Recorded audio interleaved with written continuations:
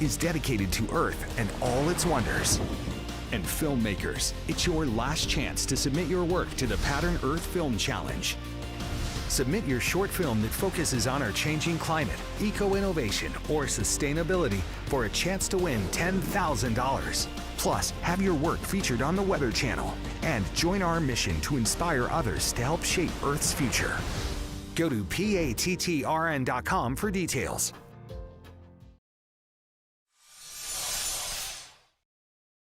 Rescue crews have resumed the search in Surfside, Florida, after the remains of the Champlain Tower South condominium were demolished last night. The building partially collapsed very early in the morning of June 24th. Yeah, 24 bodies have been identified so far, and 121 people will remain missing. Officials were concerned about how any wind and rain from Tropical Storm Elsa might affect the structure. Well, let's get you the very latest on Elsa. It looks like, fortunately, the brunt of Elsa will be passing well west of that zone, but still, that structure was definitely an unstable situation. Fortunately, they were able to bring that down, helping with the rescue efforts. Now, the circulation of Elsa, the tropical storm force conditions, extend out 70 miles actually from the center. So we're going to track it inland, and then we're going to track it up along the southeastern coast, and then right here off the mid-Atlantic and northeastern coast. So this is going to be with us all week. Yeah, we'll be talking about this for some time here. It's been a while, and we've got more to come here for you. Of course, rain impacts will be felt as well, sliding its way up and through the southeast coast. As we head through our Thursday, rain impacting you places like Raleigh, Charlotte, the Outer Banks. You'll see some of that as well. The European model going a little gung-ho in terms of the strength of this thing, but focus more on the timing of where this thing will be working its way north and eastbound. Yeah, so by Friday afternoon here, it's just off the coast of New England and heading out and away from us. But we've got all week to be dealing with this, unfortunately, and some rain and some of those bands will be some of our biggest concerns. This is a look at the Euro model. Again, it's a stronger one inland, but bringing anywhere from 3 to 5 or even 5 to 8 inches of rain in a few spots. Yeah, can't rule that out, no doubt. Some heavy downpours. The GFS American model kind of has a similar footprint in terms of where some of the heavier rains will be, kind of more spotty and blotchy in nature in terms of where that may fall. But just be prepared for some of those locations, southeast Georgia through the Carolinas, 3 to 5 inches of rain. And your forecast gets rainier in those spots through the week. Let's start with Naples, where it's today. It's really tomorrow. It's going to be your toughest day. Today is your more typical pop-up showers and storms here in Naples. But overnight tonight, we'll get into some of those outer reaches of the circulation. And tomorrow, definitely throughout the day, we'll see bad weather on the increase. Winds 20 to 25 miles per hour, but then it's gone. Yeah, it should be moving pretty quickly. So that's a good side of this, is it will be moving fairly fast. But those winds will start to pick up here for us now. We're looking at towards Tuesday night, Wednesday morning. Now you're starting to see winds are really cranking up here for us. 25, 30 mile per hour winds possible for us here, working its way across North Florida and then Georgia and South Carolina as we get into Thursday morning. And Thursday morning, Charleston, you guys will be feeling it, and we'll watch this all move up through the mid-Atlantic Thursday and then heading off the coast again. All right, well, you know, one of the things that is necessary when it comes to hurricanes developing, warm water, and over the years that oceans, they've been heating up. Marine heat waves are increasing. And now scientists are taking a closer look at how they can contribute to stronger and more dangerous hurricanes. Meteorologist Jackie Jarris has more on the research. Absolutely incredible, the power behind Hurricane Laura. You might as well take shelter now. It was scary. This was a high-end Cat 4. We've got a lot of folks without power. Our neighbor's tree in the backyard fell over. The impacts from this storm are going to persist for quite a long time. Recently, people have been noticing hurricanes hulking up. Now, scientists are studying how warming temperatures around the world may actually be leading to more destructive storms. As global temperatures rise, heat waves become more common. These heat waves occur in the atmosphere as well as in the ocean. These marine heat waves happen when ocean temperatures are extremely warm for an extended period of time. Hurricanes take advantage of exceptionally warm surface waters during marine heat waves. So as wind blows across the sea surface, this wind can suck moisture from the ocean into the atmosphere. Increased ocean heat provides additional energy. Excess heat content in the ocean provides more of this energy that can be used by these storms to kind of supercharge their intensity, and also adds to the amount of precipitation that these storms can carry. We know that warmer water expands, and so there's a potential double whammy of sea level rise, intense hurricanes, and the storm surge. What's scary about that for us as humans that live in this society is that heat often finds its way back to the atmosphere through storms and other things that affect our lives. So if we're coastal residents, it's just one more thing that we have to be concerned about as our climate changes. Our planet, our future. Remember, you can stay up to date on stories about our climate and sustainability by following Pattern on social media. Yeah, check out what the team is streaming on Tubi, Plex, and Local Now as well. All right, let's get you a look at the radar because we do have some of those outer bands streaming up towards the Florida Keys, the Middle Keys. You can see Marathon. That is very close to you there. And there is a special marine warning up for this location. So small craft in port. You know, I think at this point it's just safe to stay there because we're going to be in and out of this for the next 24 hours. Yeah, get ready for that. It's just going to see we continue to move downhill as we work our way through our day. There's sort of the timing on things here for us. Looks like Key West there for you as we approach 11:50. A little bit earlier though as you head towards the middle portions of the Keys. Marathon here around 11:30 or so. Watch for the gusty winds and heavy downpours.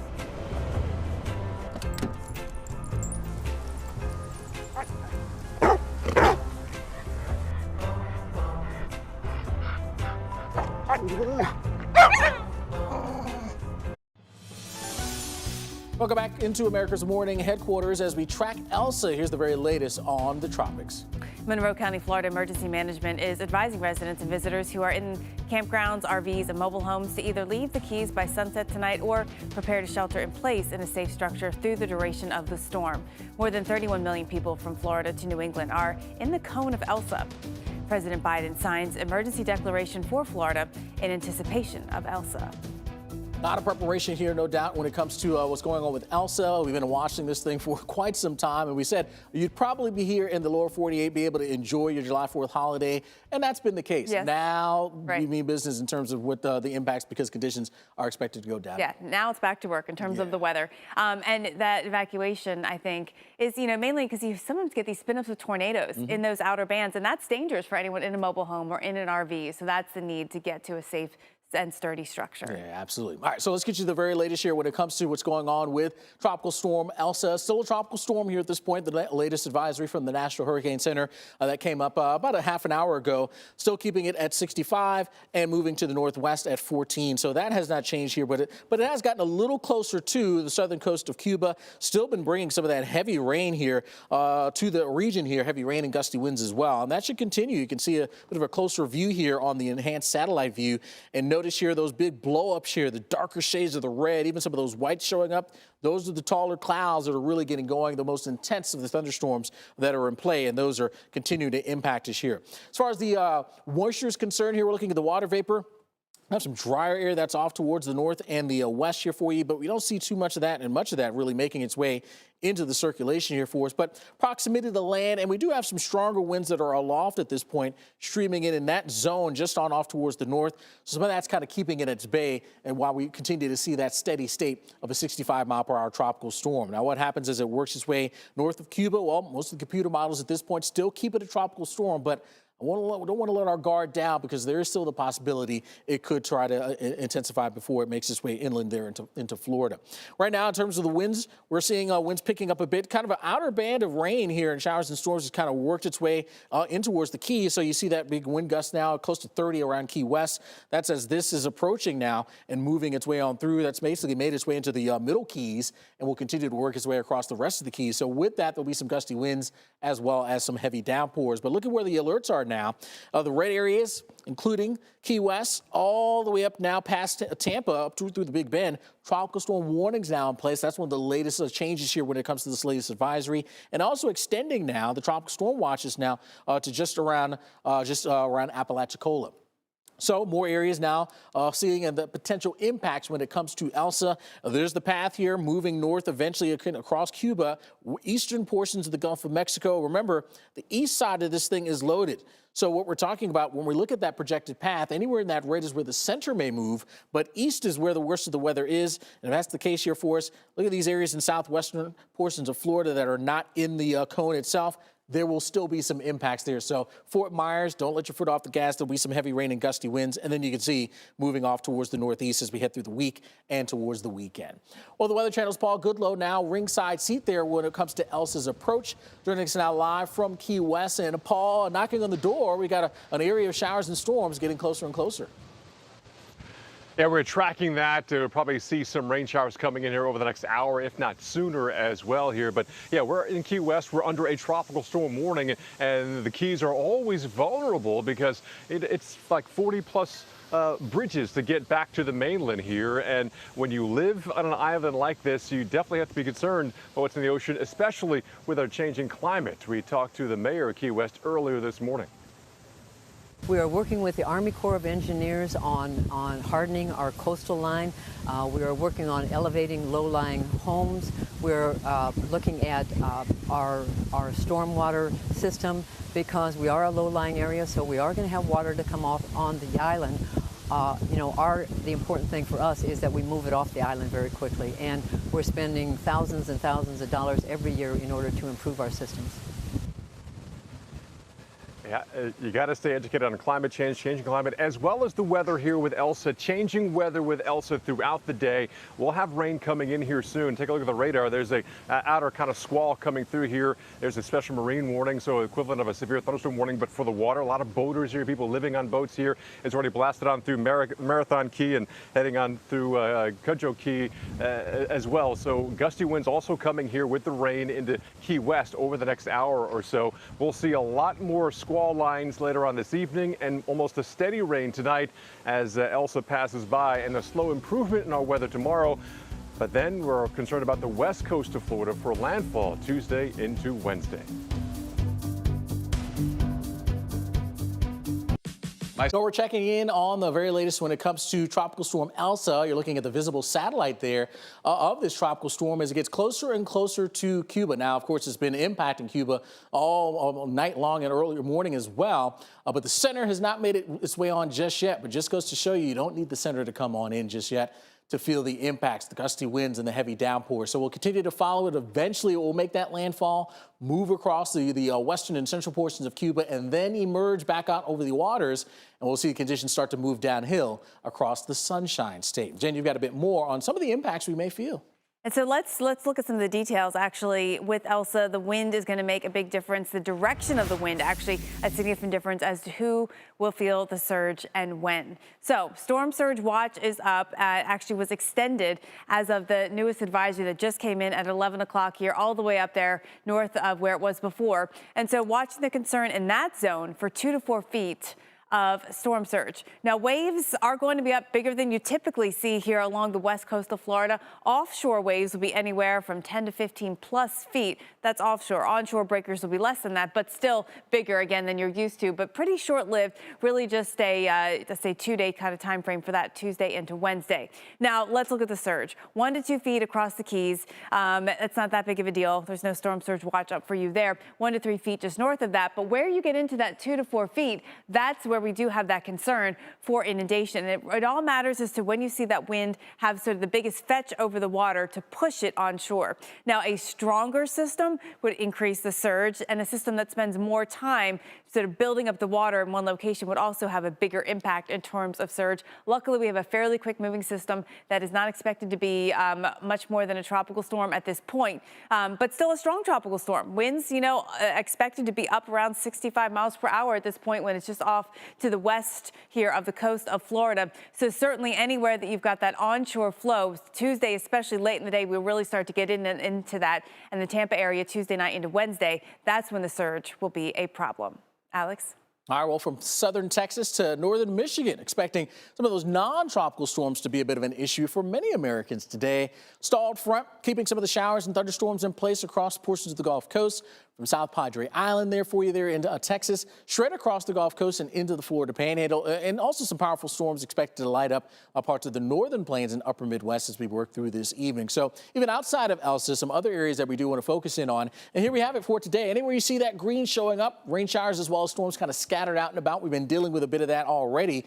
Looking at the water vapor, now there's some drier air across a good portion of the southeast, from Atlanta to Birmingham, Tupelo, Mississippi, those areas where your rain chances pretty much nil for the day, but more moisture here right along the coast and then certainly back here into Texas. A bit of a dying area of showers and storms we've been following.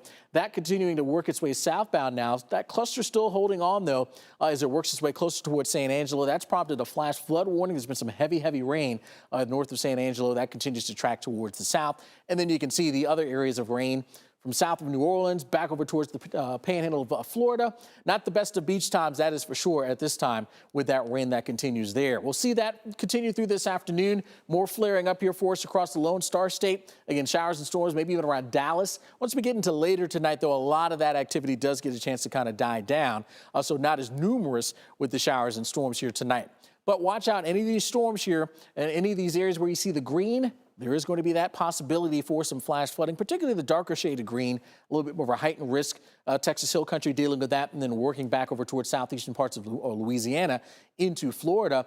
And tomorrow, the map looks very similar. More scattered showers as well as storms to deal with here as many head and return to work. And for those who are on vacation, just know there's going to be times where you'll be ducking and dodging rain showers and storms. And that continues even as we get into our Thursday as well. So not a whole lot of change here for us, even as we get into Friday. Basically, what you see today is what you will see for the next 4 to 5 days. Rainfall, though, really adding up in South Texas. There could be some spots that maybe see 5 to 8 inches of rain getting a chance to add up in the southeastern part of the state. So downpours here to contend with. And Jen, as we head northbound, the other areas that'll be facing storms. Well, some of that moisture actually goes all the way north. I mean, we've got a lot of rain coming our way across parts of the northern plains. There's a front up here, the moisture coming all the way up and interacting with that. And we could even see some severe weather as well. So here's where we have that trajectory of precipitable water coming all the way up into South Dakota, Minnesota, the fronts in that zone. So watch for thunderstorms today to really get going later on into the afternoon, about 3, 4 o'clock or so, Wyoming down to Colorado. There could be some severe hail or damaging winds, the main threat. More likely up here into western South Dakota, right around the Black Hills, Rapid City. We've got storms coming our way by later on this evening. So watch these all congeal into a big cluster of thunderstorms as we get into the evening and then overnight. Remember that warm front was kind of draped right across here. So we'll see these thunderstorms go in Wyoming and Colorado, and then South Dakota, and then North Dakota, and then this all comes together and travels right along that warm front that was in the area. It's a very classic summer pattern for that to happen. But, you know, we've got a lot of moisture up here, as we just showed you, so we will get some heavy rain out of that. Then we go further south, and we watch that moisture all the way from the Gulf of Mexico up ahead of that front into the Midwest. We also have all the moisture from Elsa coming into the Mid-Atlantic, plus the front later this week. Now, just a reminder, you can watch the Weather Channel's live coverage of Elsa streaming on Roku and Amazon Fire. Okay,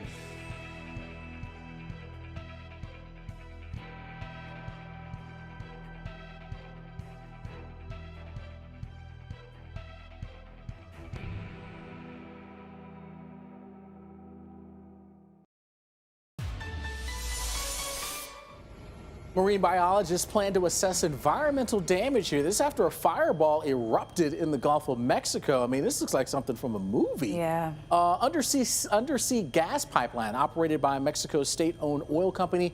That set flames boiling to the surface on Friday. It took about 5 hours to stem the gas leak and put out the fire. Oof.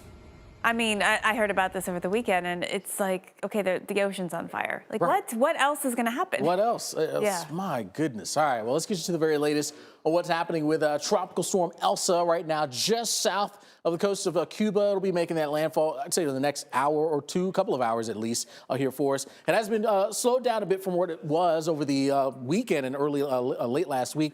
But still a tropical storm, 65-mile-per-hour winds moving to the northwest at 14 miles per hour. I mean, so in theory, within the next hour, it should be getting close to land, but it has been moving, I feel like, you know, a little further to the west than north in the past well, past couple of hours. It's been slow. And the other thing about this is everything is happening on the east side of the circulation. So that's where all the rain is. That's where the thunder, if there is any, is going to be. And that's where the strong gusty winds will be as well. Yeah, so you imagine if the center is somewhere in here, look at all this mess that's been impacting even the eastern portions of Cuba. So, yeah, we focus it on the center, but we will also want to think about what's happening around it. And that's where the worst of the weather is. It looks like in the last couple of images, that outer band up there, Alex, seems to be gaining a little extra organization. So that's what's going to get us up across the Florida Straits and then eventually in the Keys first. There you go. Right now, looking at the wind shear, the stronger winds aloft, there's a bit of that just on off towards the north, and that's kind of what's been keeping this thing kind of at bay just a bit. It has warm water to work with, but the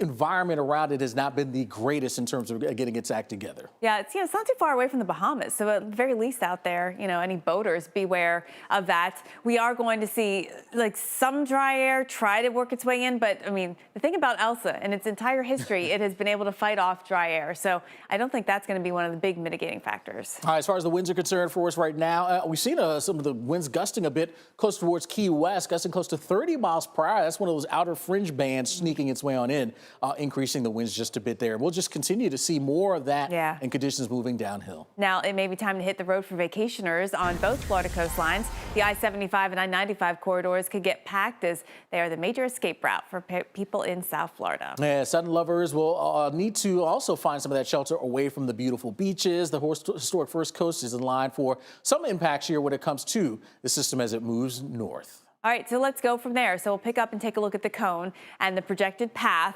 I want to point out one thing, actually. So we've got a landfall sometime overnight, Tuesday into early Wednesday morning up here along the Nature Coast. But the new cone does bring it down to a depression by Wednesday evening when it's inland over Georgia or South Carolina. So some of the latest impacts here for us, or latest advisories here for us. It's interesting because this whole area is not within the cone at all, but this area will feel the impact. So please don't, if you're in Fort Myers, I mean, Key West is not in the cone, but you're underneath a tropical storm warning. So just let you know, don't pay too much attention to the red area. Outside of that, impacts will be felt. I mean, everyone has been asking, will Elsa get to Orlando? And yes, actually, there will be impacts felt there. The impacts will be outside of the cone. The cone itself is just about the center of circulation. And the models have been a little more consistent recently, really, in exactly where that center is going to go. Well, I won't say exactly, but in the general vicinity. So we think somewhere in Florida's Big Bend area, maybe Cedar Key, just watching that area for the landfall, but knowing the impacts are well outside of it. Yeah, absolutely. Water temperature's warm now. It does get a little cooler northbound, but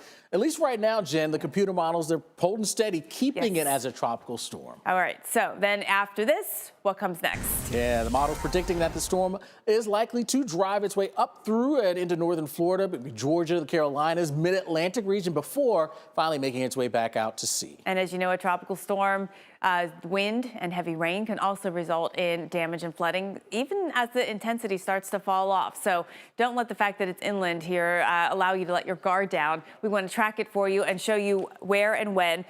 Beyond Georgia and South Carolina, then we've got North Carolina, Virginia, maybe even New Jersey or southern New England by the end of the week. And interesting, it may pick up a little bit of intensity just a bit here as we head towards the end of the week. Once it gets back out over the Atlantic Ocean, that's a possibility. Rainfall will definitely be a concern, and we'll see that up through Georgia, South and North Carolina. And then once it heads back out over the waters, when it could potentially have that opportunity to re-strengthen. Here's the European models. Look at things. It goes a little gung-ho in terms of the strength, but focusing more on the timing here for us. So early Thursday morning, working its way through the Carolinas and then working its way off towards the northeast, heading into our Friday and Saturday. All right, so we'll be watching this for you all the way through the week here on the Weather Channel. Stay with us. We've got continuing coverage as we track Elsa, live reports and expert analysis you won't get anywhere else from now until 1 a.m.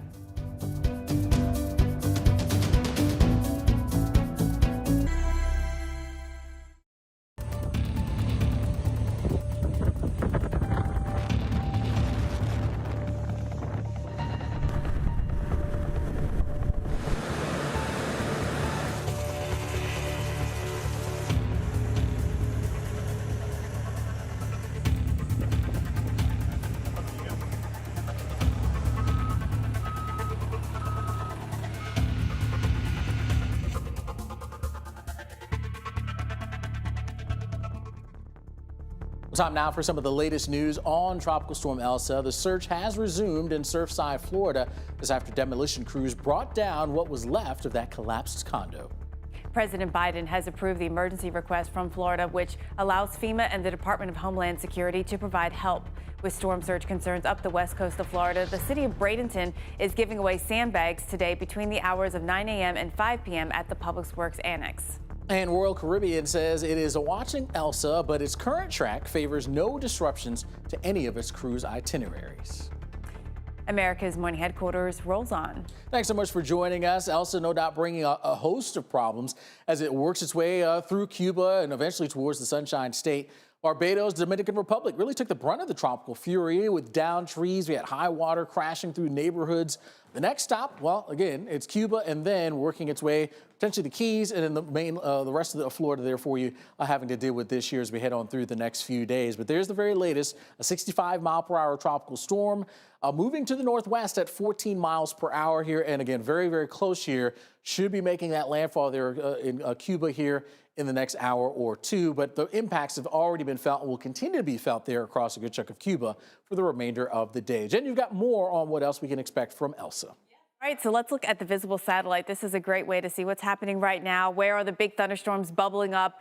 Where is all the convection or activity? And it's all on the eastern side of the circulation pretty much. All right, so really looking at these little big flare-ups. These are the big, tallest thunderstorms that we have. There's one right there close to the center. There's another couple down here just off to the south. These are all going to keep rotating up and around. So eventually these get over the Florida Straits and lift north up into portions of first the Keys, then eventually the west coast of Florida. So you can actually see it on the infrared as well. This is a type of satellite that is basically the temperature of the cloud tops. And the colder they are, the taller they are, right? Because you go up in the atmosphere, it gets colder. And so these really bright white ones, these are the tallest of the thunderstorms that are out there. All right, so let's go ahead and take a look at what could work against it. That was the wind shear, where up to the north and west, there is wind shear that it will encounter. That will help cut back on potential intensification. The fact that it's moving over land in the short term will also cut back on any intensification and potentially even weaken it as well. Winds have been so far just increasingly breezy throughout the day here in the Florida Keys.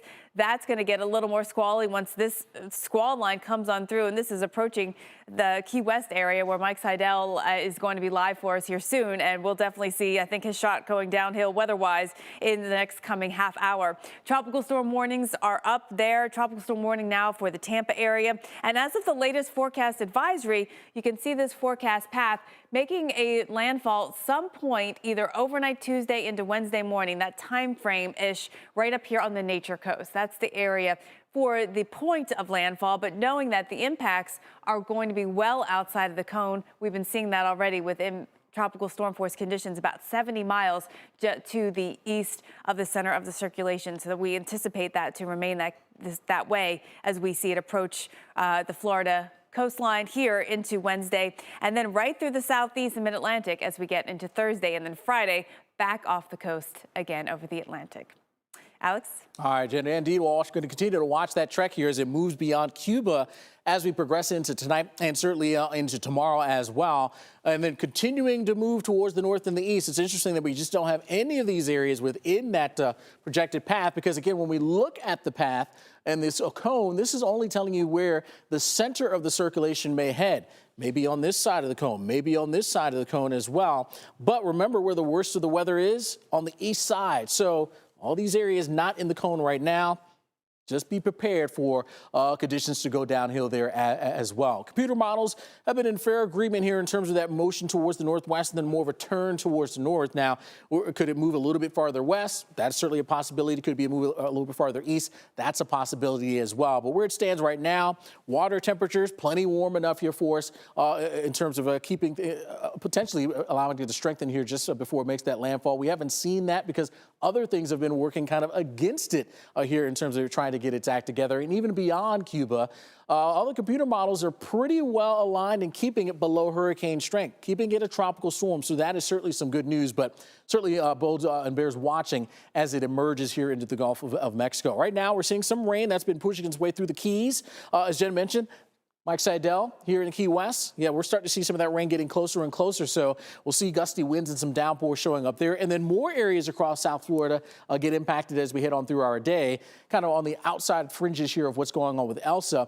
We'll see rain showers as well as storms, sort of the general flow, bringing moisture in and storms popping up for us here as we head on through this afternoon. So just be prepared for that. Heading into this evening, we should continue to see some of that rain, even spreading up towards the Tampa area. But what's going on with Elsa and that circulation, that starts to really arrive overnight and into our Tuesday morning. Well, as I mentioned, the Weather Channel's meteorologist Mike Seidel is in Key West. And Mike, we're going to watch sort of that area of showers getting closer and closer to the Keys. How are things faring for you right now? Well, here's that squall Jen mentioned on the radar coming right at us. We're going to get hit pretty good with some heavy rain and gusty winds here in the next 3 or 4 minutes. Up the Keys in Marathon, they had a gust of 36 miles an hour. The other thing, it really takes the heat, the edge off the heat. Their temperature dropped 10 degrees down to 77, 78 degrees. So look at the seagulls just kind of hovering in the wind here. And look at the palm trees. Chris will spin around, and you can see how much different it is versus the past couple of days where we had hardly any wind and it was not a cloud in the sky, all that sinking air ahead of Elsa. So we look back out over the Florida Straits towards Cuba, and you can see, I can see with the naked eye, the rain shaft, and it's going to blow in here. And look at the water, how now we've got the white caps and how fast that happens. You know, if you're a man or a boater, when you get these quick uptick in winds, you know, waves are a direct result of the wind energy transferring down to the water surface, and that can really take care of a boat and cause it to turn over. So that's another concern with mariners out here. But we don't see any boats out here today, unlike yesterday or last night with the fireworks. I'm starting to feel a few raindrops.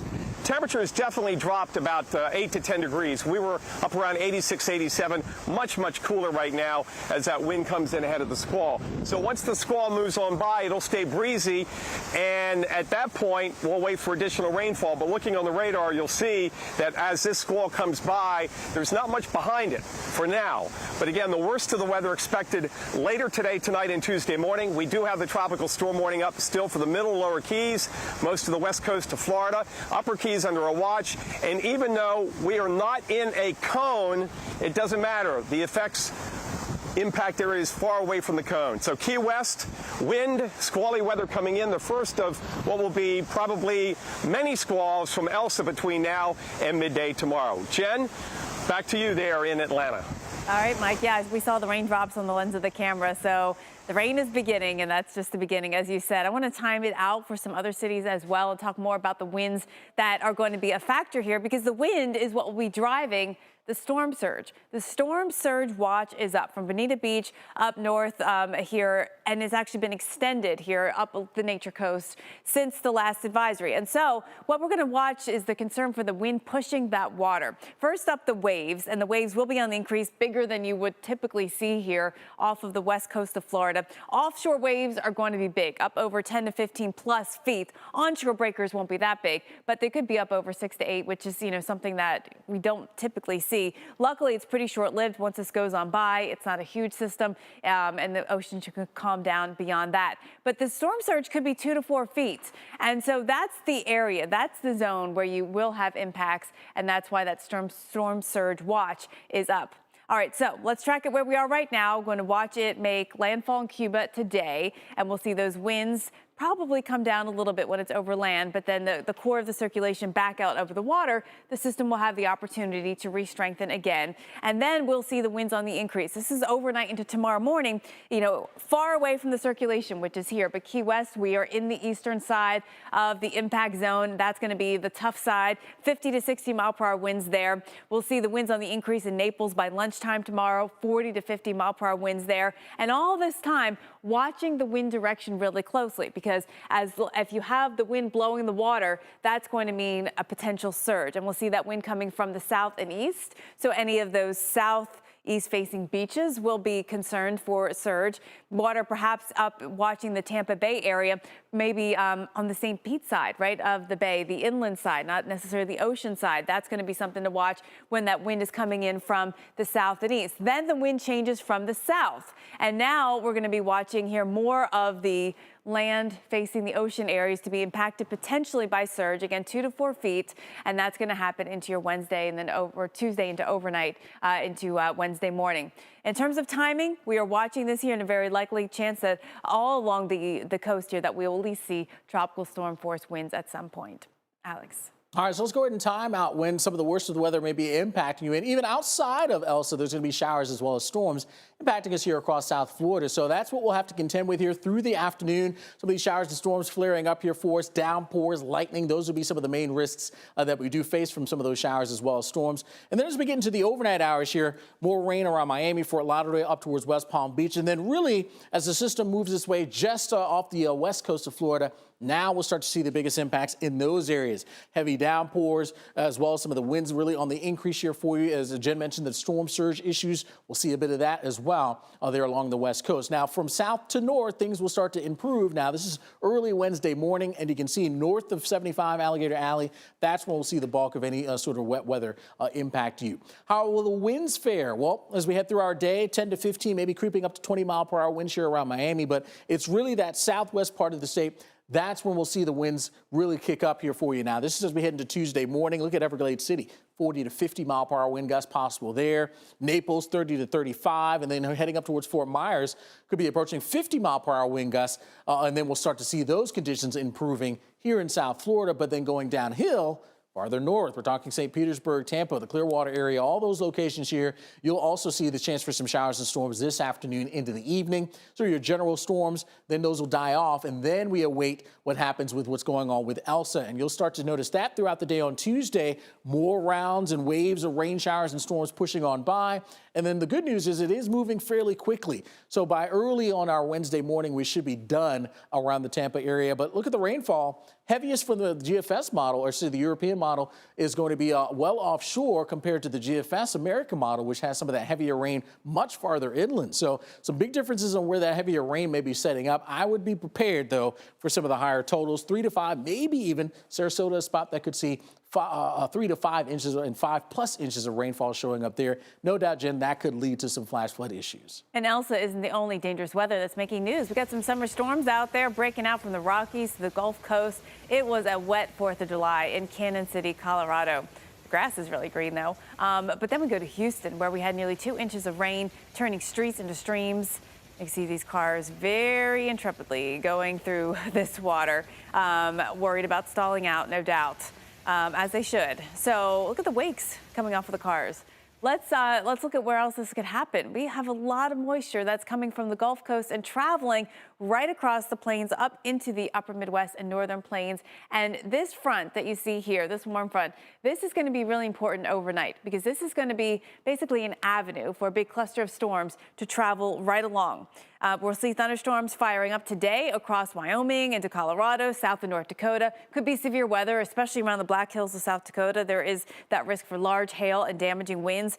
Thunderstorms get going later this afternoon, about 3 or 4 o'clock or so, and it's pretty widespread actually across Wyoming and Colorado. And then we see it moving into North and South Dakota, and then we see a big cluster of storms right here across here, the Dakotas, moving into Minnesota by late night and tomorrow morning, still ongoing. Again, traveling right along that warm front. Very classic summer-like thing for a cluster of storms to do. Fronts on the move by midweek. Lots of moisture still coming up from the Gulf of Mexico. Oh, and we have all this moisture from from Elsa. The second time I did that this morning. From Elsa as well. This coming up here across the south and east, and we are going to watch for rainfall on the increase there as well. In terms of severe weather, though, Alex, it's from New Mexico up to Wisconsin, along that front that we could see thunderstorms. Hi, Jen. And farther south, we'll also see some showers and storms. We've seen a bit of that bubbling up already today here, right along the Gulf Coast. That's where we'll watch for that activity. And then back on into Texas. Thunderstorms there will be in play. We've been watching some of that wet weather there. Water vapor imagery showing you some of the moisture that's still hanging around the Gulf Coast. And here into Texas, this cluster continuing to slide slowly towards the south and the east. That prompted flash flood warnings in several counties here just to the north and west of San Angelo.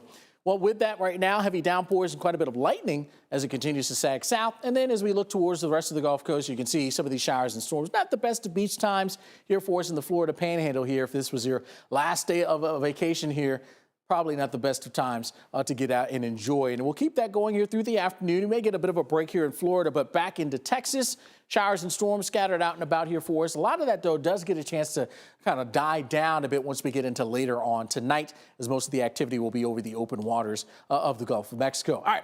Chances for some flash flooding, can't rule that out really anywhere you see that green, in particular the darker shade of the green where we have a little bit more of a heightened risk through tomorrow. But the map looks very similar here for tomorrow. Rain showers and storms, where anywhere you see that green showing up, that potential is there for you, and that will carry on into Wednesday and even beyond that. Thursday and Friday, you name it, more rain and storms. Well, stay with us for today as we've got teams spread across Florida. You'll always get the very latest on Tropical Storm Elsa. Shark Week is back. You guys see that? She did. Boom. Did you bring your chainsaw? What? This has never been done in shark science. Get ready. Crikey! Oh my God! For the most epic Shark Week of all time. Shark Week, the real summer blockbuster. Stream Shark Week anytime on Discovery Plus. Hi folks, Joe Namath here, and if you're on Medicare, this is important. You're now entitled to eliminate copays and get dental care, dentures, eyeglasses, prescription coverage, in-home aids, unlimited transportation, and home-delivered meals, all at no additional cost. Plus, your zip code may have coverage with the Give Back benefit that adds money back to your Social Security check every month. I called to get dental, transportation, meals, and the Give Back benefit. With this virus situation, I called to get everything I'm entitled to. I couldn't believe I was missing out on so many benefits. With the uncertainty of the virus, you need to get everything you're entitled to. Millions of people have trusted the Medicare Coverage Helpline. You can too. Call now. It's free. Call 1-800-346-4800. That's 1-800-346-4800 now. Hi, Phil Swift here for Flex Paste, the incredible rubberized paste. Right out of the tub, Flex Paste is super thick. It clings to the surface and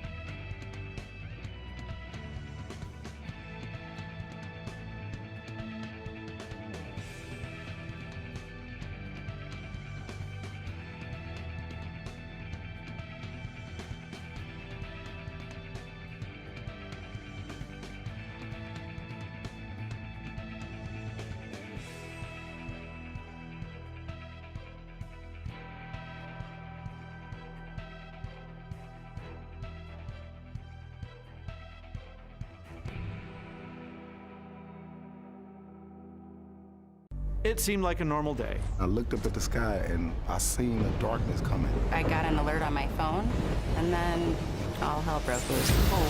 It was complete chaos. There's no way you can outrun it. If Mother Nature gives you a warning sign, get ready for something big. I've never seen anything like that. I had no idea what had just happened. you just hang on for dear life and hope for the best.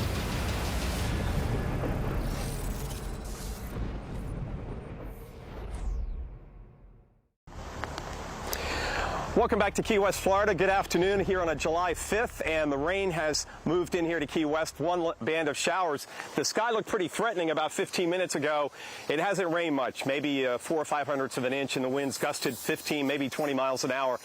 Up the Keys in Marathon, they gusted to 36, but I checked just about a 15/100ths of an inch of rain. So not a lot of rain and wind with this first squall. In fact, now the sun's starting to break out. We've got some blue patches, so that's going to mean the heat's going to come come back and it's going to be even steamier. Man, it feels like Bombay here right now, Calcutta. We do have a chop here on the Florida Straits. And we're going to be watching more squalls come in, especially later today, tonight, and Tuesday morning. You can see on the radar right now what's coming through the Keys. We do have that tropical storm warning continuing for the middle and lower Keys, and a watch for the upper Keys. And even though we're not in the cone, it doesn't matter. Remember, the impacts extend beyond the cone. Don't look at that skinny line beyond the cone. So we're going to have wind gusts potentially here as high as 50+ miles an hour. So there could be some power outages. And again, the worst of the weather coming in tonight and Tuesday morning, because the center of Elsa is still just south of the Cuban coast. It's got to get across Cuba into the Gulf of Mexico. Cuba may weaken it somewhat. It may strengthen a little bit more once it gets into the Gulf of Mexico. But Alex, much like Claudette, wind shear aloft is our friend, and that's going to, we think, keep it from getting much stronger once it does get into the Gulf of Mexico on Tuesday. All right, thanks so much, Mike. Indeed, hopefully that will be the case, no doubt about it there, as it emerges there into the eastern portions of the Gulf of Mexico. That wind shear may be our friend. I mean, kind of, because it's blowing everything off to the east, so it is meaning that even if you're not in the cone, you're going to feel the impacts from Elsa. All right, down the road, too, we'll be watching areas here along the mid-Atlantic coast and even up into parts of New England. Can't rule out some impacts here down the road. Now, looking at the speed here, we actually see a little bit of an increase in the intensification down the road as it emerges back out there into the western parts of the Atlantic. Yeah, but there will be rain and rain outside of the cone, as we've been talking about.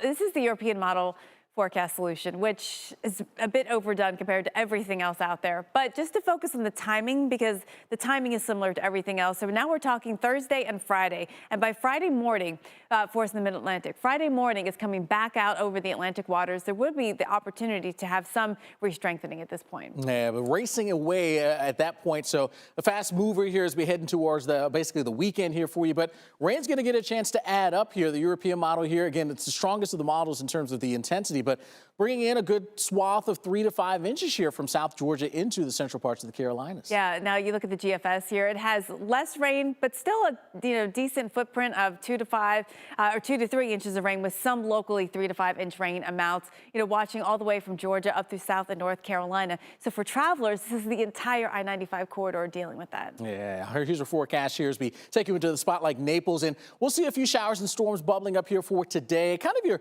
typical showers and storms firing up during the afternoon. There's some added available moisture coming in from the tropics, but a typical day with the storms. It's really as we get into tomorrow, that's when we start to feel some of the bigger impacts from Elsa with the downpours. Winds also starting to increase as well. Could be 20, 25 plus mile-an-hour winds. Yeah, let's talk about those winds. So we've got winds on the increase as we get Wednesday into Thursday is the timing. So Wednesday morning, right across northern Florida, I-10 travelers, winds could be anywhere from 25 to 30 miles per hour. That's not fun for driving if it's pretty consistent, right? So we'll be dealing with that, and then sneaking in all across South Georgia into South Carolina right into your Thursday morning. So we are into the south and east now. The end of the week, we're still talking about this here. Yeah, it's kind of a marathon as we deal with this thing here as it continues to move its way. Now we're talking about working its way through the Carolinas. You'll see your winds on the increase. The Outer Banks, get ready for that. Looks like Thursday afternoon into the evening, you'll start to notice around Hatteras 40, 50 mile per hour wind gusts. Certainly out of the question here as this thing zooms on by. All right, so there's a lot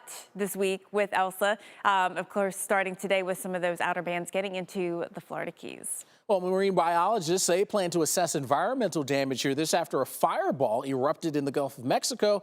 An undersea gas pipeline operated by Mexico's state-owned oil company sent flames boiling to the surface on Friday. Took about 5 hours to stem that gas leak and put out the fire. Authorities are calling in the Canadian military to help battle wildfires in British Columbia. 175 separate fires are ablaze in the provinces following a week of record-breaking heat. Lightning sparked most of the infernos, with 700,000 strikes recorded in one 24-hour period last week. Wow, that's crazy. A lot of smoke from those fires actually now getting into the lower 48. Saw in Pennsylvania, central Pennsylvania especially, the smoke just kind of stuck there. And those hazy skies, actually, it's the wildfire smoke, and some of it at highest levels all the way down to the south. All right, let's get to the forecast or the radar and what we're seeing right now. And you start to see some of those downpours, so the outer fringes of Elsa moving on through, even around the Bahamas, seeing some showers and storms. Key West, you'll be seeing conditions going downhill, and we'll see that remain the case tonight and into tomorrow. Of course, remember, you can watch us on Roku. Age is just a number. Welcome back as we continue to track what is going on with Elsa, the very latest here on this tropical storm. Monroe County, Florida Emergency Management is advising residents and visitors who are in campgrounds, RVs, and mobile homes to either leave the Keys or by sunset tonight or prepare to shelter in place in a safe structure through the duration of the storm. More than 51 million people from Florida to New England are in the cone of Elsa. President Biden signs emergency declaration for Florida in anticipation of Elsa. We are kind of in that waiting time here when it comes to Elsa and the impacts here across the lower 48. Of course, Cuba really feeling it right now, but we'll see conditions going downhill in the Keys and then across South Florida as we head through the next 24 hours. Still waiting for a landfall. Yeah, I thought maybe that would happen in this last hour, but it's still, it's really hard to tell. Actually, the visible satellite is what we have to look at, and it's hard to tell from that perspective. So, yeah, watching it here for us. Let's get you the very latest here, what's going on with this system. And still a tropical storm here for you, a 65-mile-per-hour tropical storm here just south of the coast of Cuba at this point. But, again, the impacts are being felt already and have been felt here for most of this morning as it's worked its way essentially between Jamaica and Cuba. And now it's in this position there, not too far from the coast, less than 20 miles at this point from making that landfall. Moving to the northwest at 14 miles per hour here for you. And again, we'll continue to watch it moving in that general direction before it starts to make a turn more towards the north just a bit. But we've been watching here the flare-ups of these showers as well as storms here. Most of that here kind of on the east side of where the circulation is. Circulation here, the center is probably somewhere in that zone there. And most of the activity here in terms of the showers and storms well on off towards the east. So way out here, we're still finding some of those heavy downpours and some of those gusty winds. There is some drier air that's off towards the north and the west. Haven't seen too much of that working its way into the center of the circulation here at this point. But we do have some stronger winds just off towards the north. That's one of the things that's kind of kept this thing at bay in terms of trying to really get its act together. But that's helped to really bring some of that wet weather, again, off the east side of where this center is tracking. Seeing some stronger winds trying to sneak its way up here on sort of the outer periphery here. We've seen some stronger winds with some downpours with sort of an outer band that's been working its way towards the Keys. So we've seen some wind gusting close to 30 miles per hour around Key West. Marathon, you've seen some of the winds also on the increase. There's that sort of outer fringe here that's been moving on through. So just a heads up, the southern tip of Florida, you'll start to see some of those stronger winds as well. But all these areas where you see the colors, the reds in particular, tropical storm warnings, basically the lower middle Keys dealing with that. We're working all the way up to just north of Tampa. Then in the yellow, tropical storm watches. That's where tropical storm conditions are possible. That's been extended all the way over towards even Apalachicola. So again, all those areas expecting to deal with some tropical storm conditions here. And you can see down the road, the projected path, taking it off towards the north and the east and then racing across New England here as we head towards the end of the week and the weekend. So we've got quite a few days to track Elsa here from the southeast and eventually into the northeast. Let's check in with our very own meteorologist, Mike Seidel, who is there in Key West. And Mike, you had that kind of one little area of rain move on through. How are things faring for you right now? That was quick, and it was painless, I can tell you. 2/100 of an inch of rain. The airport here in Key West just back that way, just off to our east and a little north and east. Gusted to 24 miles an hour. Marathon did gust earlier to 36, and if you look at the radar, the heavier squalls are away from us. They're rotating into the upper Keys and the middle Keys. We're talking Marathon up to Tavernier, Key Largo, into the Everglades. Some of that may roll up into the Collier County coast, including Naples, where you're also under a tropical storm warning. We're under warnings here in the middle and lower Keys, the upper Keys at a watch, and right now just chop out here in the water. Blue sky in the distance, so we're in a break now. Again, the strongest squall is expected tonight into Tuesday morning as the center of Elsa likely goes to our west. In fact, the official track, the center line, takes it so far west that we're not actually in the cone in Key West. But that doesn't mean anything. These impacts extend far away from where the cone is. Just keep that in mind. Rainfall totals here expected up around 2 or 3 inches in the lower Keys and a little bit less as you go farther away from the center. And the highest totals may actually be on the west coast of Florida, Jen, up towards Sarasota, Bradenton, Naples, Tampa. Those areas could get 3, 4, 5 inches of rainfall. Yeah, I mean, and Mike, we see all of the impacts on the eastern side of the circulation, actually far away from the center of the circulation, too. So, Mike, thank you. We'll be checking in and watching your shot throughout the day as the bands start to roll in. Let's move it up to Tampa, since Mike mentioned that we're going to be getting some rainfall here. They'll probably be by this evening, maybe some scattered showers getting into the area. But really, we don't get into the core of Elsa activity until we get to tomorrow. And it's really tomorrow afternoon. So this is 6, 7, 8 o'clock tomorrow night. We get into those rounds of showers and storms, and always watching out for the isolated tornado whenever you have a system that's approaching landfall. But also the heavy rain is going to be a concern here. Anywhere from 2 to 3 inches of rain with locally 5 inches of rain. You can see that right here coming up in the forecast. And it's really all across this area. We'll have continuing coverage right after this. Hi, Verizon launched the first 5G network, and now we want to be. So tracking Tropical Storm Elsa, which is basically knocking on the door there in Cuba. It's been impacting a good chunk of the island here for a good portion of the day with the heavier rains as well as some of the gustier winds, particularly the sort of central and eastern areas, but eventually making that landfall here in the next few hours here. It has kind of slowed down, certainly in comparison to what it was doing over the weekend and late last week. But the impacts there in Cuba, and then down the road, we've got to watch what's going on here in the lower 48. Jen, you've got more on some of those impacts we may see. Yes. All right. So let's get beyond where it is right now. And we're going to see some of the outer bands. We'll feel them across parts of the Florida Keys. Already felt some, actually. We saw some rain in Mike Sedel's live shot there. But once we get into, let's see, the Tuesday, Wednesday timeframe, we're going to start to watch impacts appear over parts of the Nature Coast of Florida. There is a storm surge watch, which is posted actually from Bonita Beach all the way up. And the concern is 2 to 4 feet of storm surge across this area. So let's break it down. One component will be the waves. Now, the waves will be bigger than we're used to out here right across the west coast of Florida. Offshore waves could be up over 10 to 15 plus feet in height. Now, we get to what we'll see onshore. The breakers will be less than that, 6 to 8 perhaps, but even that's really big for that area. And then by Wednesday evening, though, we'll see that diminish once we see a landfall. So it's pretty short-lived. It's not a super huge system that's able to, sort of churn up the waves for days on end, and that will be a saving grace when it comes to the waves. Now, when we talk about surge, we do have 2 to 4 feet worth of surge that is a concern, and that's why those storm surge watches have been posted. Has a lot to do with the wind direction and the fetch, the amount of time that the wind spends over the water, sort of building it up. And so we watch as we get into your Tuesday time frame.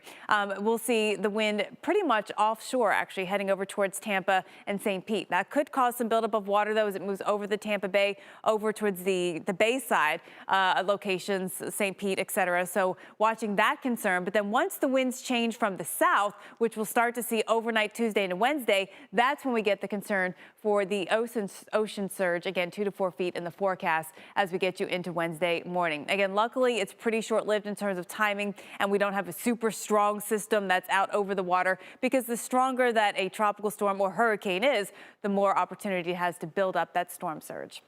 Alex? All right, well, from the Gulf Coast to the Great Lakes, we are expecting some non-tropical storms to be a bit of an issue for many Americans today. We can expect showers to hit the beaches of South Padre Island all the way towards the Florida Panhandle. Powerful storms expected to light up parts of the northern plains and the upper Midwest tonight as well. So outside of Elsa, there is some unsettled weather that we are following. Right here, again, you can see anywhere you see that green from Texas right along the Gulf Coast, showers as well as storms scattered out and about. Now, as you head north, you run into some drier air, so our rain chances from Tupelo, Mississippi to Birmingham, Atlanta, good chunk of the Carolinas, pretty much nil here for our day.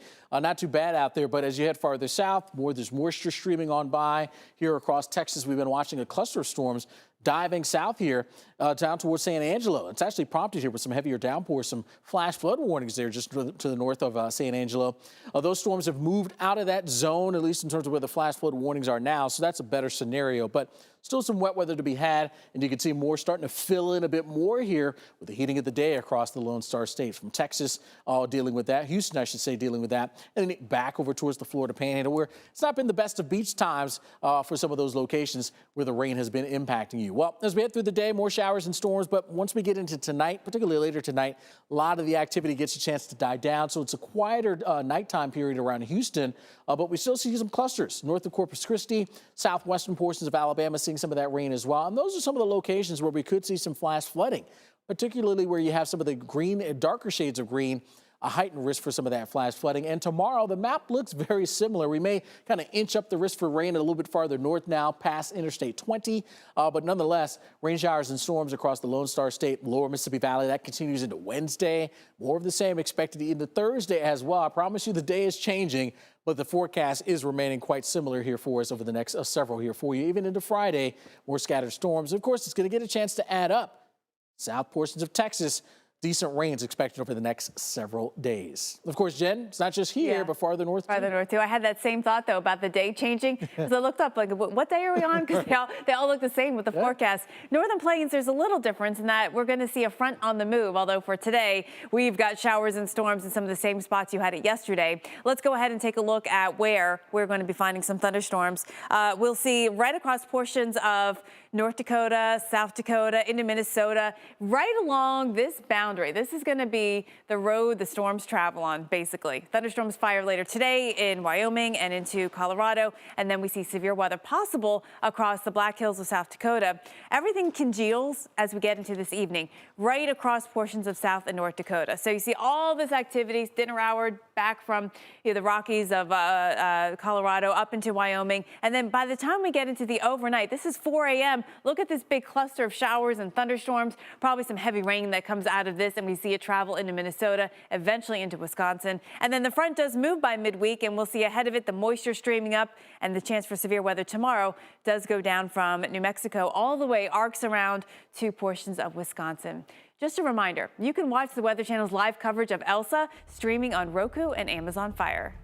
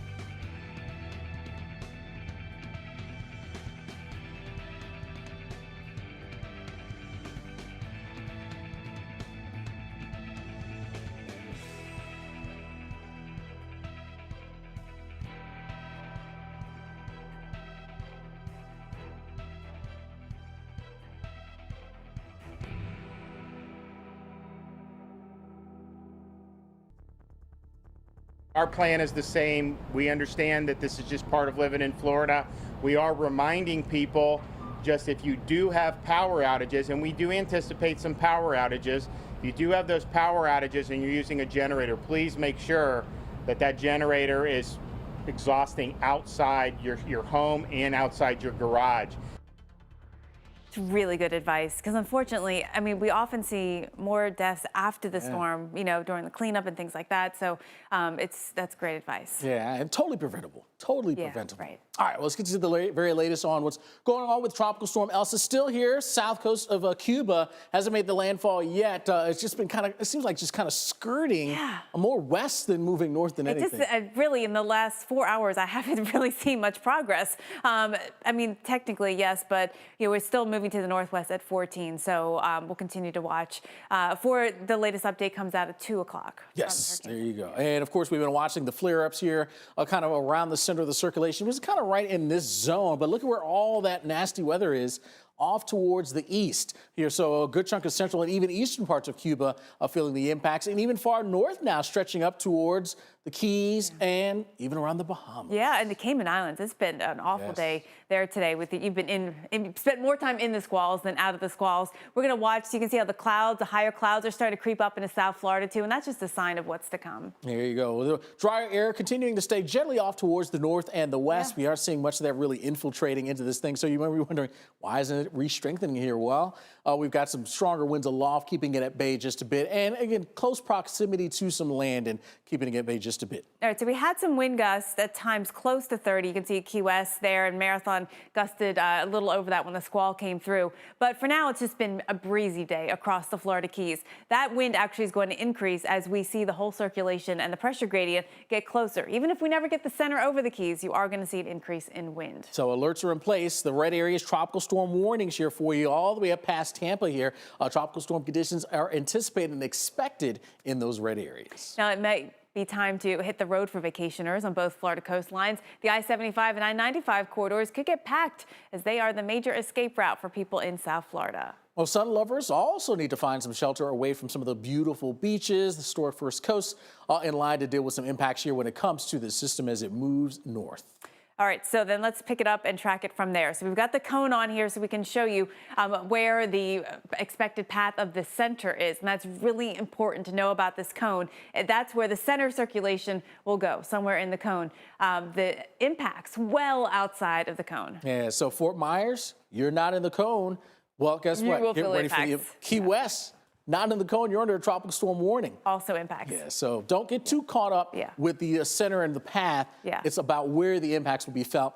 Right now, it looks like the east side of the system. Don't go cone crazy, as we like to say. But I know you want to know where the center goes, and that does make a difference. Sometimes with surge, it's the highest, just to the east of the point of the center circulation. The models have been consistent recently, but not exactly pinpointing where. So we still need to have some patience with the forecast and the uncertainty in the exact point of landfall. I know one question many will have is, will this re-intensify once it gets back out over the Gulf of Mexico? Well, some cooler, slightly cooler waters from where it is now. The one thing I think that'll make the bigger difference is going to be the stronger winds aloft. And the computer models they've been held on pretty strong, keeping it below hurricane status as a tropical storm. That is key. All right, so then let's take it from here and go beyond that. Yeah, where does it head? Well, the model's predicting that the storm likely to drive up through northern Florida, Georgia, Carolinas, mid-Atlantic before working its way out to sea. And as you know, a tropical storm, their winds and heavy rain can result in severe damage and flooding, even as its intensity starts to fall off. So you need to be ready across this area as well. Let's move it inland and then move it up into Georgia, South Carolina, and the mid-Atlantic. And there you go. This is now towards the end of the week, Thursday, Friday, Saturday, racing off towards the northeast. There's a chance, though, this thing could try to re-strengthen just a bit as it emerges here into the Atlantic. So, and just note the timing. Friday morning, we're talking about this off the northeastern coast. So yes, all week, this is Elsa. We have Thursday's forecast. This is the 11 a.m.-ish time frame where you're going to be watching for showers, some squally weather, always watching for, when you have a tropical system, the potential for some heavy tropical rain as well. Now, here's the European models. Look at this, and a little bit too strong, we think, in terms of the system itself, but the timing of when you can expect some of the worst weather to come, Thursday, late in the afternoon, early evening, Carolinas, and then pushing its way north from there as we head into Friday. All right, and so then off the coast, but Friday, could be a little gusty out there in the Cape as we watch this scoot on by, and then finally heading out to sea. Well, stay with us here on the Weather Channel. We've got continuing coverage as we track Elsa. Live reports, we've got that here for you, as well as expert analysis that you will not anywhere else. We've got you covered here all afternoon, through the evening, and tonight until 1 a.m. Eastern with the very latest as we track Tropical Storm Elsa. Here you go. Let me help you.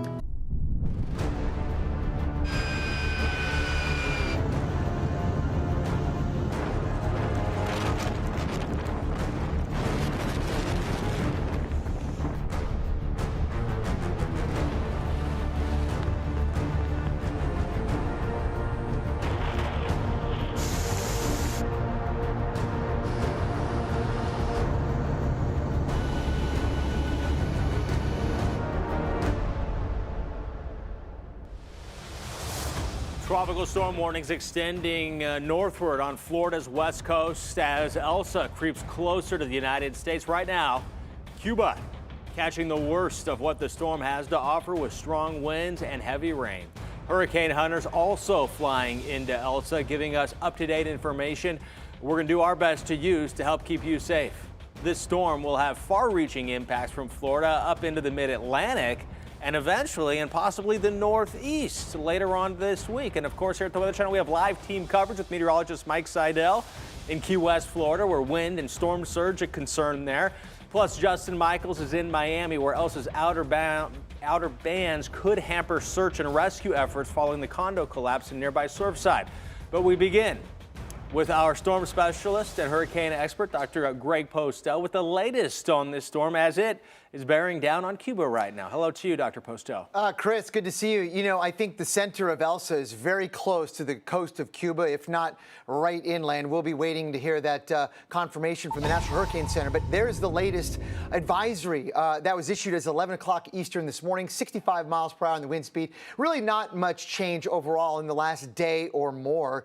You know, every once in a while you might see a flare-up of thunderstorms, but they don't particularly last long, and we're seeing essentially a steady state storm as it moves northwestward along a path like we've thought all along it would move.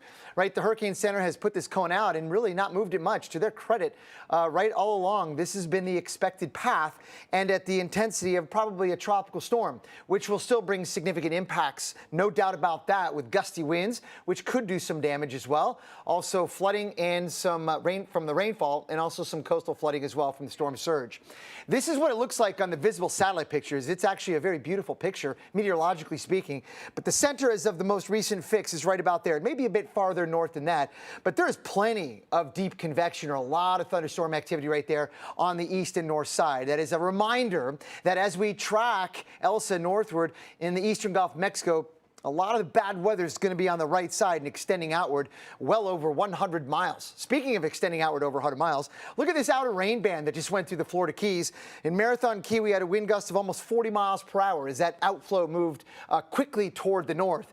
And when you see bands like this that kind of race away from the main area of thunderstorm activity, you get the sense that there's some dry air aloft nearby, and that's probably getting into the core of Elsa, and that's one of the reasons why it's kind of shaped the way it is.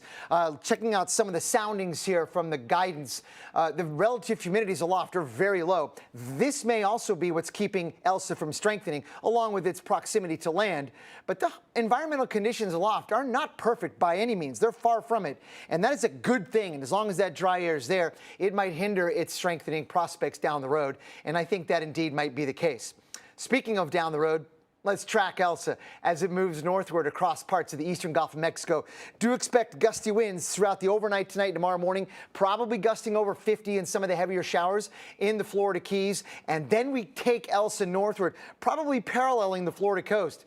Heads up Tampa, Naples, Fort Myers, all the way through even Orlando. Remember, a lot of the nasty weather, even right now, and it will probably remain the case, will be on the right or east side of the circulation with some of those heavier showers, containing wind gusts of 40 to 50 miles per hour, maybe even higher right along the coast. And then Elsa continues across southern Georgia. How about this? On Wednesday night and early Thursday morning, and very likely very close to the Outer Banks eventually, we think Thursday night and or Friday morning. So with all of that in mind, the Weather Service and the National Hurricane Center have alerted us very well in advance and given us these tropical storm watches and tropical storm warnings for much of the western part of Florida. So, Chris, we have a long way to go. We really haven't seen anywhere near the worst weather we're going to get across parts of the Florida Keys and, of course, elsewhere in Florida. All right, thank you, Dr. Postel. And we want to get you caught up right now with what we know so far. Monroe County, Florida Emergency Management advising residents and visitors who are in RV campgrounds and in mobile homes to either leave the Keys by sunset tonight or prepare to shelter in place in a safe structure through the duration of the storm. More than 51 million people from Florida to New England are in the cone of Elsa. And President Biden has approved an emergency declaration for Florida in anticipation of Elsa.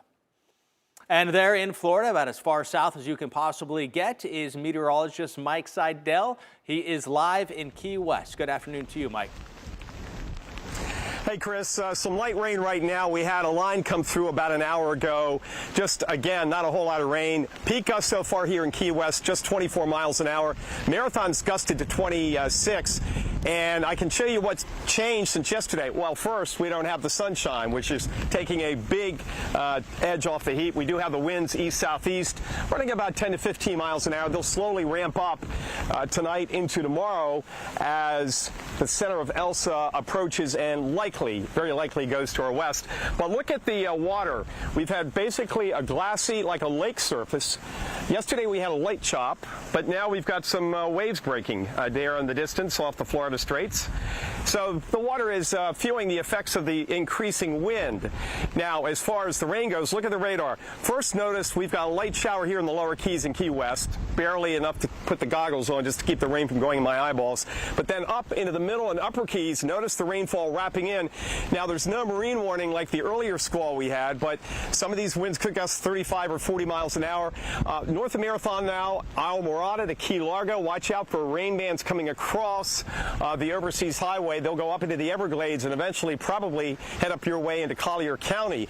There is a watch in the upper Keys, a tropical storm warning in the middle and lower Keys. Then you widen out the radar, and between Key West and Cuba, there's nothing on the radar right now. So I don't think we're going to get a whole lot of action here for the next several hours. But again, later tonight, this evening tonight into Tuesday morning, seems to be the brunt of the weather, Dr. Postel, where we could get gusts over 50 miles an hour. And our rainfall forecast here is upwards of 2 or 3 inches of rain. But you know, Key West is down about 6 so far in 2021. Dr. Postel? Yeah, and more rain on the way, Mike, and you're right about that. Some gusty winds with these outer bands are moving through. I just checked. It looked like Marathon Key had a gust of 36 as that leading gust front propagated northward across the Keys. And we will likely see in Homestead and Kendall and in Miami also those winds get gusty as these outer peripheral showers move through. And those can be, they could bring some trees down, perhaps certainly some branches down. So heads up, we're a long way from getting the worst of it, but some of these outer bands are just testimony to the breadth and the geographical coverage of bad weather that we will likely see with Elsa. Just to the north of that, we've got a pretty nasty cluster of storms just to the east of Fort Myers. A lot of cloud ground lightning. I didn't put that on there, but there definitely is, and that will probably be moving westward as well. So it's just going to get showerier, rainier, gustier, whatever you want to call it, over parts of southern Florida, really in the next 6 to 12 hours, and then northward from there after that. Flash flooding is a possibility in Florida, and you can see the darker areas in green are where that probability is higher. And as far as the amount of rain yet to come, well, some of the guidance that we're coming in, it's very tricky to really nail down how much rain a tropical cyclone, certainly convection in general, will bring. Those are very difficult tasks by the weather models to try to figure that out. But with what we can tell you is that they're probably going to be locally higher amounts than 5 inches, maybe 4 to 6 in some spots, maybe even above that, depending on where those showers move through. But overall, there's going to be plenty of it, especially in the southern part of Florida, and also the chance for severe thunderstorms as well. And waterspouts will also be perhaps attending some of those stronger outer rain showers. We'll be watching that very carefully. Right now, no warnings in place, and we will let you know if those do come in. But let me go through this forecast one more time to give you an idea of where Elsa may well be by tomorrow morning. Probably just west or near Key West, bringing some gusty winds to many of the Florida Keys, including the southern part of Florida itself, likely gusting over 40, maybe over 50 in some spots, with an east wind, southeast wind in many places. And we'll be dealing with perhaps Elsa just off the coast of Tampa. How about that on Tuesday evening, tomorrow night? So heads up, some pretty bad weather rolling through. Again, gusty winds, heavy rains, gust over 50 in spots before it likely moves landfall. Chris, we think on Wednesday morning, somewhere in the Big Bend area of northern Florida. All right, Dr. Postel. Meanwhile, people along the west coast of Florida are bracing for what Dr. Postel was just talking about there, those winds and the rain. This a live look at what is a pretty good looking but hot Tampa, Florida right now under a tropical storm warning. Residents can expect some wind gusts at times up to about 50 miles an hour as the storm pushes on through. And let's take a closer look right now at the timing for your planning purposes, getting everything done here. Tropical storm force winds likely to arrive at the time and destination indicated here. We can see by Key West, it's going to be an overnight affair. Naples, it's going to be a morning deal. And in Tampa, you can see the storm going right up somewhere here. Again, The winds going to be bringing, again, tropical storm force winds at the least, as we're thinking right here, but even stronger. And then eventually by the middle of the week, North Florida, including, as Dr. Postel was talking about, the Big Bend area. So here's another way to look at this, the timing for some of the stronger winds. This is later on this evening. Things will be howling 50 to 60 miles an hour during the overnight hours here in Key West. And tomorrow around lunchtime, with the storm just offshore, some of the strongest winds will be on the east side of it. And we can see that continuing up the coast into tomorrow evening. Here's now 7 o'clock and still some pretty blustery and windy conditions from really Naples up to Tampa during the overnight hours tomorrow night and into early Wednesday. So storm surge watches have been posted for much of the west coast of Florida, and the wave height forecast looks like this. 10 to possibly even higher than 15 feet just offshore. And we'll see, again, some rough surf, likely some water rises as well, with the storm surge potential being 2, even up to 4 feet. Again, this is the potential. This is not a guarantee, but it's possible we could see in some areas a storm surge up to about 4 feet. And remember, if you are told to evacuate, you should. So it's important to be aware of the zone you live in or may be visiting. Meteorologist Paul Goodlow has some tips.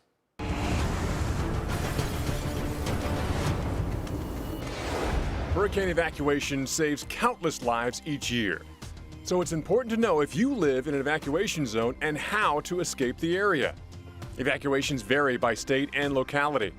Some cities and counties provide maps so residents know their zone, but some areas don't make that determination in advance. Check with your town or Office of Emergency Management if you have any questions, because evacuation zones can change from year to year. Plan your evacuation route in advance. If you're going on a trip, find out about evacuation zones from your hotel. Listen for updates from local officials. And if you live in an evacuation zone, be ready to go immediately if orders come to get out of the area.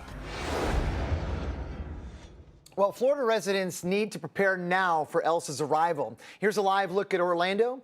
And Orlando may not be in the cone, but you should still prepare for strong winds and heavy rain. We do know that fairly significant impacts will extend outside of the cone, especially on the east side as Elsa moves through the region over the next couple of days. And now on to Jacksonville.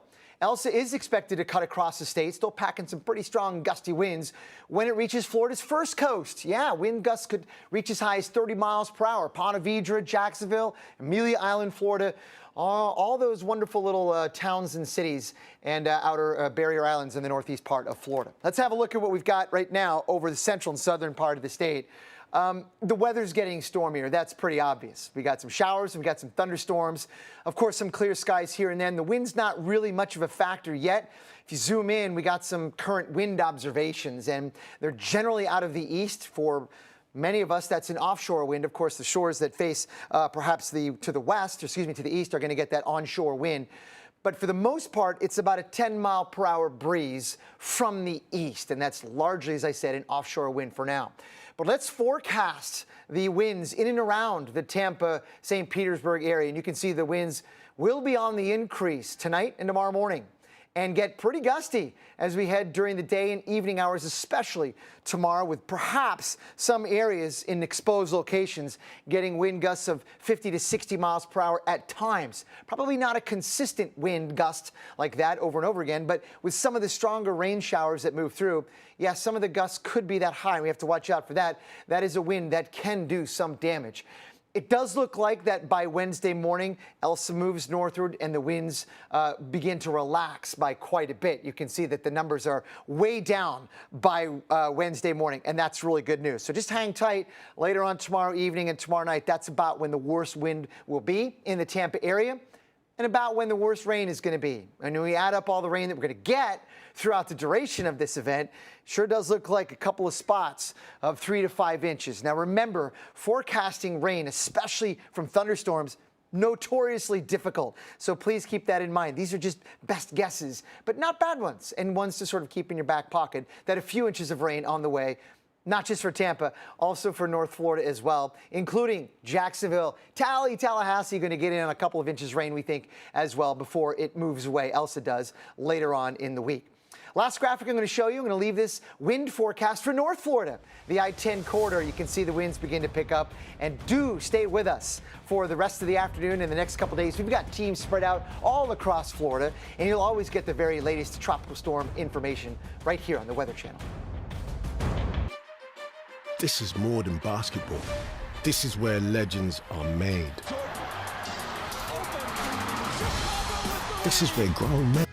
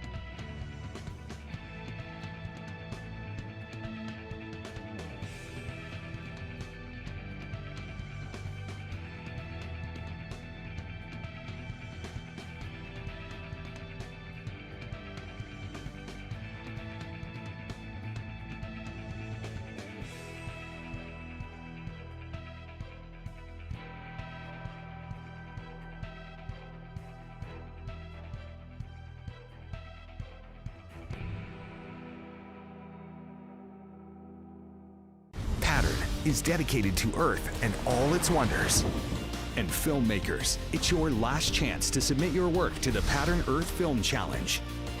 Submit your short film that focuses on our changing climate, eco-innovation, or sustainability for a chance to win $10,000. Plus, have your work featured on the Weather Channel and join our mission to inspire others to help shape Earth's future. Go to pattrn.com for details. You're watching the Weather Channel. The Weather Channel is tracking Tropical Storm Elsa as it bears down on the Sunshine State. And what we see right now is a look at this 65-mile-per-hour tropical storm that is moving to the northwest, heading toward Cuba. And it is going to be bringing some tropical storm conditions to the Keys, and then eventually all the way up most of the west coast of Florida in the peninsula here. And then some impacts are also expected for portions of the Panhandle over to about Apalachicola or so. And here's the forecast, and then eventually heads up northeast by the end of the week into the weekend. We'll see what happens once it reemerges from land back over the Atlantic Ocean. And the first outer band of Tropical Storm Elsa arriving in South Florida this morning. While Miami is out of the storm's cone, much of South Florida will still feel the impacts, including some strong winds. These outer bands will increase throughout the day, bringing some strong winds and the potential for some torrential rainfall as well. And rescue crews have resumed their search in Surfside, Florida, after the rest of the Champlain Towers South condominium was demolished last night. 27 bodies have been identified so far, and 118 people remain missing. As the Weather Channel's Justin Michaels tells us, officials wanted to get the building down in advance of Tropical Storm Elsa. A bit of a somber tone here, but they know here now that they can begin the process of moving forward. Remember, they halted all search efforts for those 121 people who were missing until the building came down. The only remnant that we can show you right now of where that building used to be, you can see the crane back there with the American flag. We did see that yesterday afternoon as they were doing those preliminary and final steps to get all the explosives in place and prep the building for it to come down. That crane is now up again, and we do know, as far as the timing, 10:30 last night, give or take a few minutes, is when the building came down, and it was at 1 o'clock this morning. They wasted almost no time. 1 o'clock this morning before they got the word that crews could now start the search effort again for those 121 people who are still missing. At this hour, this is still a search and rescue operation. It has not been switched to a recovery operation, and that may be giving signs of hope to family members who are still hoping that their loved ones are still alive. It's a completely different story. Now we're working everywhere, and we can bring the heavy machinery in close to where that collapsed, the remaining building was. So there's more optimism now. We have waves of search and rescue teams. As a matter of fact, it was described to me as 5 deep. So there's unlimited resources being applied right now.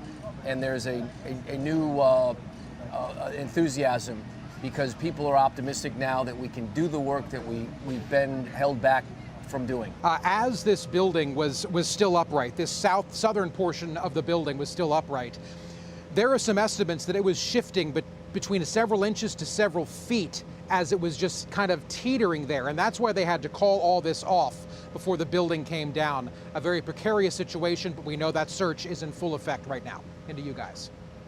Justin, thank you very much for that. Now, we are going to be dealing with Elsa's impacts, not just in Florida, in South Florida, much of the rest of Florida, of course, and in the southeast United States, where a whole bunch of rain is coming over the next few days. Here's our forecast. Going through Thursday, you can see that we've got a few inches possible, if indeed likely, across coastal Georgia, North Florida, and the Carolinas. Of course, the closer you get to this part of the southeast, I think the more rain we'll get, because roughly Elsa will be moving along this region, and at least so far, we've seen a lot of the worst weather along and to the right of its path. Let me show you what I mean by that as we animate this forecast. I'm going to keep showing this over and over again because I think it's instructive. It gives you an idea generally where Elsa will be at a given time, and also give you an idea how far and wide the rain will extend. I mean, we're going to be getting quite a bit of rain, probably moving through Orlando during the day tomorrow, even when Elsa is well over the Gulf of Mexico. We're going to continue moving it northward across parts of I-10 and then southern Georgia and into South Carolina through Tuesday and Wednesday.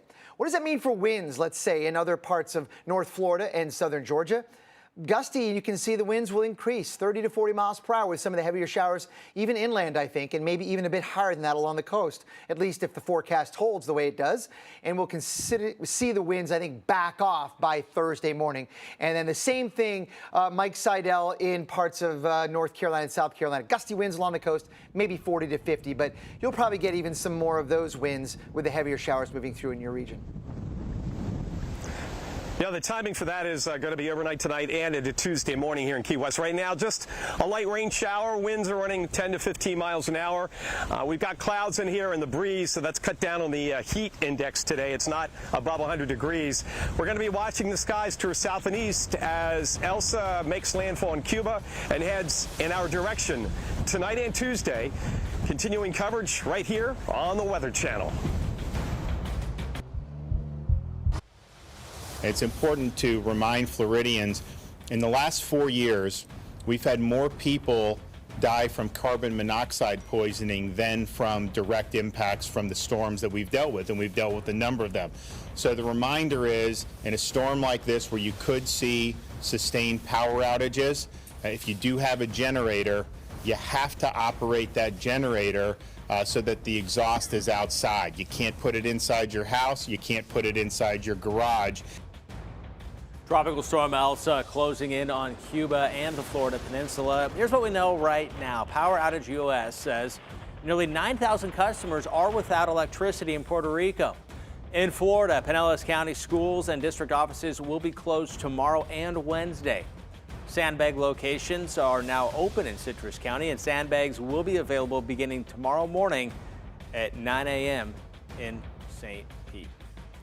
So with a look at what we have right now and likely to have in the future, we go to this man, storm specialist Dr. Greg Posto. Chris, thank you very much. We are dealing with a tropical storm, much like we did yesterday. Basically, not much has changed regarding its structure and intensity and other things. It's basically looks the same as it did. And we're dealing with, again, it's near, I think it's about ready to make landfall, if it hasn't already, along the southern coast of Cuba, and then it will reemerge over the Gulf of Mexico, where we need to watch it pretty closely because although the official intensity has it still remaining at tropical storm strength, we know a couple of things. One, the impacts will be extending outside of the cone and will impact much, if not all of Florida, with gusty winds and rain showers, of course, and some coastal flooding with some storm surge in places. But also there's a chance that over the Gulf of Mexico, it gets a little bit stronger than the forecast. There is some room for that. I'll explain more on that at 50 past the hour. You're going to want to tune in. I got some good graphics for that one.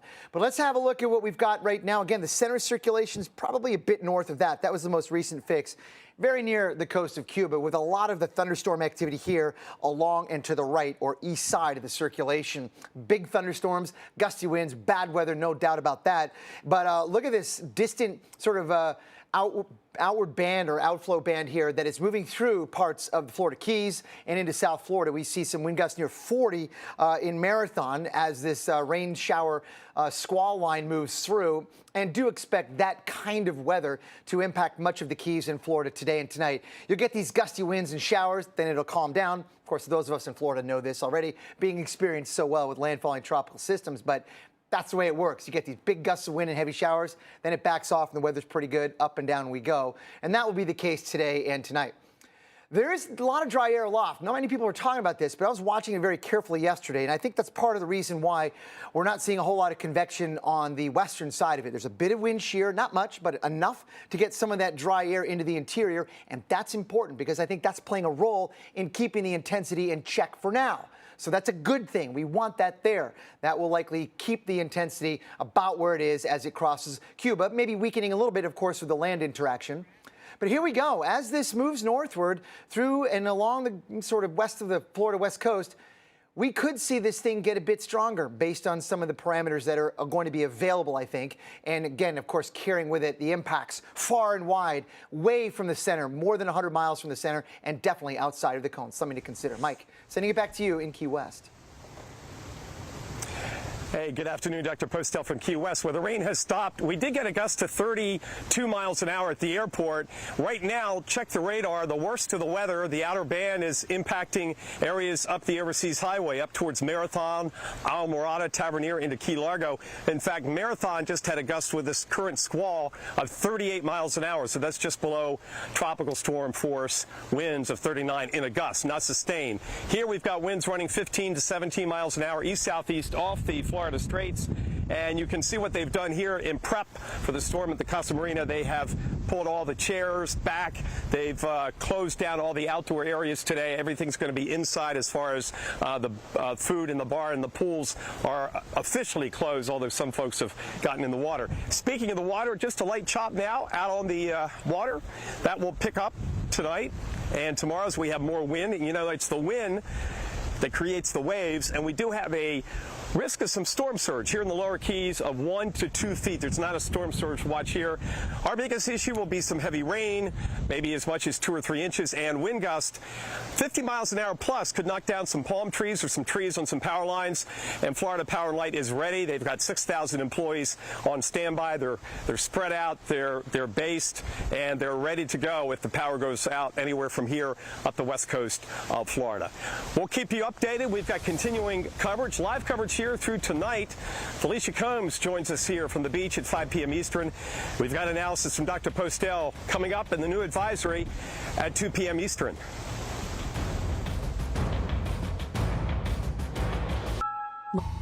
Tracking Elsa right now on the Weather Channel, and here it is, as it is now just essentially on the southern doorstep here of Cuba, as we're seeing some of the thunderstorm activity with this 65-mile-per-hour tropical storm right now moving to the north here, northwest at around 14 miles an hour. On that track, it will continue overland, and by tomorrow evening, we'll have already passed Key West and will be offshore or very near shore. Remember, the cone of uncertainty is where the center of the storm is going to go. Somewhere within here, the center of the storm, and about a third of the time, it even goes outside of the cone. So you get a general idea of where the center is going to go, and even if the center is right here, still going to have a lot of rain and thunderstorm activity over the bulk of the peninsula during the day tomorrow. Here's when you can expect some tropical storm force winds. For Cuba, again, it's going to be today and overnight. And it's going to be overnight where we start to see some of the worst of the weather in Key West. And then by about 8 o'clock in the morning or so, approaching Naples, 8 o'clock at night or so, tomorrow, Tampa. And then continuing north into Jacksonville, those tropical storm force winds by Wednesday. And here's another way to look at that, the wind gust forecast. The pinks and the reds, some of the stronger winds. The timing right here. This is tonight into the overnight, early tomorrow morning, pre-dawn hours is when some of the strongest winds will be howling through Duval Street here in Key West. Continuing through the day, continuing this northerly trek with this tropical storm, and 40 to 50 mile an hour wind gusts expected and anticipated across much of the west coast of Florida as well. And with that, got to watch for water rises and storm surge watches. We know Dr. Postel are posted for much of the west coast of Florida. Yeah, they are. I mean, we're already seeing impacts from Elsa across Florida, not just the Keys, but elsewhere, hundreds of miles from the center. That's just a reminder that, yeah, you can get some pretty bad weather nowhere near where the core of the circulation is. And let's have a look at that. This is what I'm talking about. We had an outer rain band move through the Florida Keys, wind gusts almost 40 miles per hour in Marathon, 38. And this rain band is moving northward across the very region. And do expect the possibility of 40-mile-per-hour wind gusts with it. And it's not the only one. There'll be plenty more of these to come. So up and down we go with the wind and the rain. Then it clears out, then calms down, and then back and forth. That's going to be the approach of Elsa into the region. Farther north, say not that far from Fort Myers, some pretty angry thunderstorms with quite a bit of cloud ground lightning showing up in there, and maybe some gusty winds as well. There may be 30 to 40-mile-per-hour wind gusts with these as they move northwestward. They might get into Sarasota and Tampa eventually. We'll be watching it. And, of course, there is a chance for some severe weather in the region as well today and tonight. Rainfall amounts, significant, 3 to 5 inches in spots. But, again, forecasting rainfall in the tropics and with thunderstorms in general, very difficult. So we'll call this a best guess here, with some spots probably getting some higher amounts than 5 inches, depending on the rain patterns that we see. Severe weather, definitely a possibility, if not indeed a likelihood. That's common with nearby and landfalling tropical cyclones. So we're going to see likely some thunderstorms with gusty winds and maybe even a couple of tornadoes as we go through the next 24 to 48 hours. There's the center of circulation of Elsa, according to the models, moving in northward. Basically, I should say about 75 miles west of Tampa. That will very likely bring very strong winds to much of Florida and heavy rain later today, tonight, and tomorrow, Chris. So, again, we always say don't focus necessarily on the center. We know rain and wind will extend outward well over 100 miles and bring some pretty bad weather even to the Carolinas by Thursday morning. And possibly some bad weather farther north later on in the week. A different kind of light show last week here. Not fireworks, but it was lightning streaking across the sky in Boston last week. Quite a show. Scary sight, too, if you ask me. If you're one of the fans here in Fenway, you do need to stay weather aware today and tomorrow. Severe storms will be impacting parts of New England. So let's take a look at that here before we get back to Elsa here on the Weather Channel. We'll take a look at the Northeast and what you can expect in terms of some of these stronger storms and what's going to happen before it gets to the Northeast. So early in the week with this area of low pressure tapping into quite a bit of moisture, and you can see there's plenty of moisture streaming in as well from Elsa. So by tomorrow, thunderstorms not only possible, but possibly severe thunderstorms across parts of New York, including New York City, northern New Jersey, parts of northeast PA, and all of Rhode Island, almost all of Massachusetts in that darker red color, and of course the Cape and the islands included. Here's Wednesday. And still some of the same locations will have the possibility that the thunderstorms that do develop will end up being of the stronger variety. So again, here's Wednesday going into Thursday, and now we're going to see Elsa as it starts to add a little flavor into the mid-Atlantic and possibly the Northeast by the end of the week into the weekend.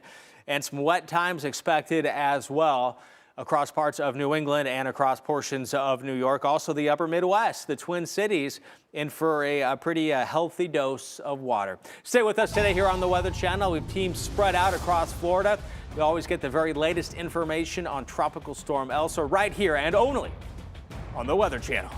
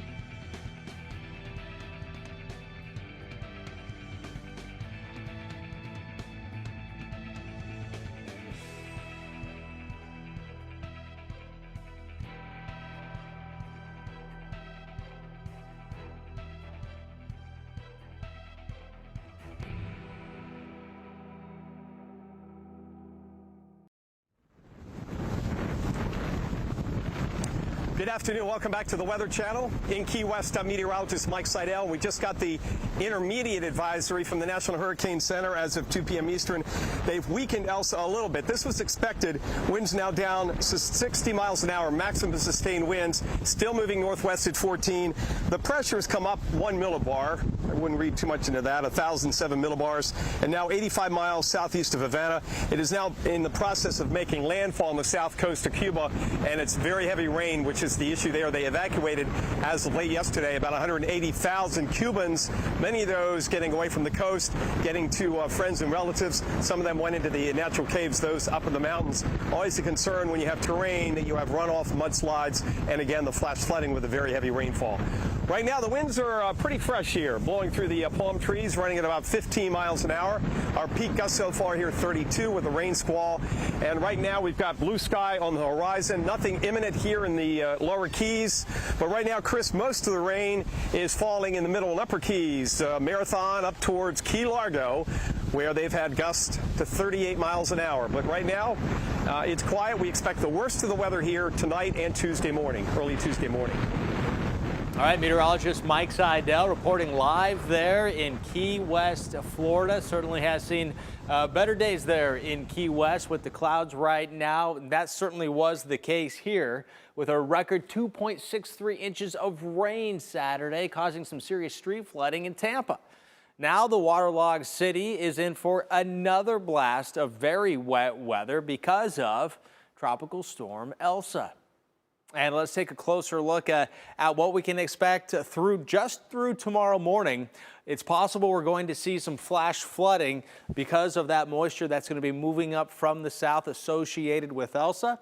And this is what's going on right now. Not much, fortunately, but that's likely to change with more rounds of showers and some thunderstorms. And it's going to be some very serious and heavy rain by tomorrow afternoon across parts of Tampa and then tomorrow evening. So these are rounds of rain. Not necessarily going to be raining all day long, but it is going to be raining at periods and at times all day long. So there's going to be breaks in there, but when that rain comes down, we've got that deep tropical moisture that's going to help put a lot more water into Tampa. And so with 2 to 3 inches of widespread rain, trying to get out as water may be pushing in, localized flooding, of course, can't be ruled out. And you see all the gray on the map here? This is the urbanization.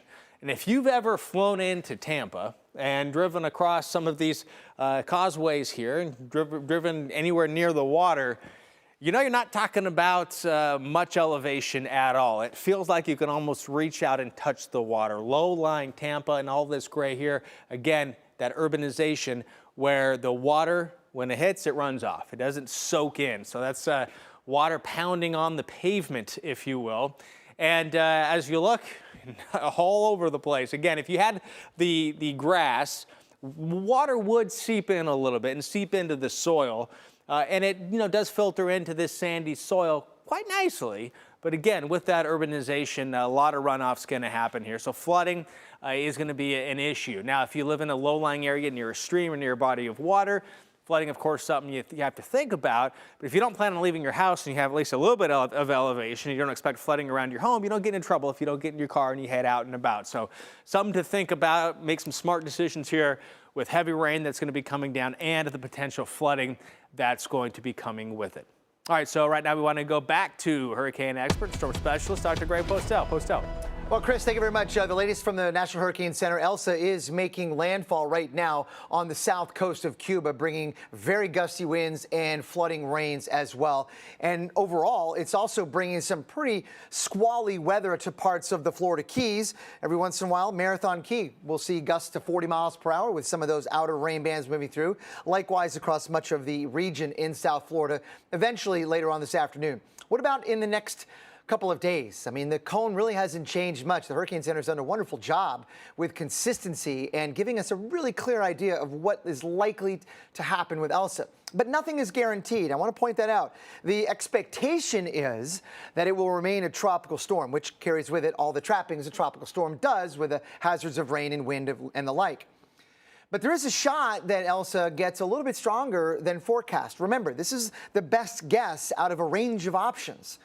Let's just say Elsa was expected to move along this path. And what I plotted underneath these individual model tracks is the heat content or the fuel. It is expected to move over a relatively low-octane region of the Gulf of Mexico. But if it were to move, perhaps jog a little bit farther to the west, maybe it would access some of that greater heat content and have some opportunity to get stronger than forecast. This is something to consider. We're not done with the story on Tropical Storm Elsa. There's a lot yet to be told. We'll be right back. Hi, Verizon launched the first 5G.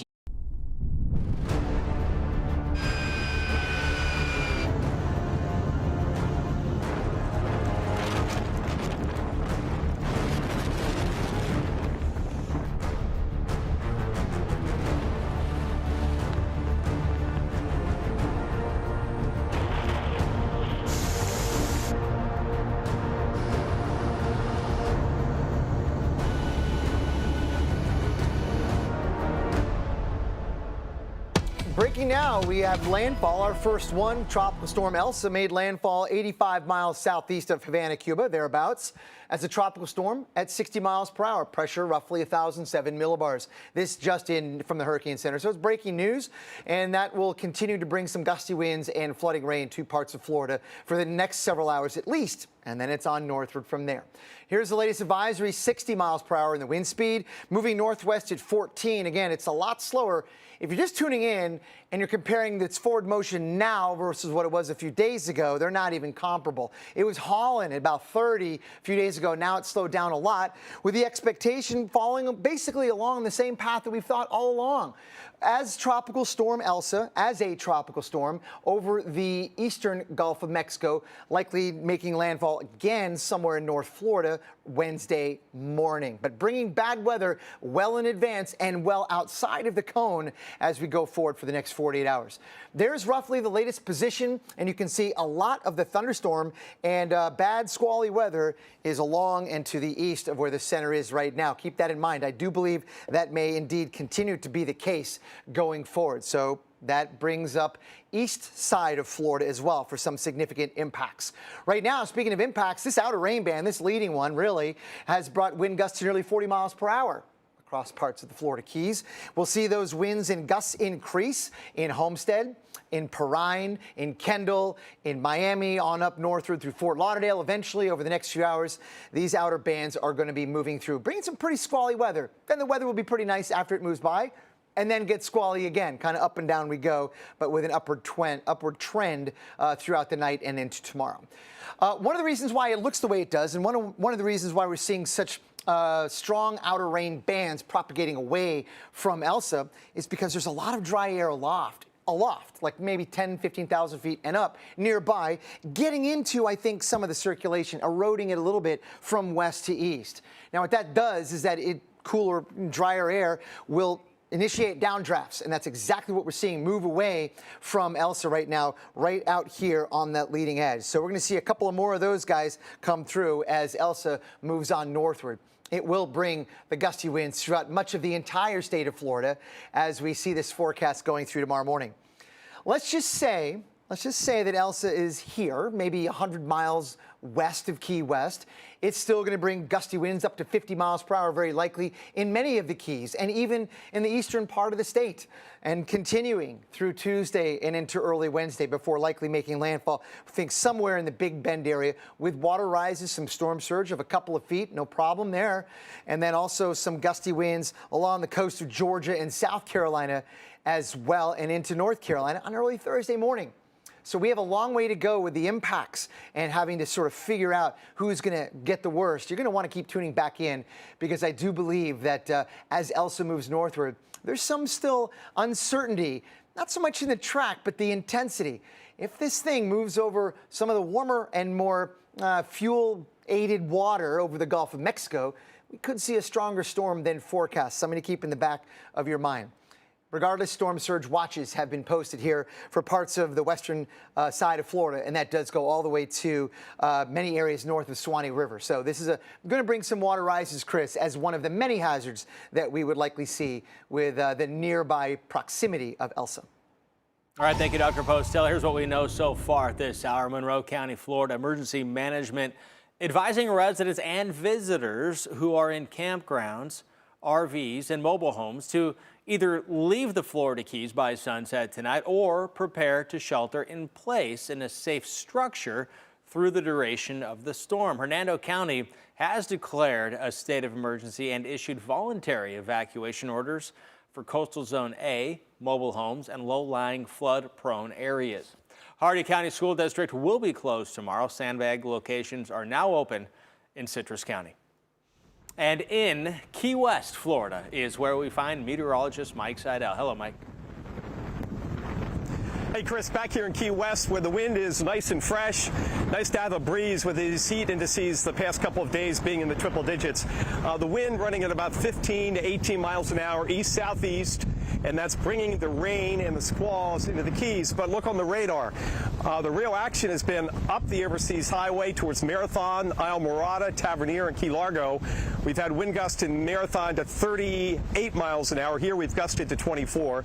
So nothing that's caused any problems as far as wind damage, power lines, and trees down. But that could be a problem tonight and Tuesday morning. We're expecting gusts potentially over 50, maybe some 60-mile-an-hour wind gusts. So the trees, the palm trees blowing. We still have blue sky looking off to the west and southwest. Again, as Dr. Postel said, there's a lot of dry air out here, but we do have some more showers coming in towards Key West in the next couple of hours. We think the brunt of the significant Elsa weather will be tonight into at least the first part of Tuesday morning, and because we will likely get some wind gusts or sustained winds over 39 miles an hour, they have issued those tropical storm warnings. The Hurricane Center for the middle and lower Keys, the upper Keys under a watch. No watches in southeast Florida for Miami and Fort Lauderdale. But again, Dr. Postel, we're not even in the cone, and we're under a tropical storm warning. Once again, a good illustration that don't worry about where the cone is.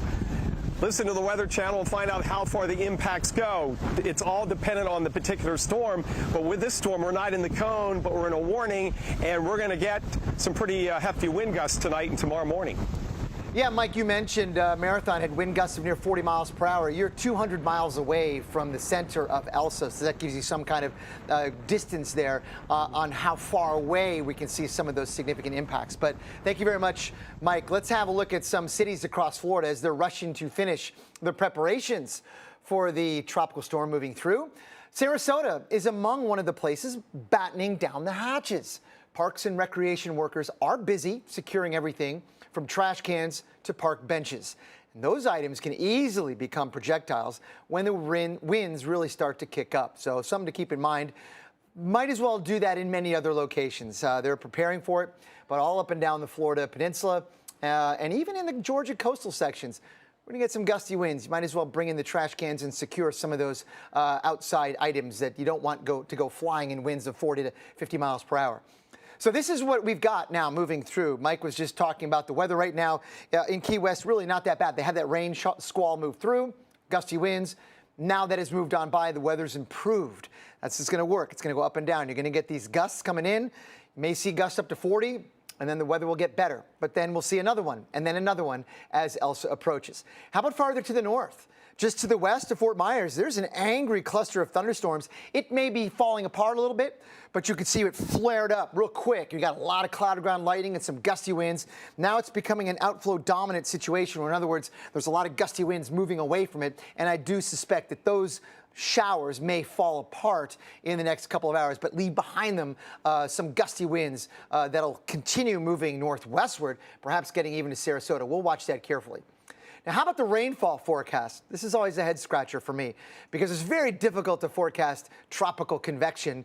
In other words, thunderstorms. I mean, how do we know exactly where they're going to be or how intense they're going to be? We don't. But we're giving a good guess here that there'll be likely some spots that get 3 to 5 inches of rain over the next couple of days. It's not going to happen all at once, but as Elsa basically moves along a path like that, remember, a lot of the heavy rain right now is way east of where the center is by hundreds of miles. So we're likely going to see significant rain throughout the entire state of Florida, or mostly anyway, and that will extend northward into Georgia and South Carolina eventually. Now, the severe weather threat today, we don't have any warnings out now, but with some of those outer rain bands, maybe not the one that's out there now, but there'll be more coming in, and those could produce severe weather, maybe some wind gusts up to 50 miles per hour, but more importantly, I think, some water spouts and the possibility of some brief tornadoes. We have to be careful of that, so have your way to hear the warnings or access the warnings so you can find your safe spot, because sometimes with these close approaches of tropical systems and indeed the landfalls, we do get tornadoes, and that's certainly in the forecast for parts of Florida today and even tomorrow, and perhaps even into Wednesday as well. There's Elsa moving parallel to Florida, maybe not even making landfall until Wednesday morning, Chris, but where it does and near where that center crosses the coast, we could see significant water rises associated with storm surge of at least several feet. And people along the west coast of Florida are getting ready for Elsa's wind and rain. Here's a look at Tampa right now. Tampa under a tropical storm warning. Residents there and visitors can expect gusts up to about 50 miles an hour as the storm comes racing through here in this part of Florida. 90 degrees right now in Tampa. And by tomorrow evening, it's going to be a much different scene here in Tampa. And we can see here's Tampa. And by tomorrow at 8 o'clock is when you're likely to start experiencing some of the stronger winds, some of the tropical storm force winds. Before that, though, overnight tonight, after midnight, around 2 o'clock in the morning, Key West. And then Naples first thing in the morning. And then, of course, Tampa about 12 hours later. And then after that, another 12 hours to Jacksonville by Wednesday morning. Here's another way to look at similar information here with the purple and the red colors showing winds 35 to even up to 55 miles an hour. Could see even gusts closer to 60. And as Dr. Postel's been talking about, there is a chance that this could get even stronger than some of the forecasts are showing. Here's 50 to 60 mile an hour winds still going here. These are gusts at 4 o'clock in the morning in Key West as things start to go downhill even more in Naples by lunchtime tomorrow. 50 to 60 mile an hour wind gusts can be anticipated. Here's 7 o'clock tomorrow evening as well in Tampa, Fort Myers, and Naples, all seeing some pretty strong tropical storm force wind gusts continuing here. And it's not going to be a picnic at the beach either along the East Coast with these winds up to 20 to 30 miles an hour at times here. And the threat for the water rise could see some areas get 4 feet of water rise, which might not sound a lot to you, but it's rather significant when you're right around sea level. And it is vital, of course, to understand your home's vulnerability to tropical weather. And having a family plan before it approaches is very important. Meteorologist Mark Elliott has a checklist of things to do before a storm. Tropical storms can create conditions that threaten your safety. If your area may be affected by a tropical storm, it's time to take action. Stay informed. Media outlets provide valuable information about what types of emergencies can occur and the best way for you to respond. Follow the instructions issued by your local authorities. If ordered to evacuate, leave when told to do so. During the peak of the storm, it's critical that you stay away from doors and windows. Broken glass and flying debris can cause serious injury or death. Flooding can be the greatest threat from tropical storms, so follow the rainfall forecast and never drive into flooded streets.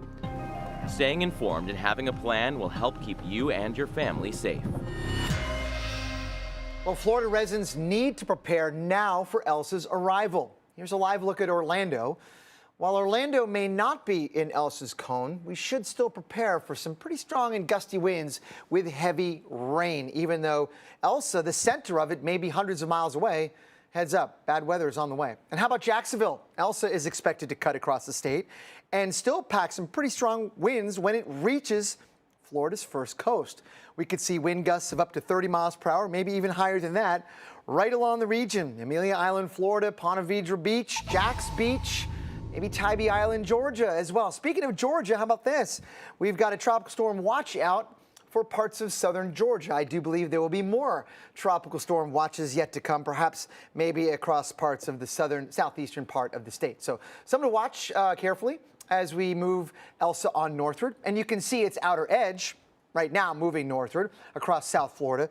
Here's a bunch of thunderstorms here that just flared up that are no doubt producing gusty winds in excess of 30 miles per hour. I don't have the observations, but based on what we've seen with some of the other similar showers and storms through the region, expect that kind of weather with this as it moves toward the northwest through Fort Myers, maybe even making it as far northwest as Sarasota and Tampa. Speaking of Tampa, let's have a look at some of the current conditions right now. The winds are not a factor. They're not really any different than they would be on a typical early July day, but they will get gusty as Elsa comes closer and closer. Let's start tonight and then go into tomorrow morning. Watch those blues turn into purples and reds. And there is a lot of wind coming in gusts. Now, this is not a sustained wind, I don't think, for anybody inland that will see anything like this. But we could see some gusts, 50 to 60 miles per hour in places. That can do damage. And that would most likely be in the late afternoon or evening time frame tomorrow in and around Tampa. So heads up for that. Some of those heavier showers could bring those kind of damaging winds with them. Good thing is that by Wednesday morning, everything clears out, well, for the most part, and the winds relax by a lot. So that's good news there. Amount of rain, again, these are good estimates, but not perfect ones. So do expect at least several inches of rain across west central Florida, 2 to 3 inches, maybe locally higher than 3 or 4, depending on the showers and storms and how they move on. Now, how about farther north? North Florida, few inches of rain, no problem, easy, 2 to 3 in spots. Again, locally higher amounts, do expect that. So this is going to bring some weather and some rain and wind all across Florida, including North Florida and including eventually Georgia. Stay tuned for all the live coverage. We got it for you here on the Weather Channel. Shark Week is back. You guys see that? See that? Boom.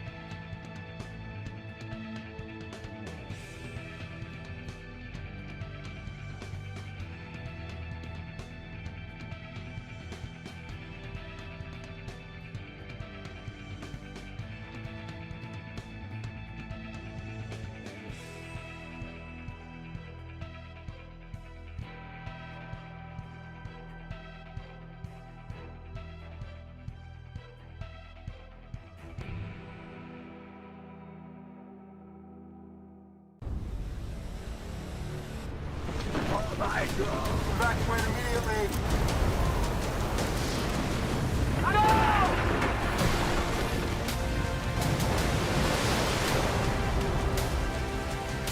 Oh no. Go, go! Oh.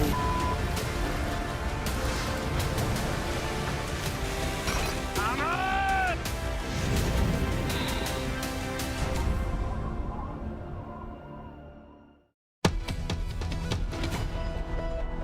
Breaking right now, Tropical Storm Elsa has made a landfall 85 miles southeast of Havana, Cuba, on the island of Cuba here. Tropical storm was its strength with a 60-mile-per-hour sustained wind.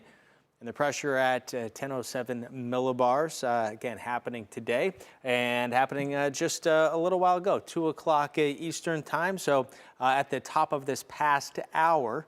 And this storm is still going to be moving over the island. It is now, and it will continue to do so before re-emerging over some warm water south of Key West, and then eventually move past Key West, but bring some very heavy rain, some gusty winds to Key West, and then eventually on up to around Naples. And even if it's offshore, remember, some of the worst of the weather is going to be to the right of the storm. So it's going to be a much different scene real soon here in Naples, Florida. It's hot right now in 92. The first outer bands of Tropical Storm Elsa coming through at least some of the clouds seen in South Florida this morning. While Miami is out of the storm's cone, much of South Florida will still have the strong winds and the heavy rain. These outer bands will increase throughout the day today, bringing strong winds and some gusty conditions with the torrential rainfall at times as well. Meanwhile, rescue crews have resumed the search in Surfside, Florida after the rest of the Champlain Towers South condominium was demolished last night. 27 bodies have been identified so far, and 118 people remain missing. As the Weather Channel's Justin Michaels tells us, officials wanted to get the building down in advance of Tropical Storm Elsa.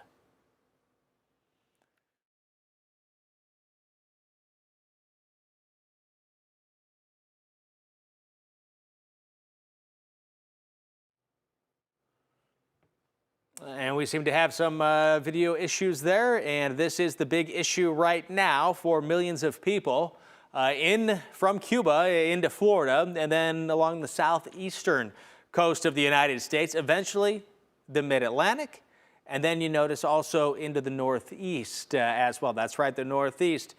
Be on alert by this weekend. Could have what is a new storm emerging from the U.S. Into the Atlantic. This is where the storm is now, and again, in Florida, just north of Miami, is where we find the Weather Channel's Justin Michaels. At this hour, the search continues for those more than 120 people who are missing after the Champlain Towers collapsed now 11 days ago.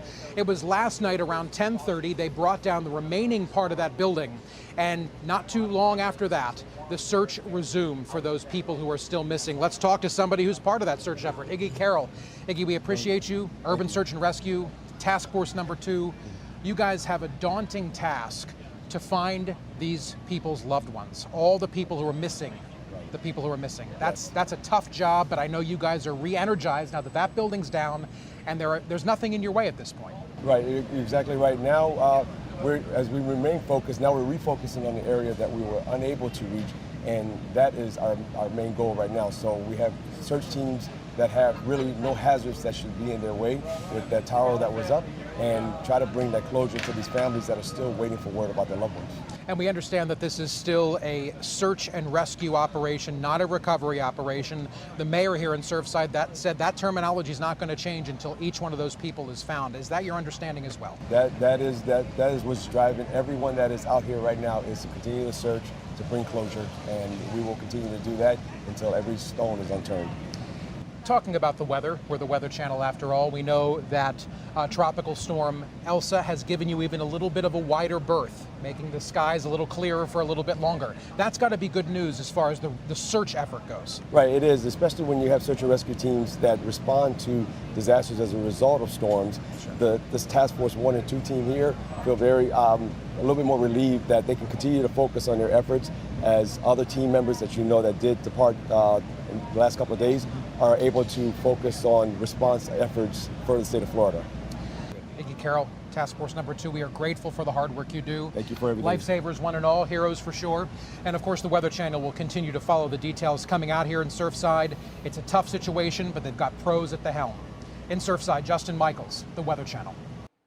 Justin, thank you very much. Now let's have a look at some of the rainfall that we expect with Elsa as it moves through parts of the southeast, including Georgia, South and North Carolina, and beyond. I mean, there's a few inches of rain yet to come, and I would submit to you locally higher amounts than these.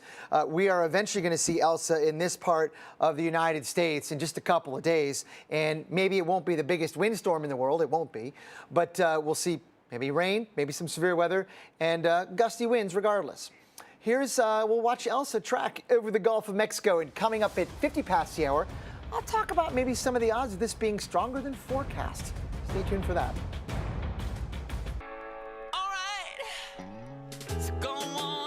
County and sandbags will be available beginning tomorrow morning at 9 o'clock in St. Pete.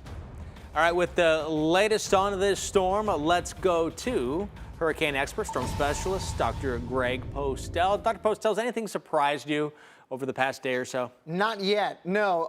Actually, a couple of days ago, yes, when it moved through parts of the Eastern Caribbean, it was a bit stronger than I thought. But for now, what I thought was going to happen yesterday till now, it's pretty much as expected, and not just by me, by lots of folks, including the great forecasters at the Hurricane Center. This is sort of behaving as it's was thought it was going to, and we are watching now a 60-mile-per-hour tropical storm inland now over parts of Cuba. So it's not going to get stronger in the next 12 hours or so. In fact, it probably will weaken a little bit before it once again comes back out over water. Then it will be something to watch more closely, in particular with its opportunity to strengthen at least a little bit.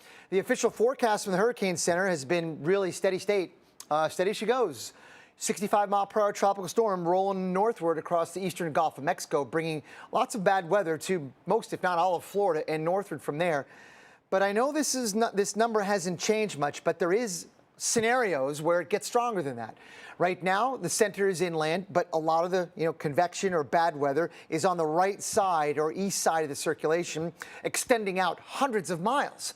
So keep that in mind. You don't want to necessarily focus on the center. You've heard that over 1 billion times. But yet, this is yet another example. And how about this? 200 to 250 miles away from Elsa, we're seeing some squally weather move through the Florida Keys and parts of South Florida, where we've seen wind gusts of nearly 40 miles per hour in Marathon Key. And there's special marine warnings and special advisories out from the National Weather Service for the possibility of 40-mile-per-hour wind gusts with any one of these showers and maybe some funnel clouds and or water spouts. So the weather's getting worse over southern Florida, and it's squally and just generally uncomfortable across the region at times. But one of the reasons why we're seeing the asymmetry here in the storm structure is because there's a bit of wind shear aloft, a little bit, not much, but it's allowing some dry air to get into it and sort of cutting off the edge. I think in part we're seeing a lot of outflow emanate from Elsa, meaning some gusty winds and some showers moving way out away from the center. That's part of what we're seeing in South Florida right now. And some of that is that sort of outpouring of air at low altitudes as the dry air gets ingested into some of those taller storm clouds and then gets vomited out or spit out across the region. And that's what we're seeing across parts of South Florida. Here we go with Elsa's forecast. This is the last graphic I'm going to show you here, but you can see that by tomorrow night, it will be due west of Tampa. We don't know how close. You're going to want to stay attention to it, but it likely makes landfall in Florida, western Florida, on Wednesday morning. Again, with opportunity for it to get stronger than forecast. Mike, I'm going to send it back to you in Key West. Good afternoon, Dr. Postel from Key West. We had one squall earlier, and now it's just cloudy and breezy, so quite an edge off the heat we've had in recent days without the sunshine. Our winds are sustained at the airport southeast at 17 miles an hour, so a fresh breeze coming across the Florida Straits. And you can see the palm trees and also the waves breaking in the distance. And also notice all the jet skis and all the catamarans and kayaks have been taken off the beach ahead of Elsa. The worst of the weather expected tonight and early Tuesday morning. If you look on the radar right now, there's nothing imminent here in Key West, but plenty of rain and thunder and gusty winds up through the upper Keys and now all the way into southwest Florida, where we have a tropical storm warning. Fort Myers Beach getting hit pretty hard now with wind, rain, and lightning, heading towards Sanibel Island there in Collier County. So over there getting some of the outer fringe rain as it pulses up from Cuba, staying right now generally east of Key West, and then wraps into the upper Keys, the Everglades, and over towards the beaches of southwest Florida. Again, the tropical storm warning is up for the middle and lower Keys, and then the west coast of Florida. And that includes those areas, Lee, Collier County, Sarasota, and the Tampa-St. Pete area. The worst weather expected in Tampa tomorrow afternoon and tomorrow evening. We've got continuing coverage of Elsa. Felicia Combs will be taking over the reins here on the beach in Key West, 5 to 10 Eastern tonight. We're on tonight through 1 a.m. Eastern, so we've got you covered. The next complete advisory and updated track comes up in about 2.5 hours at 5 Eastern. Stay with us right here on the Weather Channel. Now here on the Weather Channel, it is making its presence known in Jamaica. The storm dropped some very heavy rain in Kingston, and as a result, flooding some roads and some areas. Now, flood watches up in Florida as Elsa continues onto that state as it is moving now over Cuba. It has made a landfall in Cuba and will continue to trek over Cuba back over just south of Florida. As we watch this storm progress overnight tonight, impacts will start to be felt across the lower Keys, including Key West, and then eventually on through the west coast of Florida. Now, you see the cone of uncertainty where the center of the storm is expected to go doesn't touch Florida until it gets up around Tampa. However, some nasty weather will be on this side of the storm. So the storm will touch. The storm itself will be touching almost all of, if not all of, the west coast of Florida and a lot of the panhandle as well. Timing for this overnight tonight in Key West to 8 o'clock in the morning in Jacksonville on Wednesday. So it's going to be a couple of days across the Sunshine State of some pretty squally, windy, and rainy weather. Here's the wind forecast, the wind gust forecast, the darker red colors we see down here, some of the stronger winds, the pinks into the reds, and these winds again will be howling over the waters and being rather gusty as well along the coastal areas, with winds gusting at times in Naples and Fort Myers up to around 60 miles an hour. By Wednesday morning, things are still going to be pretty blustery and gusty in Naples and Fort Myers, but the worst of the weather will be approaching the Big Bend area of Florida, where from there all the way down to Bonita Beach, storm surge watches. So water rises will be a concern. Could see water rises up to about 4 feet or so. One of many possible effects from this storm, Dr. Postel. Yeah, indeed. And we're seeing the effects even right now, Chris. And you made a good point all along that we're going to likely see the impacts hundreds of miles away from the center, and significant ones. Look at what's going on in the Florida Keys and in South Florida now. We've seen wind gusts near 40 miles per hour already in parts of the Keys, Marathon in particular. Naples just recently had a wind gust of 36 miles per hour. We're starting to see the winds and the storminess overall increase in coverage and intensity across this region just in the last few hours. Have a look at some of these storms. Now, as I thought was happening earlier, and I think that's right, is that we had a flare-up of thunderstorms here, and then they collapsed. But on the leading edge of that, we're seeing some pretty gusty winds right about there. That arc cloud, that will likely carry with it some wind gusts of 30+ miles per hour as well. And there are other places all across south central Florida that are going to experience very stormy conditions upcoming, with maybe even the possibility of a brief tornado or water spout, depending on where you are. And that is something to watch and be mindful of, and make sure you can get your warnings and know how to react given those warnings, and go to your safe spot, because landfalling and nearby tropical systems are really good sometimes at producing tornadoes. They're also really good at bringing a lot of rain. Here's our forecast now of a few inches at least for the next several days. Locally higher amounts are almost a guarantee with these numbers here. So 3 to 5 plus. I don't know exactly where that plus is going to be, but certainly there are going to be places that get more than that. Severe weather, as I mentioned, is going to be in the forecast today. Basically, the southern half of Florida. Any one of those showers and storms could produce that, and we'll see more of them. There'll be lines of storms moving from south to north today. We'll see more of them tonight, and they could bring with them, Chris, that severe weather with gusty winds and maybe a couple of tornadoes. And Dr. Postel, thunderstorms once again expected for the Northeast. This the scene at Fenway last Wednesday. Getting a bit of a light show before the 4th of July here. And you need to stay aware and be ready for more lightning, more thunderstorms, and some of the thunderstorms could be severe by tomorrow across New England and a big chunk of the Northeast, including much of western New York, through the Hudson River Valley as well, most of New Jersey, at least central and northern New Jersey, parts of PA, and all of Connecticut, Rhode Island, and Massachusetts could have some of the stronger storms. Here's the high-resolution future radar to give you an idea of what the radar might look like going forward. Starting tomorrow morning, a few showers, and then some of these storms may end up being pretty big. And as we're tracking storms for you here on the Weather Channel, could have a damaging wind situation coming through New York City, Long Island as well, with individual storms bubbling up and firing across parts of Pennsylvania tomorrow night.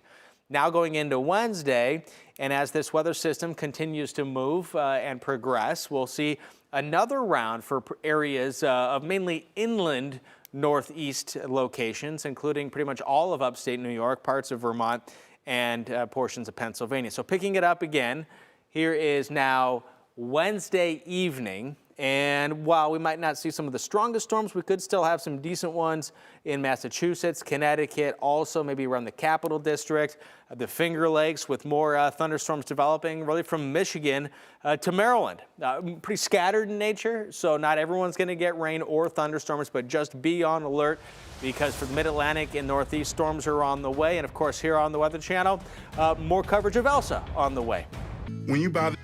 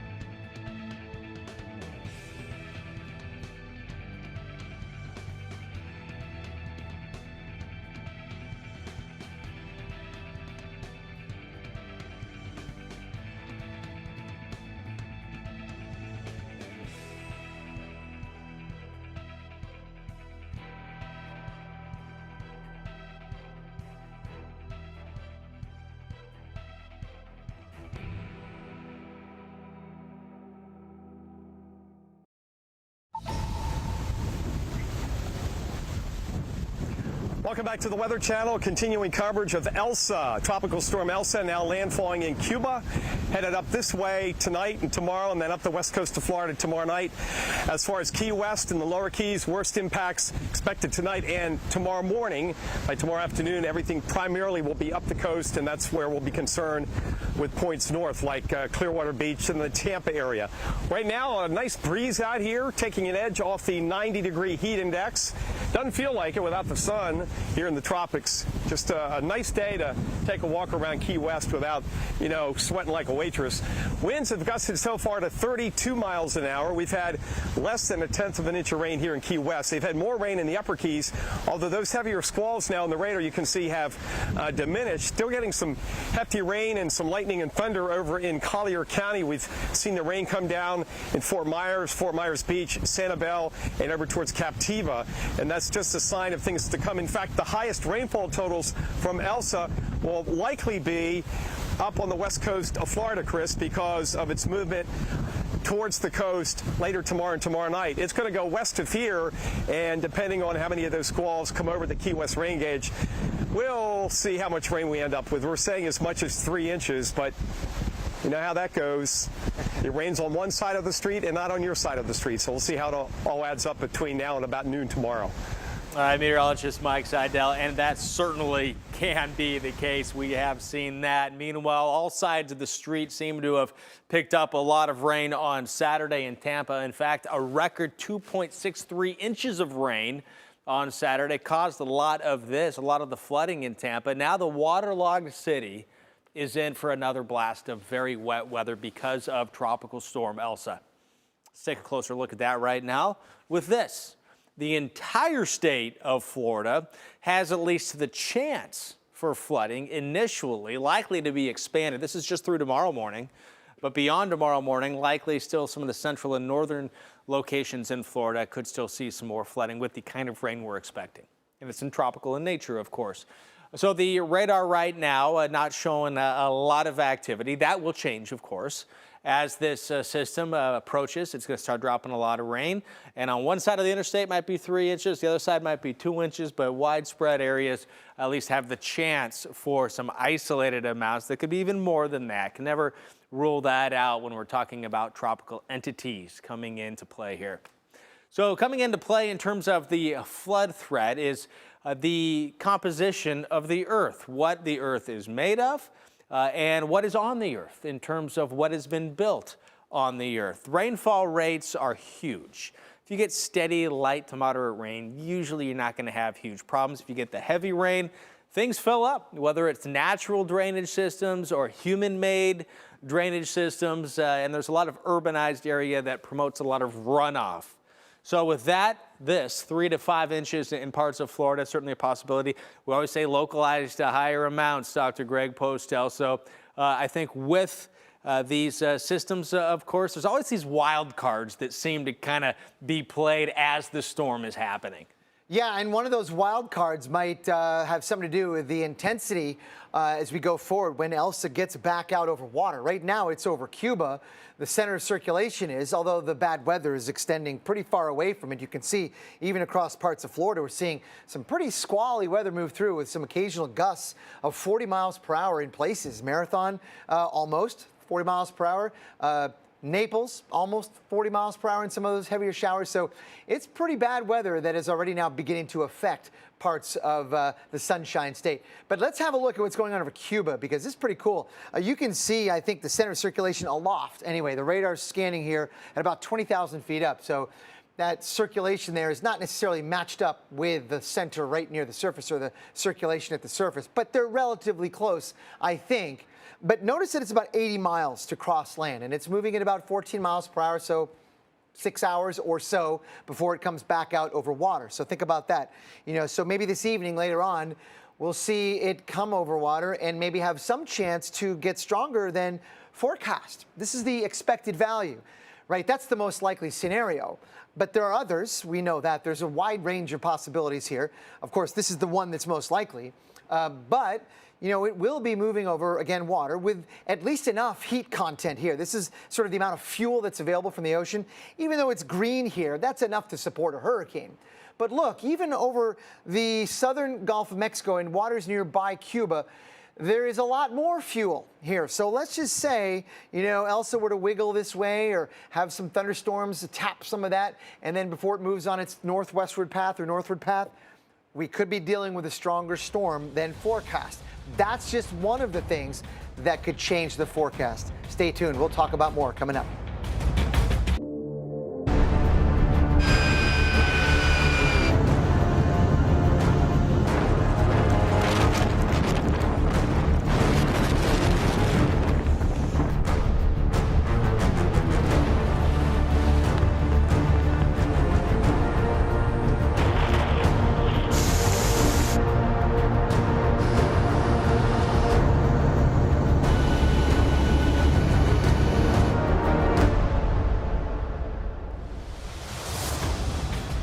And tropical storm warnings extending northward on Florida's west coast as Elsa creeps closer to the United States. Right now, Cuba catching the worst of what the storm is bringing with strong winds and heavy rain. Hurricane hunters also flying into Elsa, giving us up-to-date information we're using to keep you safe.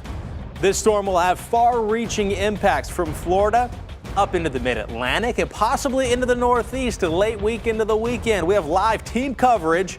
Meteorologist Mike Seidel in Key West, Florida, where wind and storm surge a big concern. Plus, Justin Michaels in Miami, where Elsa's outer bands could hamper search and rescue efforts following the condo collapse in nearby Surfside.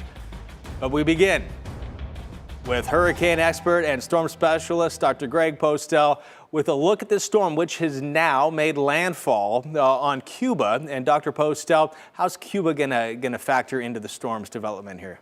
Well, we're probably going to see some weakening over the next 6 to 8 hours as it tracks across Cuba, but then it will reemerge, Elsa will, over the southern Gulf of Mexico, back out over water, and they're not all signs pointing toward it getting back some of the strength that it lost, but there are some, so we got to pay attention to this very carefully.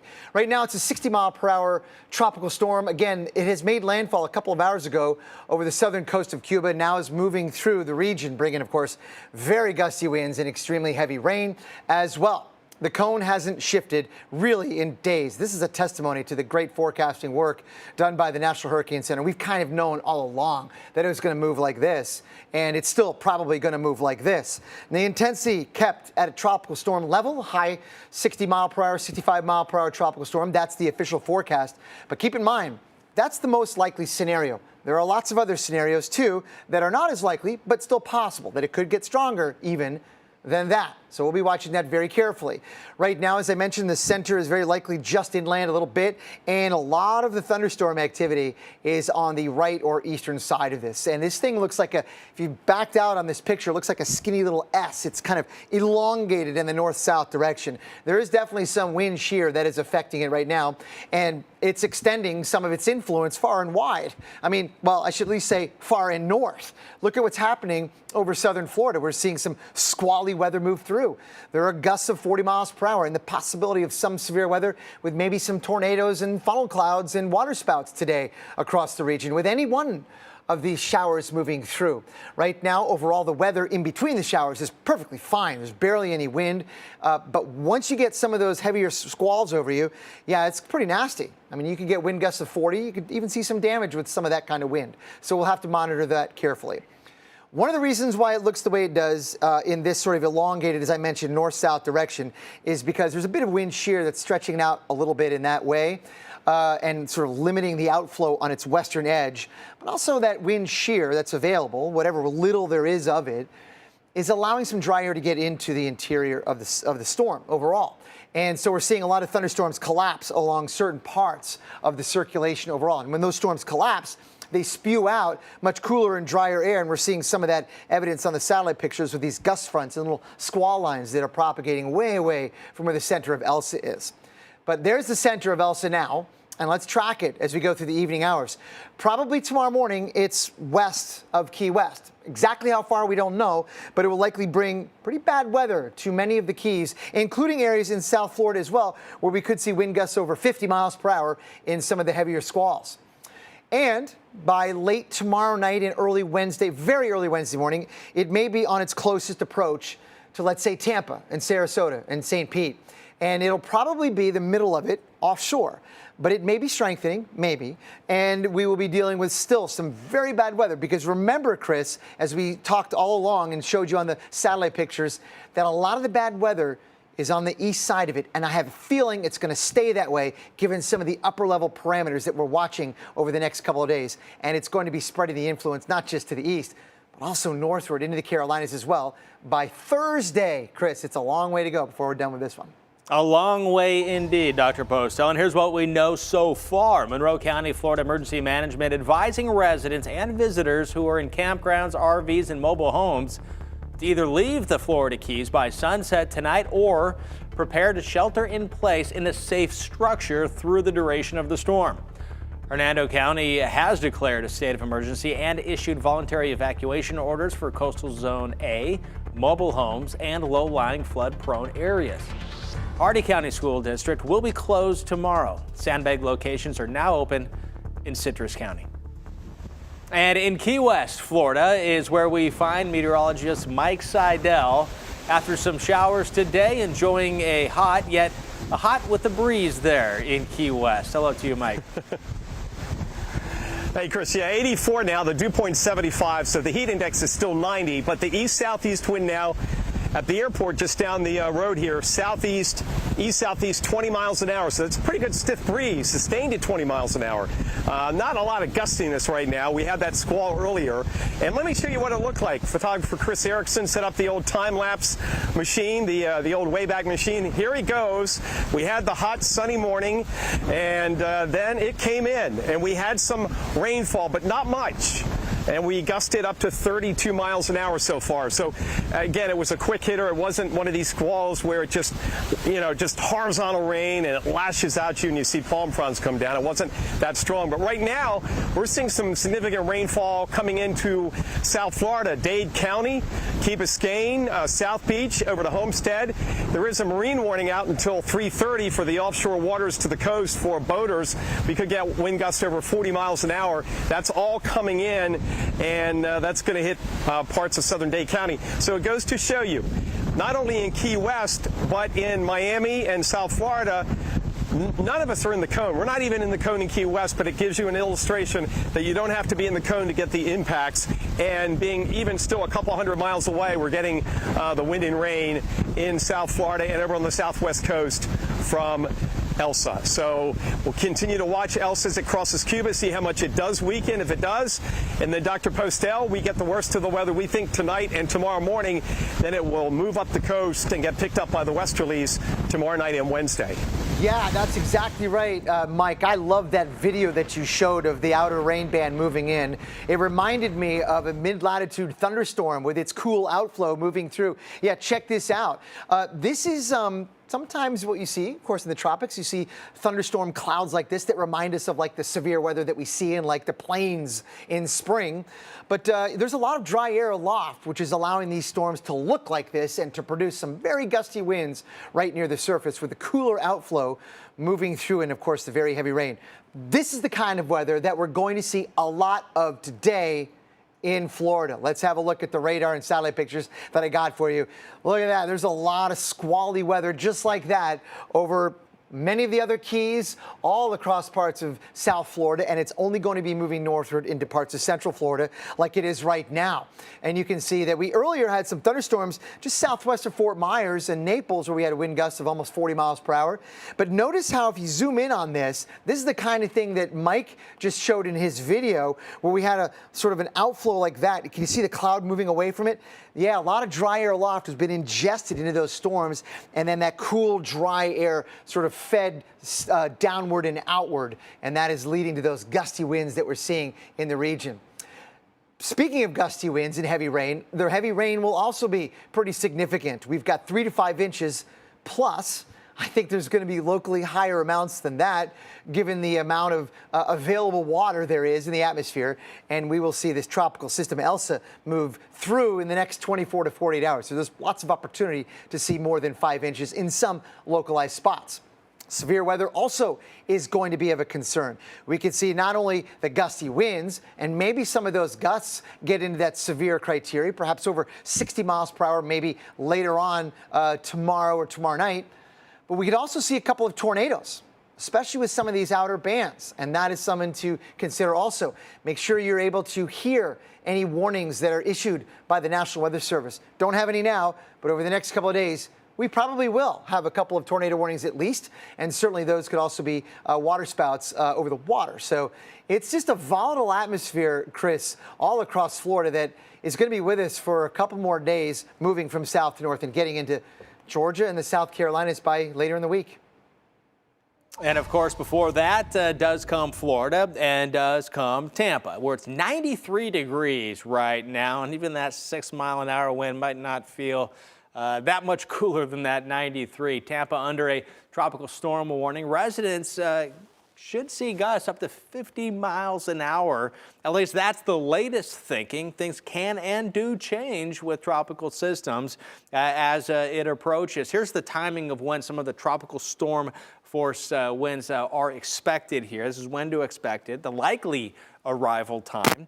It's going to be an overnight deal tonight here in Key West.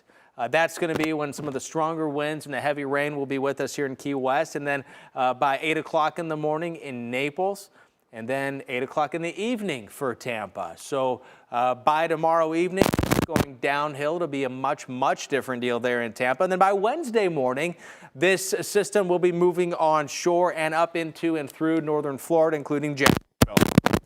Here's the wind gust forecast through the rest of this day into the evening hours. Some strong winds up to 50, 60 miles an hour overnight, really tomorrow morning. Here's 4 o'clock in the morning. Winds also going to be rather strong on the East Coast as well. If you're on the East Coast or plan to be, take a look at what's going on here. And if you are told to evacuate, you should. So it's important to be aware of the zone you live in. And meteorologist Paul Goodlow has some tips.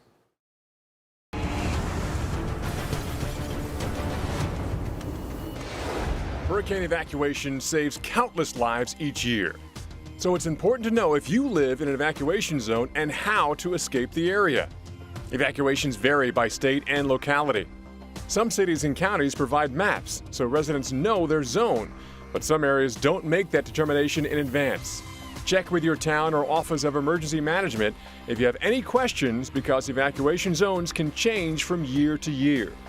Plan your evacuation route in advance. If you're going on a trip, find out about evacuation zones from your hotel. Listen for updates from local officials. And if you live in an evacuation zone, be ready to go immediately if orders come to get out of the area. Florida residents need to prepare now for Elsa's arrival. Here's a live look at Orlando. And Orlando may not be in Elsa's cone, but we're going to have some pretty strong winds and some heavy rain, so prepare for that. Well outside of the cone and way over 100 miles from the center of Elsa, wherever it moves. Now let's have a look at Jacksonville, Florida. Weather now looking pretty good, but Elsa is expected to cut across the state and pack some strong winds, even when it reaches the first coast of northeast Florida. We could see wind gusts over 30 miles per hour at times with some of the heavier rain showers moving through. I just got word we have a severe thunderstorm warning for Dade County until 4 o'clock. That is associated with this squally weather moving through 200 miles north of where the center is of Elsa, which, by the way, is over Cuba right now. So the center's over land, just inland, moved inland a few hours ago, but it is spreading the bad weather now northward across Florida. It has been doing that this all morning long and will continue to do that through the afternoon. It's not yet in the Tampa area, but it will get here. Winds right now are relatively benign. They're light, a few miles per hour, not any different than you would expect from an early July afternoon. But we will see some gusty showers and storms move through later on today and tonight, and the weather will then really get a lot worse as we head in towards tomorrow. You can see some of the winds. We think it'll be predominantly an east wind. So the shores that face the east will be problematic with some water rises, but the shores that face toward the west, toward the Gulf of Mexico, it'll be an offshore wind. That's good news there. But some of these gusts could exceed 60 miles per hour, and that can do some damage. With some of the heavier showers, I do expect to see some of those wind gusts in the 50 to 60 mile per hour range if the forecast holds. Now, if Elsa were to get a lot stronger, then we'd have to update the forecast. But that's the way it looks right now. Rainfall amounts isolated higher than this, 2 to 3 you're seeing pretty common, I think. And we'll see probably a couple of places seeing more than that. Same thing in North Florida, along the I-10 corridor from Tallahassee through Lake City, Jacksonville, Gainesville, all the way into parts of even southern Georgia. How about that? Let's say Savannah or maybe Cumberland Island, Georgia, Tybee Island, and lots of other places in between. We are going to see a few inches of rain as we go forward through the next couple of days. So overall, the gusty winds continue to move northward. Here's a forecast beginning tonight, going into tomorrow morning. We're looking pretty good, I think, through much of the day along the I-10 corridor in North Florida, but it's going to get worse. You can see the winds, according to this model, increase to gusts over 30. And I think along the east coast of Florida and Georgia, we'll have gusts even stronger than that. So we got some breaking news for you.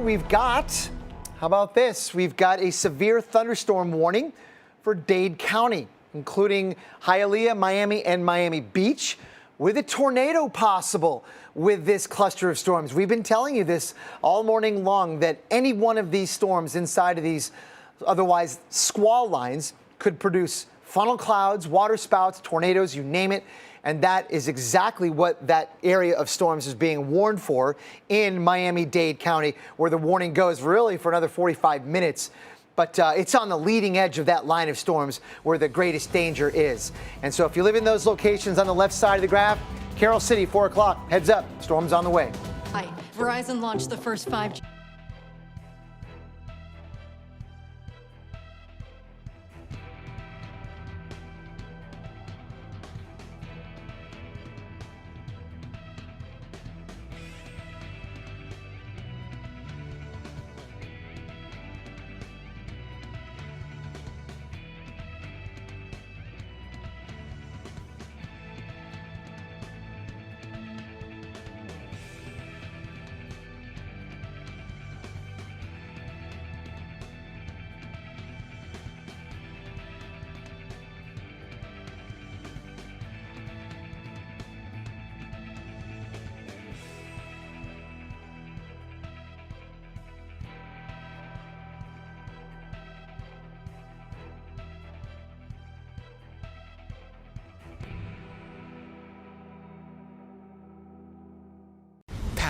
is dedicated to Earth and all its wonders.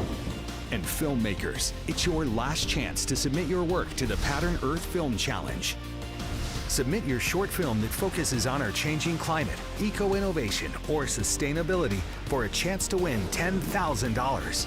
Plus, have your work featured on the Weather Channel and join our mission to inspire others to help shape Earth's future. Go to pattrn.com for details. And breaking right now here on the Weather Channel, tracking a severe thunderstorm warning. This severe thunderstorm warning does include Miami. This is for Miami-Dade County. You can see it does include Miami Beach, Hialeah, and a tornado is possible out of this as well. Can't rule that out. This is a severe thunderstorm warning right now. The storm is moving to the north at 30 miles an hour, and you can also see a lot of lightning associated with this storm. So a potential tornado is something that we have to worry about with this storm. Some very heavy rain also in this, and can't rule out 60-mile-an-hour wind gusts. Again, this storm coming off of the water and moving into Miami right now. This is south. The warning extends up to and just south of Fort Lauderdale, so Hollywood, Hollandale, close to that if it does hold together and maintain its strength. A couple areas that we'll have to think about. Meanwhile, this is on the far northern edges of the tropical storm that we're currently tracking right now. Again, there's a severe thunderstorm warning right now with those winds. Could be up to 60 miles an hour with a possible tornado, but we can see some of the winds around where Elsa is right now. And if you look closely, you can kind of see where there's some of that spin going on here. And this, again, a 60-mile-per-hour tropical storm moving in the northwesterly direction at the moment. That's going to put it back over water, over warm waters later on, either overnight tonight or into the morning hours, where it will have the chance to re-strengthen. The official forecast right now is at 65 miles an hour. Still a tropical storm, but we'll see. We'll see. Sometimes these things have a way of surprising us. Here's the severe thunderstorm warning again for Miami-Dade County. Storm moving into the north. It is possible there's a tornado associated with this as well. And rescue crews have resumed the search in Surfside, Florida, after the rest of the Champlain Towers South condominium was demolished last night. 27 bodies have been identified so far, and 118 people remain missing. As the Weather Channel's Justin Michaels tells us, officials wanted to get the building down in advance of some of the weather we're seeing out there right now. A bit of a somber tone here, but they know here now that they can begin the process of moving forward. Remember, they halted all search efforts for those 121 people who were missing until the building came down. The only remnant that we can show you right now of where that building used to be, you can see the crane back there with the American flag. We did see that yesterday afternoon as they were doing those preliminary and final steps to get all the explosives in place and prep the building for it to come down. That crane is now up again, and we do know, as far as the timing, 10:30 last night, give or take a few minutes, is when the building came down, and it was at 1 o'clock this morning. They wasted almost no time. 1 o'clock this morning before they got the word that crews could now start the search effort again for those 121 people who are still missing. At this hour, this is still a search and rescue operation. It has not been switched to a recovery operation, and that may be giving signs of hope to family members who are still hoping that their loved ones are still alive. It's a completely different story. Now we're working everywhere, and we can bring the heavy machinery in close to where that collapsed, the remaining building was. So there's more optimism now. We have waves of search and rescue teams. As a matter of fact, it was described to me as 5 deep.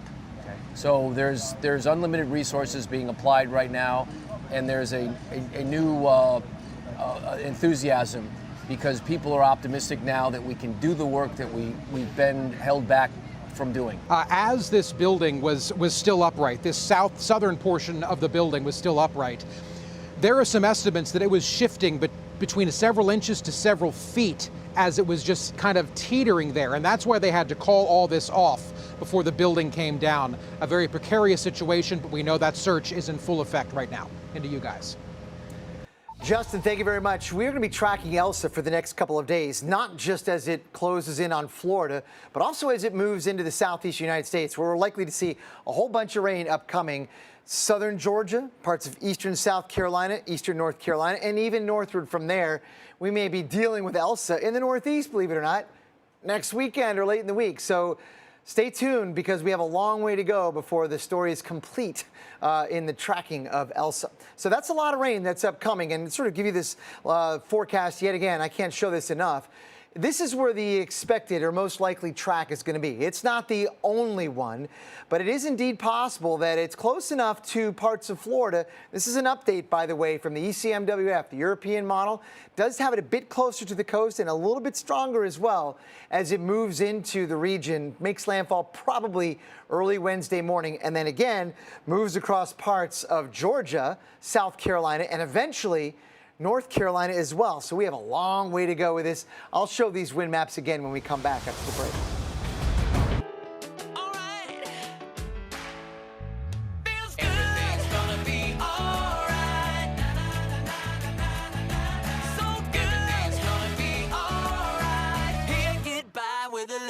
Smile. At Novartis, our goal is to help keep Cosentyx accessible and affordable. If you're taking Cosentyx and your insurance or coverage changes, or you need help paying, Cosentyx Connect is here to help. Don't use if you're allergic to Cosentyx. Before starting, get checked for tuberculosis. An increased risk of infections and lowered ability to fight them may occur. Tell your doctor about an infection or symptoms if your inflammatory bowel disease symptoms develop or worsen, or if you've had a vaccine or plan to. Serious allergic reactions may occur. Call us or visit us online. We're here for you. This is what 30 minutes of boot camp tastes like. Come on, Peloton. Let it flow. Reach all the way up. Check your vibe. It's time to grind, Peloton. Let's turn it up. Come on. What's up, hustlers? Welcome to Peloton. Welcome back to Weather Center Live. Let's have a look at some of the pictures now coming in from Miami, Florida. Look at these ominous clouds moving through. We have a severe thunderstorm warning in effect for Miami-Dade County, which does include Miami, Miami Beach, Hialeah, and areas nearby. Look at this. This is a squall. This is a gust front right here where there's likely winds in excess of 40 miles per hour in gusts moving through. This is all associated with Tropical Storm Elsa, which, by the way, is over 200 miles away over Cuba. But it is extending its influence now in South Florida like this. How about here's another shot from Miami. I can't tell what direction we're looking at, but I think it's probably south of some variety, maybe southwest. But yeah, there's dark clouds coming in and all kinds of bad weather. Let's go to the warning now. This does go until 4 o'clock, so another half an hour or so. And you can see all this bad weather moving from southeast to northwest. This is sort of an outer rain band, you can think of it, of Tropical Storm Elsa, and it is bringing some really nasty weather with it, and we'll see plenty more of these, I think, in the coming hours, for sure, throughout the late afternoon and into tomorrow. Right now, Elsa is a 60-mile-per-hour tropical storm. This is the latest advisory, and it's over Cuba. It's inland now, and it's got about 80 miles to go over land, meaning that in the next 6 hours, it moves at about 15 miles per hour. Next 5 or 6 hours, it will remain over land, over Cuba, and probably weaken a little bit. But then it will come back over water, and it might strengthen even more than this forecast suggests. It's a tough call. Hurricane strength forecasting, intensity forecasting is incredibly difficult, and it depends on so many things we don't really quite have a handle on in real time. So we just have to keep an open mind to the fact that, yeah, it might get stronger than the expected value. The most likely scenario is it stays at tropical storm strength, but there is a realistic possibility that it gets a bit stronger. Keep an eye on it. There's the center of circulation, as I mentioned, just inland to Cuba, came on board a couple hours ago.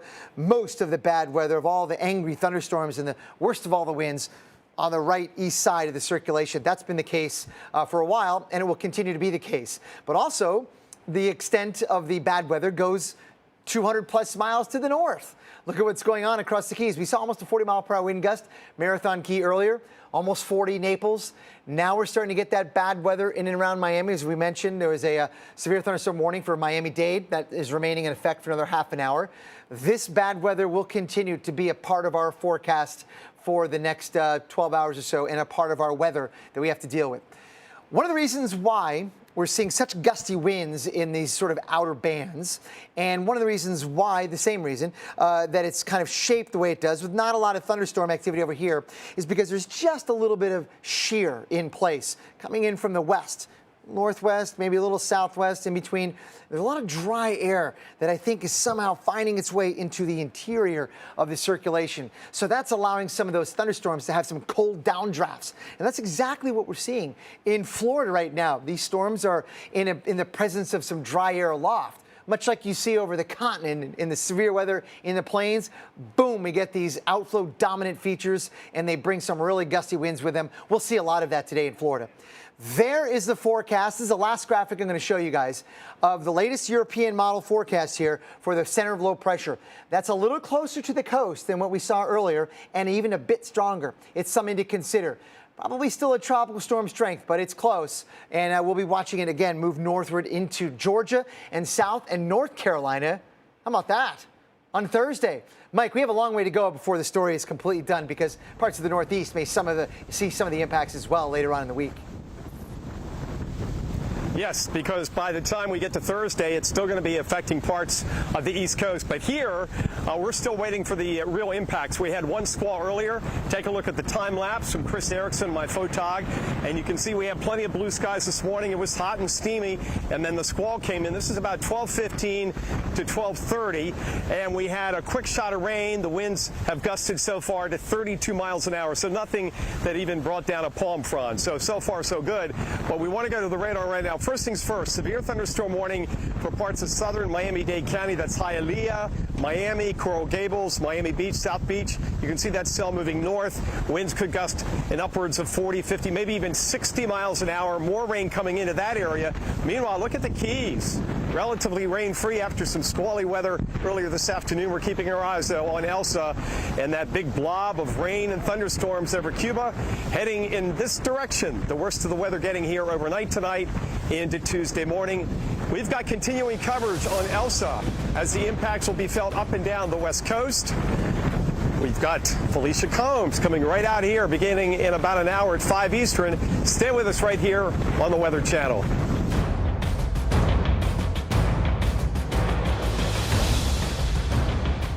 When Grandma...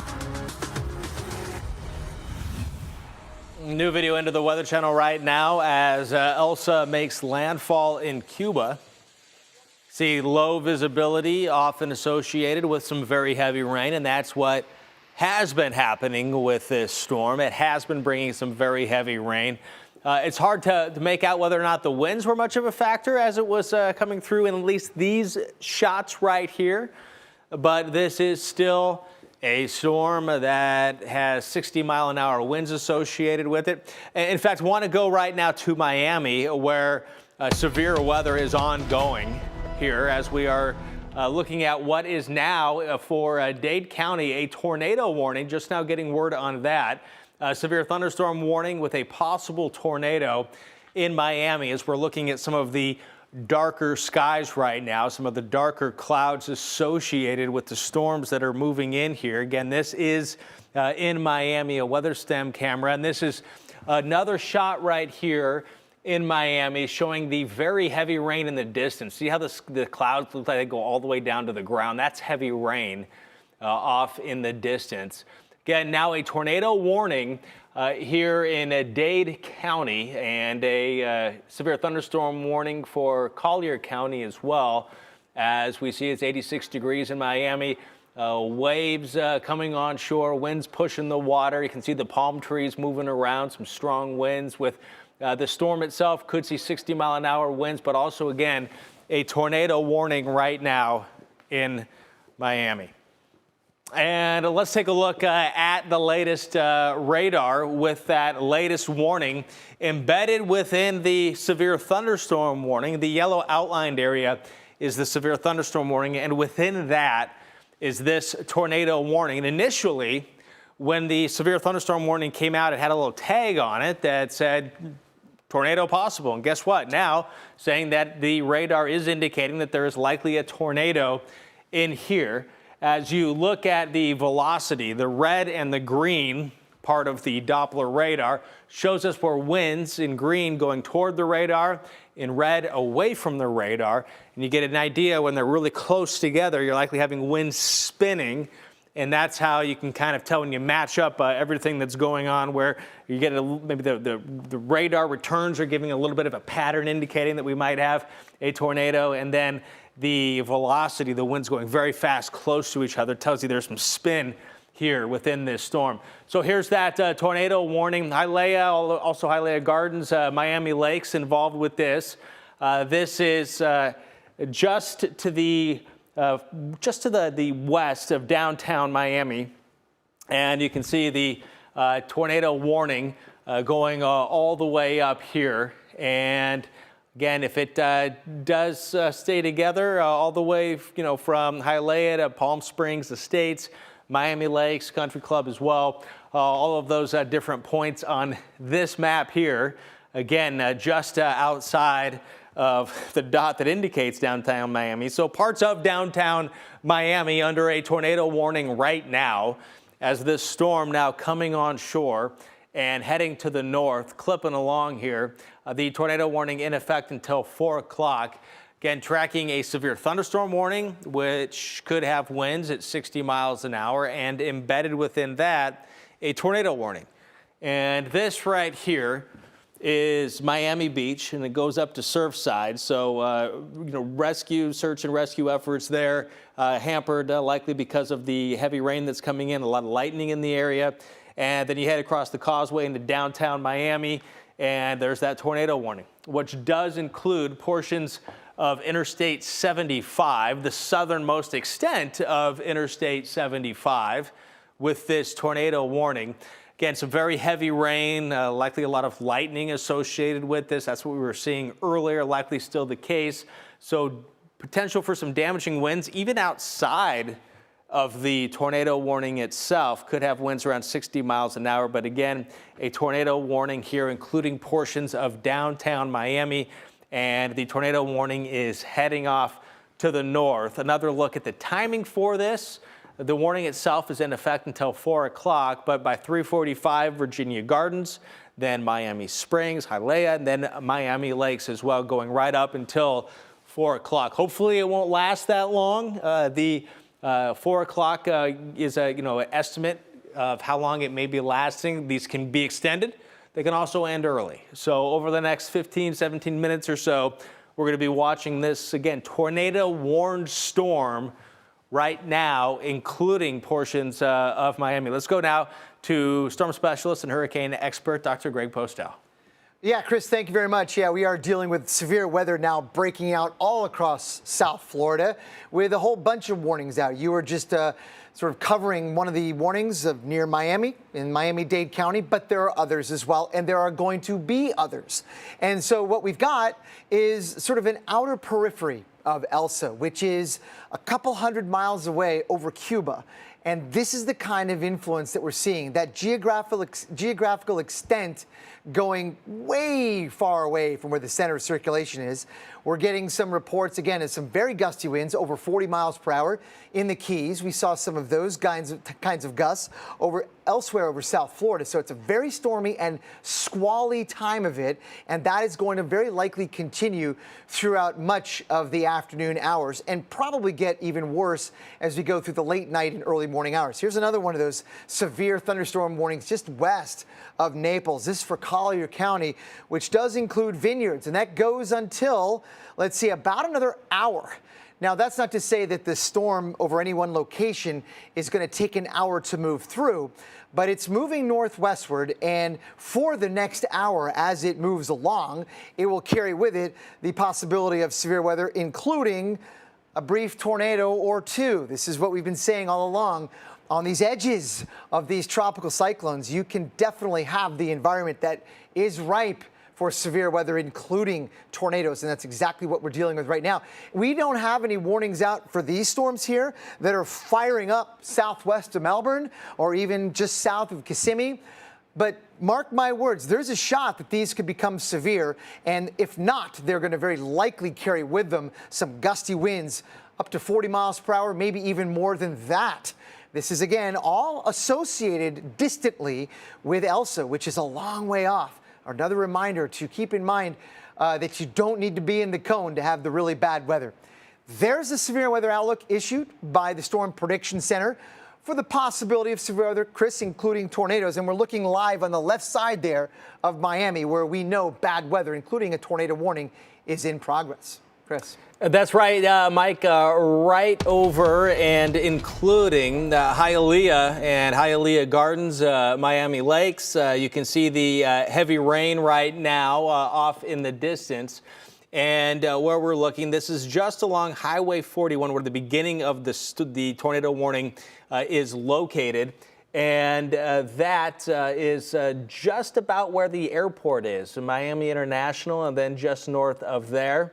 Hialeah, and then going up north from there is Miami Lakes, Palm Springs North also within this. Again, looking right now here at a tornado warning for Miami-Dade. This, again, does include Hialeah Gardens, Miami Lakes until 4 o'clock. The tornado warning in effect. Radar indicated there's a lot of lightning associated with this as well, and you can see the nasty weather offshore. The severe thunderstorm warning right here, go ahead and outline it in white. That is for some strong winds. Initially when that came out, it said tornado warning or tornado possible. Now there is a tornado warning, so expect a tornado in these areas here as this storm is marching off to the north right now. Again, a radar indicated tornado warning. You can see the radar site down here just north of Homestead, and it's sweeping around, detecting the raindrops, also trying to determine where the winds are going very fast next to each other, which would indicate where that spin is. Another look at the timing. Hialeah here at 3:50, so we're looking at a matter of minutes now, a few minutes. Palm Springs Estates at 3:53, rough approximate. But if you're anywhere within the warning, seek shelter now. If you're watching us, make sure you're in your safe location. Also, Miami Lakes Country Club. Not the only warnings we're tracking right now across the southern portion of Florida, south of Fort Myers. Another severe thunderstorm warning. A lot of lightning associated with this one. Again, there's that severe thunderstorm warning here that includes Miami with a tornado warning embedded within that. And another look at that, just the southern end of Interstate 75 right here. This is just west of Interstate 95 and north of 41. And again, for Miami-Dade, Hialeah Gardens, Miami Lakes as well. And beyond the warning areas to the south of it, there's also some very heavy rain. A lot of lightning associated with this. Again, this is a radar indicated tornado warning that we're currently tracking here on the Weather Channel. A lot of lightning and possible tornado. Damaging winds also associated with this as well. So here's the look at the future radar, the high resolution future radar to give us a general idea of what the radar may look like through time. And by midnight tonight, still some stormy weather here in South Florida. And then now we're going to add on the rest of what Elsa and whatever Elsa is going to bring as it continues up. And it's going to be on the center of the storm is going to be on the west side of the peninsula here in Florida, in the Gulf. However, a lot of the nasty weather will be over the peninsula, including South Florida, including the threat for more of what we're seeing right now. More possible severe storms, still a lot of lightning. Can't rule out these spin-ups we see quite often, and especially on the right front side of the storm. And that's where South Florida is going to be. And the center down here, you can kind of see, you really can see that center of circulation when you kind of, look at the direction the radar is going and you kind of follow it around. You can kind of make out where that counterclockwise swirl is. So we're still, very early in all of this here for South Florida, in the southern part of the state here, all the way along the parts of the West Coast. So when this low comes back up over here, it's still going to be bringing more moisture, more storms, and squally weather to Florida. And again, right now, including a lot of, in fact, as we watch the first few frames, I think we can kind of make out the airport down there, Miami International. Yep, right here is where the airport is. And so maybe having some issues here with flights. I would imagine that would be the case as some of the nastiest weather is kind of sliding off to the west a little bit. Some strong winds possible with this. Also, again, that's outside of the possibility that there's going to be a tornado. Here's another look at how things may be playing out through this evening. Here's now midnight, still some thunderstorms here. Miami Beach up to Surfside, up to Hollywood, Fort Lauderdale, all the way up to West Palm as well. And Alligator Alley going across Interstate 75 there during the overnight hours, showers and storms. Then things are going to ramp right back up as there's going to be an approaching tropical storm during the day tomorrow. Again, overnight tonight for Key West, for the lower, middle, and then eventually the upper Keys for the early daylight hours, as this storm will continue to bring some of the heavier rain and thunderstorms right now to the west side and even the east side of the state. So still going to be tracking these storms this evening, again, overnight and into the morning hours. Again, a tornado warning right now for parts of the Miami metro area. And so when we talk about, again, we're seeing a tornado warning right now. And when we talk and discuss tornadoes associated with tropical systems, we talk about tropical tornadoes most associated with the bigger parts of the storms, the supercells, and it happens as usually the system is coming on shore. Some of them, are going to be weak and they can be short-lived. That makes it a little bit more difficult sometimes to give a lot of advance notice. And again, it's that right front quadrant of the storm. And part of the reason is you've got that momentum of the storm itself, the winds associated with it. And when those winds come on shore, it gets a little bit of friction. You get this inherent kind of turning associated with the movement and the friction. And so you can get these quick little spin-ups that'll happen with these storms as we are tracking the tornado warning right now here in the Miami area. So let's go ahead now and take another look at a couple of severe thunderstorm warnings. There's one right here, and within this one right there, this one is the one that has the tornado warning associated with it. Again, this is a loop of the radar. You can see down here is where Elsa is, at least the center of Elsa, as it is moving on shore in Cuba right now, already making landfall around 2 o'clock or so. And here's that tornado warning for parts of Metro Miami here. This does include Hialeah Gardens, Miami Lakes. The storm looks like it's starting to go a little bit more to the west side of the warning. At least that is where some of the heaviest rain is right now. And it's not the only heavy rain we're going to see. With more heavy rain out here, more down here, lightning associated with all of this. This tornado warning is in effect until 4 o'clock. This, again, is a radar-indicated tornado warning. And as we look at the radar, not seeing anything that jumps out to me, but let's get to some expert eyes, storm specialist and hurricane expert Dr. Greg Postel, to see what he is seeing right now on the radar. Dr. Postel. Yeah, Chris, in terms of a TVS, a vortex signature, a tornado vortex signature, there is not one inside of that, at least right now. But the fact is, these are very transient circulations. They will pop up very quickly and then dissipate just as quickly. So while we've got that tornado warning, take shelter if you are in Miami-Dade County or, for example, in and or near Hialeah Gardens, Miami Lakes. There is a bad thunderstorm moving through. And if nothing else, it's got wind gusts of up to 40 to 50 miles per hour, very heavy rain, a lot of cloud to ground lightning, and maybe even a tornado. Although you just scanned inside of that, Chris, and there wasn't any evidence of a circulation in progress, it doesn't mean in the next scan there won't be one. These storms are going to be very good, very adept at tightening up any circulation inside of them and potentially producing a tornado. So that's why the warning in part goes till 4 o'clock. That's another 6 minutes. We'll see if it is indeed extended. We'll see. I have my doubts based on what we've seen on the radar, but you never know. Again, this is a radar-indicated possible tornado in the Miami-Dade area. That whole area, though, of bad weather is moving rapidly off toward the northwest on the periphery of Tropical Storm Elsa, which is over 200 miles away. It's over Cuba. And this is on the periphery of it, where you get some of these outer bands that produce severe weather. And right now what we're dealing with is absolutely no exception to that. Another severe thunderstorm warning for parts of western Florida. This is in Collier County. It's probably going to be moving just west of Naples, but heads up, we're in the same environment that we are here that we are in eastern parts of Florida. So we could see some brief spin-ups, some funnel clouds, water spouts, and the like for a while. I think this is just one episode of several more yet to come, especially when you consider that that's how these things work. We're going to see more bands coming on board over the next, say, 12 to 18 hours. So the severe weather will very likely continue across parts of Florida. And I can show you the severe weather outlook that is issued by the Storm Prediction Center for today.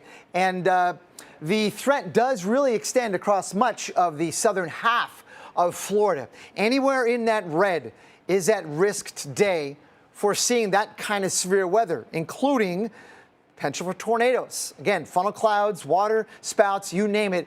These types of outer rain bands are very good sometimes at spinning up circulations, and we have seen some of that on the radar in and around southeast Florida. Let's get back to that, see if the warning has been allowed to expire. Well, not yet. We got a few more minutes to go, but this is the area that is moving it through, and we are getting word that they are going to allow this warning to expire.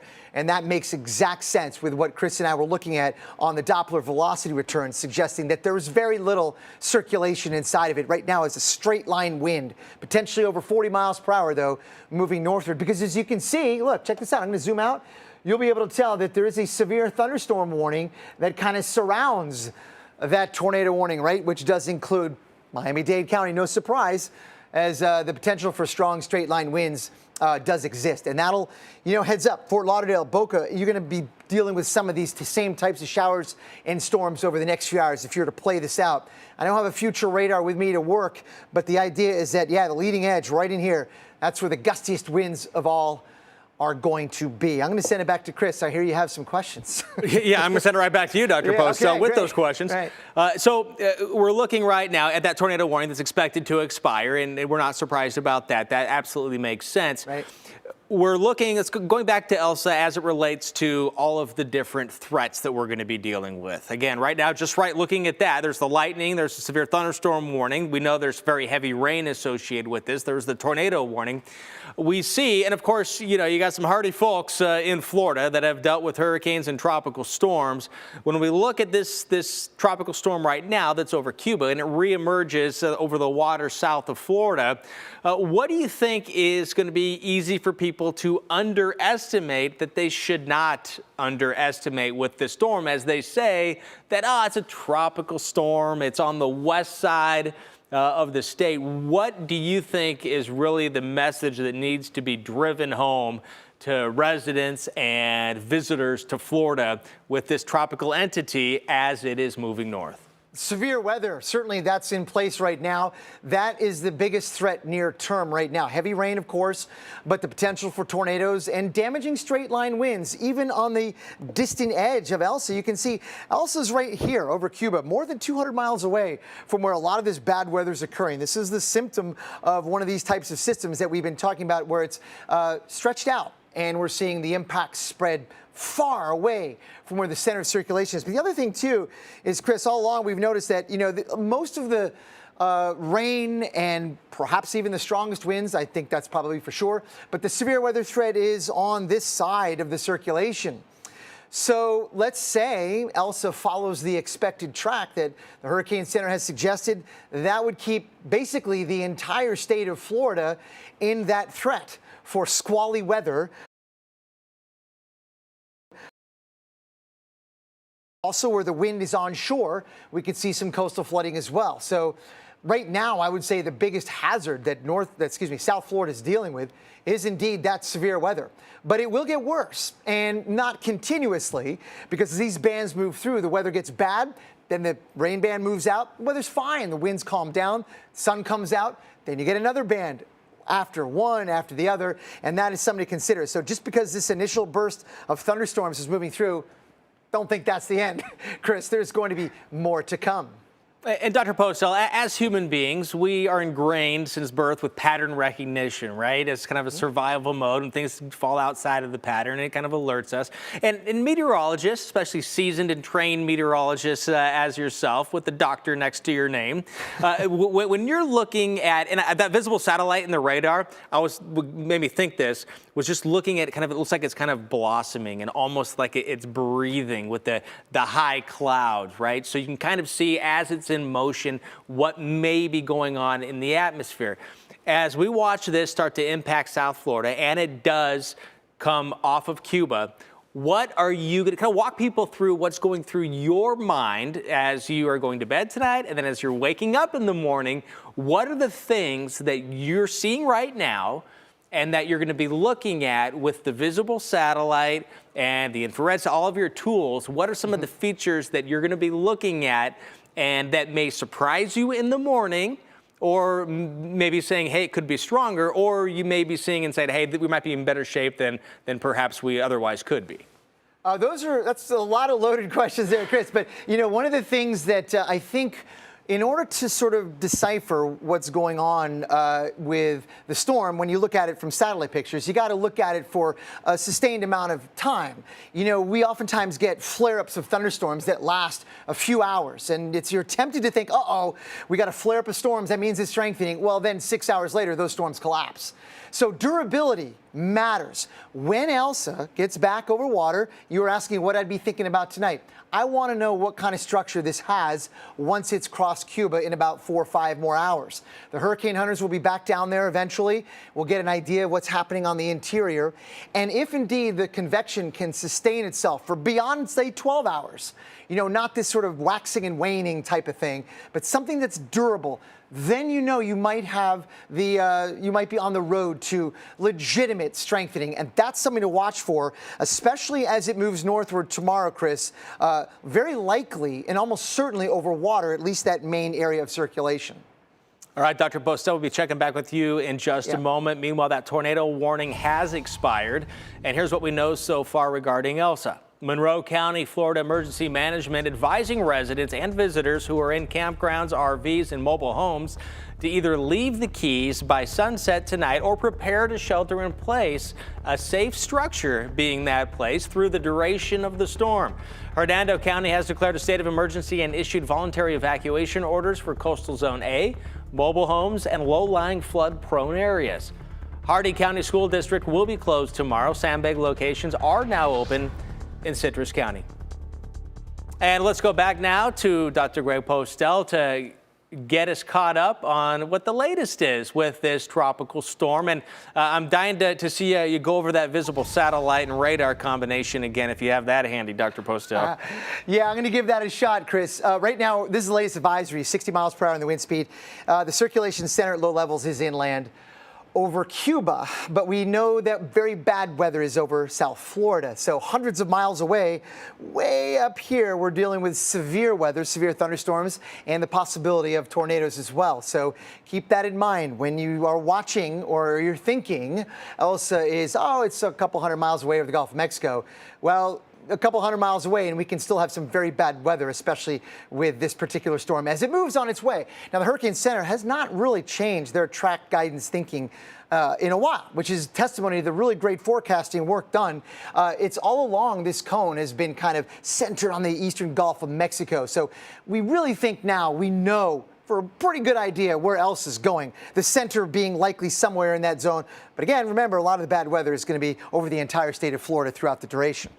The intensity, though, is something to watch, and I think that's what Chris was alluding to earlier when he asked me about some of the things I'm going to be watching, is the durability of convection and its symmetry. Right now, we're dealing with a circulation that is asymmetric. In other words, that is lopsided. A lot of the bad weather is along and on the east side of the circulation. That matters, because as long as we have a circulation that looks like that, that's shaped like that, it's going to be hard for it to get stronger. It needs to have convection on lots more areas of it, and one of the reasons why we're seeing, I think, that asymmetry is because there is indeed some dry air and just enough wind shear in the environment to get that dry air into it. But right now, the weather, again, over Florida and over the Keys is not good. It is thunderstormy, it is gusty, and it's going to be that way off and on again throughout the afternoon and evening. And right now, I'm going to send it over to Mike Seidel in Key West. We recently had a wind gust over 30 miles per hour, but right now the weather actually looks pretty good. Yeah, it's turned out to be a nice late afternoon here in Key West. The sun is out. You talk about dry air, and we're looking off to the south and southwest, and look at all the blue sky now. Palm trees blowing in the wind. Nice breeze taking an edge off the heat as winds have been sustained 15 to 20 miles an hour. Haven't had much rain, though, in the past couple of hours. We had a couple of showers and that first squall. We can show you that via time lapse. This came in right after lunchtime. We followed it across the Florida Straits. Actually, it hit the Middle Keys a little bit harder if you measure that by wind gust and peak wind gust. Marathon gusted to 38, and we've only gusted to 32 in the overall scenario. But they've had a little bit more rain up there. And, of course, Dr. Postel just doing a good job there on talking about Miami-Dade County. That tornado warning has now expired as of the top of the hour. But more squally weather coming in across Key Biscayne and that area up towards Miami Beach. And we still have the warning in the area of Collier County, just to the west of the beach. Meanwhile, here, the worst of the weather will be tonight and tomorrow morning. We're watching Elsa crossing Cuba. How much does it weaken? Maybe it does weaken a little bit. We're still going to get the wind and rain. The wind gust could top out over 50 miles an hour. We could have some scattered power outages.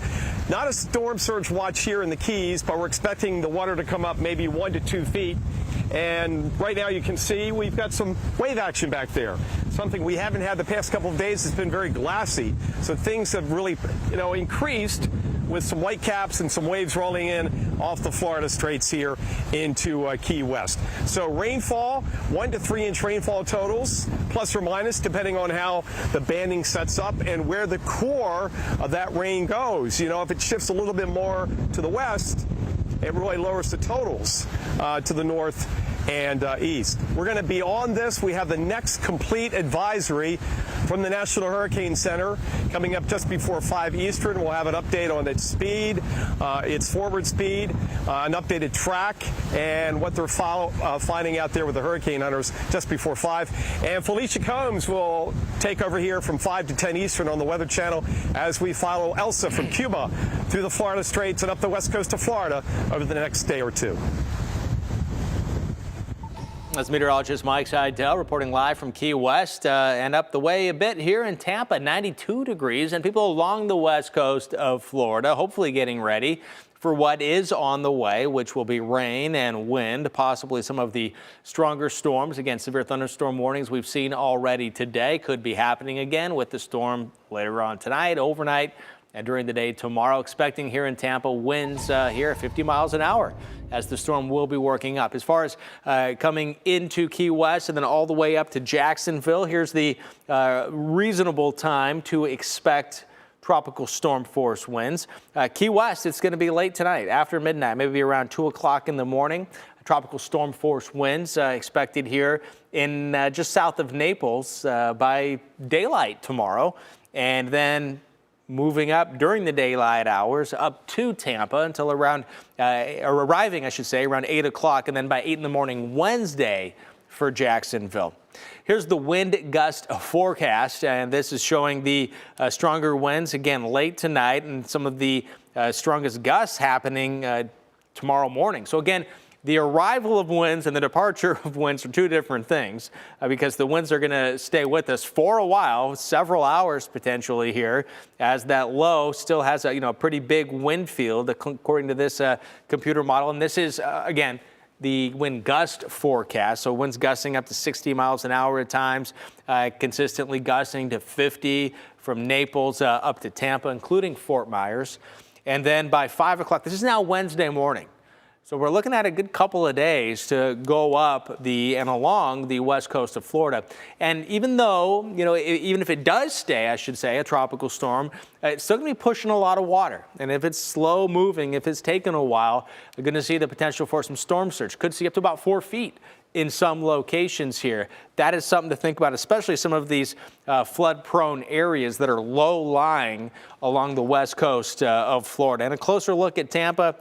Here is this tomorrow afternoon at 1 o'clock, 25 mile an hour winds. Sarasota, we're going to see these winds gusting up to 50 to 60 miles an hour by early to mid-afternoon, and continuing strong. Again, these gusts continuing through tomorrow night and heading up to Cedar Key, and then eventually even up to the state capitol as well. Could see some of the stronger winds. And it is, we know, vital to understand your home's vulnerability when it comes to tropical weather, and having a family plan before the storm arrives is extremely important. Meteorologist Mark Elliott has a checklist of things to do before a storm. Tropical storms can create conditions that threaten your safety. If your area may be affected by a tropical storm, it's time to take action. Stay informed. Media outlets provide valuable information about what types of emergencies can occur and the best way for you to respond. Follow the instructions issued by your local authorities. If ordered to evacuate, leave when told to do so. During the peak of the storm, it's critical that you stay away from doors and windows. Broken glass and flying debris can cause serious injury or death.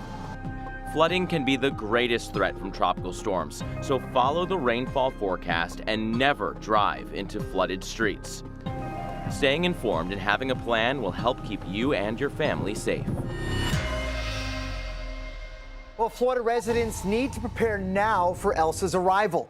Here's a live look at Orlando, Florida. Temperature 90 degrees, about average for this time of year.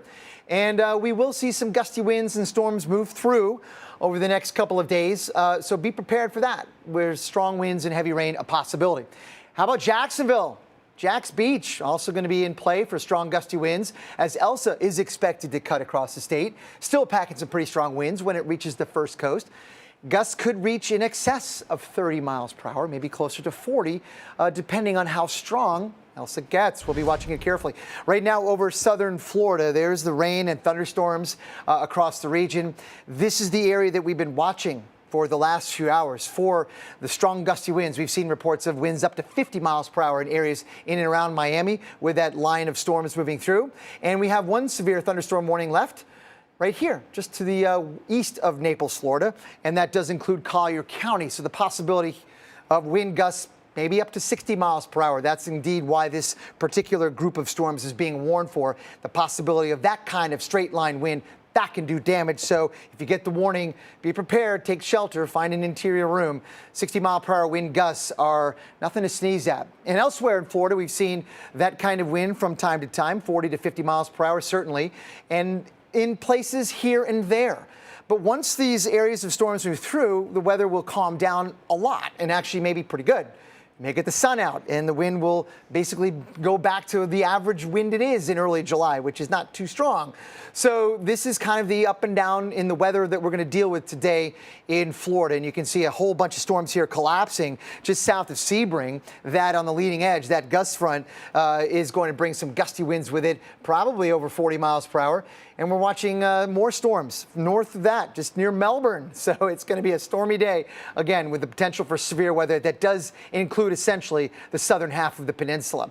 Do expect the severe weather chances to go up tomorrow and include more of Florida, including North Florida as well. Maybe as far north as southern Georgia as well. The amount of rain will be significant. Again, forecasting tropical convection thunderstorms, very difficult. This is a best estimate here, 3 to 5. Locally higher amounts are likely, given the efficiency that we think will be with some of these rainmakers, and it will come down really hard in times and places, so be prepared for that. Last graphic I'm going to show you is the movement of Elsa with all its bad weather, moving from south to north and bringing it to Tampa, we think, as early as tomorrow. Stay tuned for our live coverage. We have all these great folks out there in the field. We'll be right back. Hi.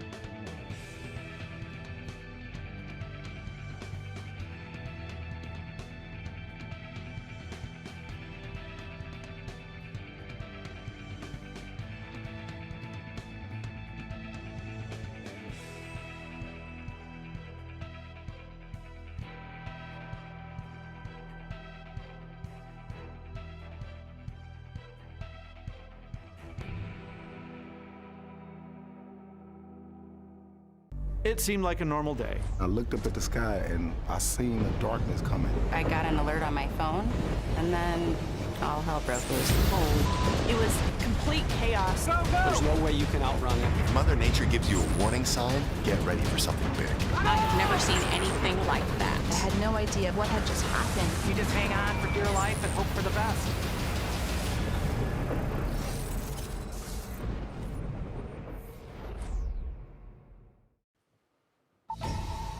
Welcome back to the Weather Channel. The Weather Channel is tracking Tropical Storm Elsa as it bears down on the Sunshine State here.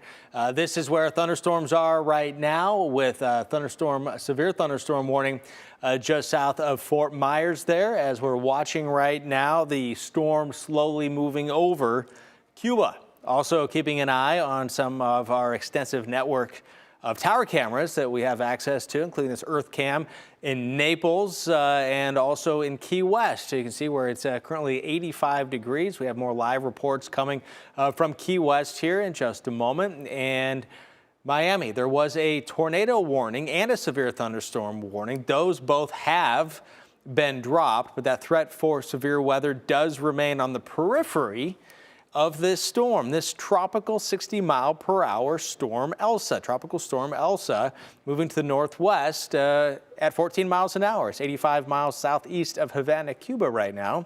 Tropical storm warnings. Expect tropical conditions if you are in these areas in red from the Middle Keys to the Lower Keys, and then all the way up the west coast of Florida to most of the Big Bend area. Tropical storm watch conditions are possible to turn as nasty as a tropical storm, and can't rule out even more strengthening going forward.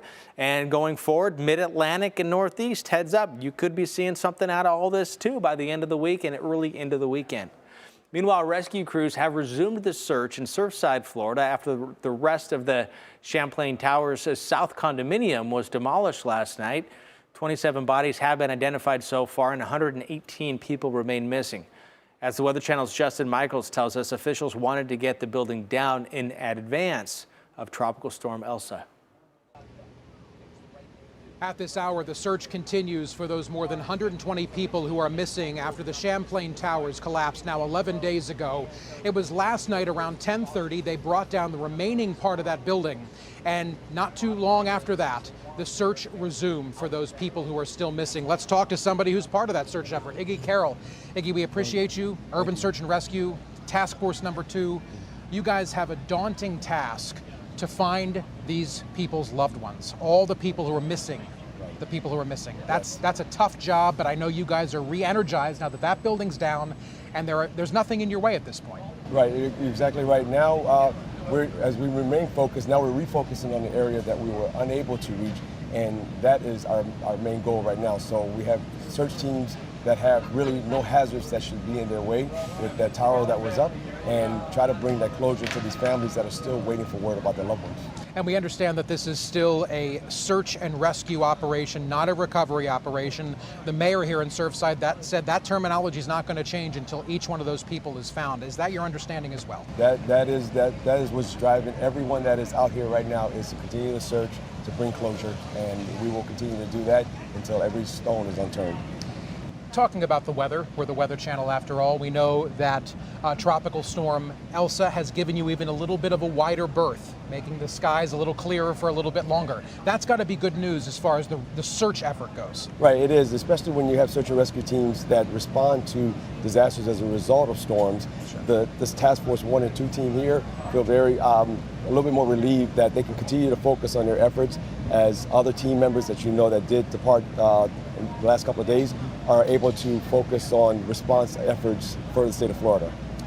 Iggy Carroll, Task Force number 2, we are grateful for the hard work you do. Thank you for everything. Lifesavers, one and all, heroes for sure. And of course, the Weather Channel will continue to follow the details coming out here in Surfside. It's a tough situation, but they've got pros at the helm. In Surfside, Justin Michaels, the Weather Channel. Justin, thank you very much. The impacts from Elsa will be felt outside of Florida in areas farther to the north, like Georgia, South Carolina, North Carolina. A lot of rain is very likely coming our way, with the potential for some pretty gusty winds as well, especially in the southeastern part of Georgia, including Savannah, low country of South Carolina, and also the Piedmont and areas on east in North Carolina. Here's the Hurricane Center's forecast positions and the cone surrounded by that, some of the bad weather that we think will be in play. So let's just say Elsa moves off Cuba in a matter of hours later on this evening or overnight tonight. It's probably going to be west of Key West, probably, bringing very gusty winds and heavy rain, not just to the Keys, but also to parts of the southern part of Florida. And then it continues northward from there. Let's say Tampa gets its closest encounter with Elsa later on tomorrow evening. Very gusty winds, heavy rain. The possibility of tornadoes and severe weather does occur on the periphery of these systems as well, so we have to contend with that. And then across the I-10 corridor going into, again, southeastern Georgia on Wednesday, and then weakening very likely into a depression, we think, on Thursday morning, but then on northward from there. So the story, I don't think, is going to stop here in the Carolinas with Elsa. There is some suggestion that we may be dealing with some kind of system, whether it's a tropical or a hybrid, moving all the way up the coast by the end of the week. Heads up for that. I'll be right back. Every day. Tropical storm Elsa closing in on Cuba, in fact, going over Cuba right now, making landfall around 2 o'clock. Now, next stop after Cuba, the Florida Peninsula and the Florida Keys. Power Outage US says nearly 9,000 customers without power in Puerto Rico. And in Florida, Pinellas County schools and district offices will be closed tomorrow and again Wednesday. Sandbag pickups are open today in Tampa and Hillsborough County, and sandbags will be available beginning tomorrow morning at 9 o'clock in the morning in St. Pete. All right, let's go into the lab with a storm specialist and our hurricane expert, Dr. Greg Postel, with a look at what he is currently seeing in relationship to Elsa. Yeah, the squally weather continues over the southern half of Florida. We've seen that all morning long. We've had some severe thunderstorm warnings. We've had at least one tornado warning. None of that is in play right now. We are still dealing, though, with very gusty conditions at times and in places with this area of nasty storms moving inland from the Atlantic. And we're going to continue to see this being the case off and on. The weather will be fine and then get really squally. And then back and forth we go, progressively getting worse with each bout of rain, and I think that's going to continue through the night and early morning tomorrow. So this is what we have. You can find your spot on the map. We've got plenty of storms to boot across the region, and it is because of Elsa, and that's what we're seeing. The distant peripheral impacts 200 plus miles away from where the center of circulation is here. We're seeing a lot of bad weather already in progress in the great state of Florida. 60 miles per hour in the wind speed on the latest advisory. We'll get a new one coming up fairly shortly. I'm not sure that's going to change much, but because it's been inland for maybe a couple of hours, perhaps the intensity will be dropped down a little bit, but not really much in terms of perceptible weather changes. It'll be essentially the same storm that it was the last advisory. And the track forecasting remains very consistent. The Hurricane Center has not moved this cone much at all during the duration. All along, the good forecasters there have sort of told us that it's basically going to be moving in this direction with the intensity at tropical storm strength.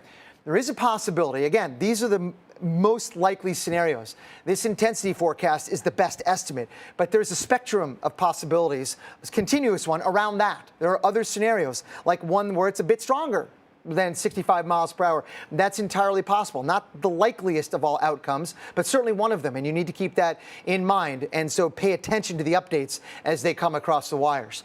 There is Elsa, as I said, inland over Cuba.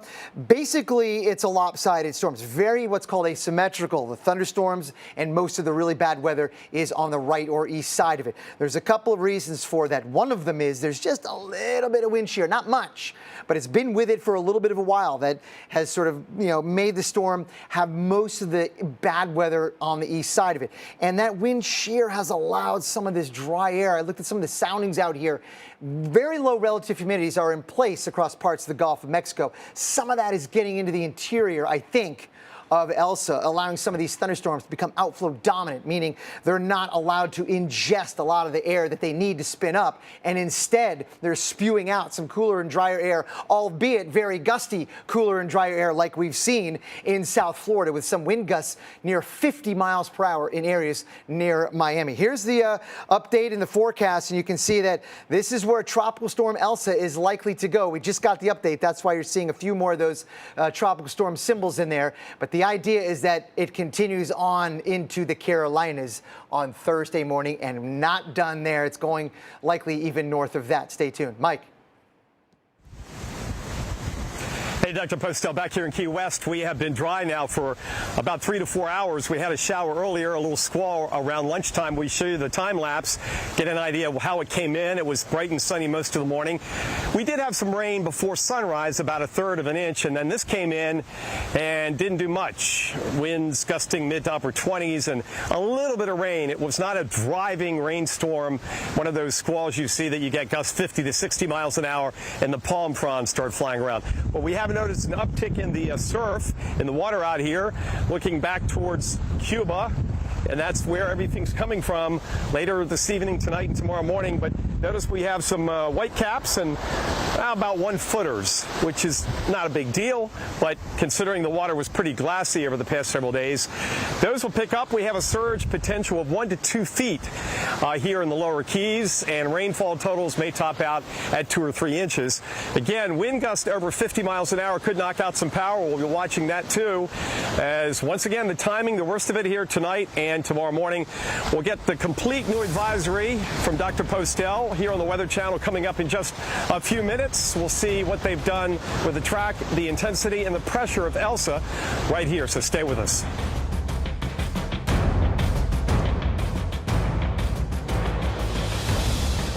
Managing type. A new video into the Weather Channel right now, showing beyond the trees and down the road some dark clouds in Naples, Florida. Had some big storms around here with some big-time rain. If you've ever driven in a Florida rain, it's something else. Tell you what, if you're not used to those tropical downpours, it can get you off guard. A lot of water can collect on the road in a hurry, and visibility goes down almost like that. And here's what's the latest now with Elsa, Tropical Storm Elsa, with some of the far outer edges of this storm, bringing some of those showers and thunderstorms to parts of South Florida. The storm's over Cuba right now, about a little bit less than 85 miles southeast of Havana, and it's going to continue off to the northwest, then turn northerly, turning into the northerly direction, and then eventually northeast. And while the cone, the center of the storm, is going to be offshore for most of the time, the nasty weather, some of the worst of it, the heaviest rain, some of the strongest winds are going to be over here, wherever the center ends up being. The center could be over here.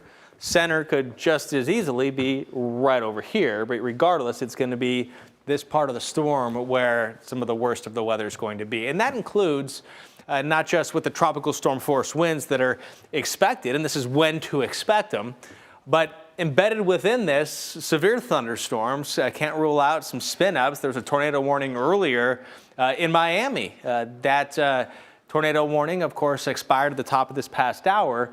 But as we see here, things are going to be going downhill in a big way here in the next couple of days from Key West as we watch these strong winds. These are the wind gusts overnight tonight with a lot of strong winds for the west coast of Florida. And it's no picnic at the beaches either here on the east coast of Florida, especially with the thunderstorms and the lightning and the damaging winds that can come with it, Dr. Postel. Yeah, indeed, Chris. I mean, it's going to be a long haul here for the next 24 to 36 hours. And then beyond that, in North Florida and parts of the southeast U.S. with significant impacts from Elsa. Let's have a look at what's ongoing, though, now in South Florida. Areas from Homestead to Kendall, Florida, Miami, all the way up through West Palm. We're seeing showers and thunderstorms move northward. Gusty winds, even though there are no severe thunderstorm warnings in progress, we are still likely to see some wind gusts over 40 and even perhaps 50 miles per hour with some of the heavier showers and storms. And we've been watching this area all morning long on the distant periphery of Elsa, 200 plus miles away from the center of circulation, which is right now over Cuba. But some of these showers and storms still mean business over much of Florida, not far from Melbourne. That storm is collapsing, but sometimes these collapsing storms can bring some damaging wind with them as the air kind of flows out and away from them. And you're left with a strong, dry, cool air that blows on through that could be doing some damage in places. But overall, we're seeing that severe weather threat today across really the southern half of Florida, but that will include, I think, most of Florida tomorrow, with an even greater tornado risk coming tomorrow with some of the ingredients coming into play. Rain will be rather significant as well. You can see 3 to 5 inches. I'll put a little plus on that. We don't know where the locally higher amounts will be, but I do believe there will be locally higher amounts. Forecasting thunderstorms very difficult, especially the kind of efficient rainmakers that we're going to have. So here's the cone and the forecast from the Hurricane Center showing you at tropical storm strength, it is likely to be west of Key West, the center, tomorrow morning, bringing very bad weather, we think, to parts of the Keys and the southern extent of Florida there with gusty winds and water rises as well, and very heavy rain, of course, continuing northward during the day tomorrow evening. This thing may indeed make landfall early Wednesday morning or late Tuesday night. And exactly how strong, Chris, we don't know for sure. It's most likely to be a tropical storm, but there is still room for things to turn out in a way that could let this thing get stronger than forecast. Stay tuned for all the updates. Yeah, and stay tuned for the latest developments in terms of what we ultimately see, including those locally higher amounts of rainfall. This is what we saw last Wednesday at Fenway Park. How about this? Light show a few days before the 4th of July over Fenway. If this doesn't make you nervous, well, it should. If you're sitting in the stands and the bleachers here at Fenway, lightning certainly a scary phenomenon, if you ask me. So erratic in its nature.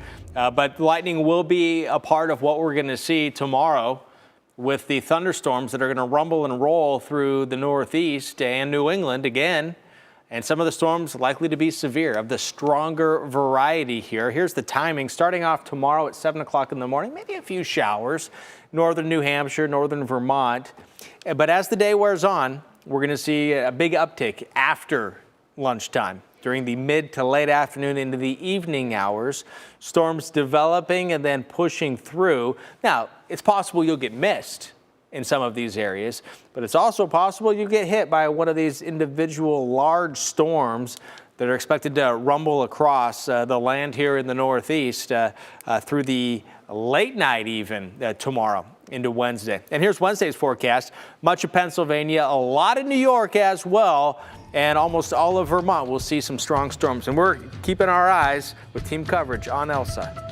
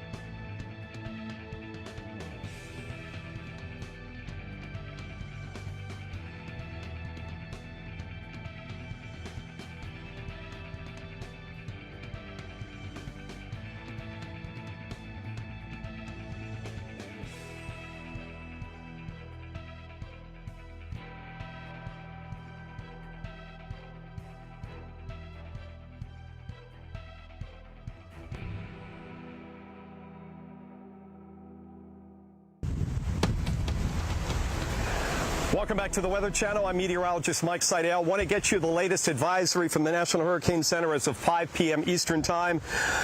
Elsa is now moving over western Cuba, dropping a lot of rain and gusty winds, but it has weakened somewhat now. We had expected this over land. The friction tears it apart, and the maximum sustained winds now have dropped from 60 down to 50 miles an hour. So that's about a mid-level tropical storm. Still moving northwest at 14. The pressure's up a millbar to 1,008, and right now it's just southeast of Havana. As far as warnings and watches go, they've extended the tropical storm warning farther up the coast into the Big Bend of Florida, and the storm surge warning has been issued now for the Florida West Coast from Bonita Beach, that's Lee County, north to the Acela River, which includes the Tampa Bay area. So now Tampa Bay under a storm surge warning. I don't see the numbers right here on this particular page, but they've been going 2 to 4 feet of a storm surge in that warning area. Back here, we're expecting a surge of 1 to 3 feet. We've got some wave action now, so we have seen the wind pick up the water, not literally pick it up, but the energy gets transferred down to the ocean, and you get the wave action. Off in the distance, we can see a shower, and this is where everything is coming from, off from the south and southeast, as it all comes off Cuba and into the Keys tonight and tomorrow morning, Chris. And that's when we expect the worst of the weather here, and then it will move right up the west coast of Florida. The heavy rain, the gusty winds, and the risk for the surge and even some power outages. Hi, meteorologist Mike Seidel reporting live there in Key West, Florida, as we're looking at where some of the heavy rain came down on Saturday. A record 2.63 inches of rain, causing some serious street flooding in the city of Tampa. You can see that right here, right down the middle of this road. Now, the waterlogged area likely to get a lot more water falling out of the sky here with Elsa.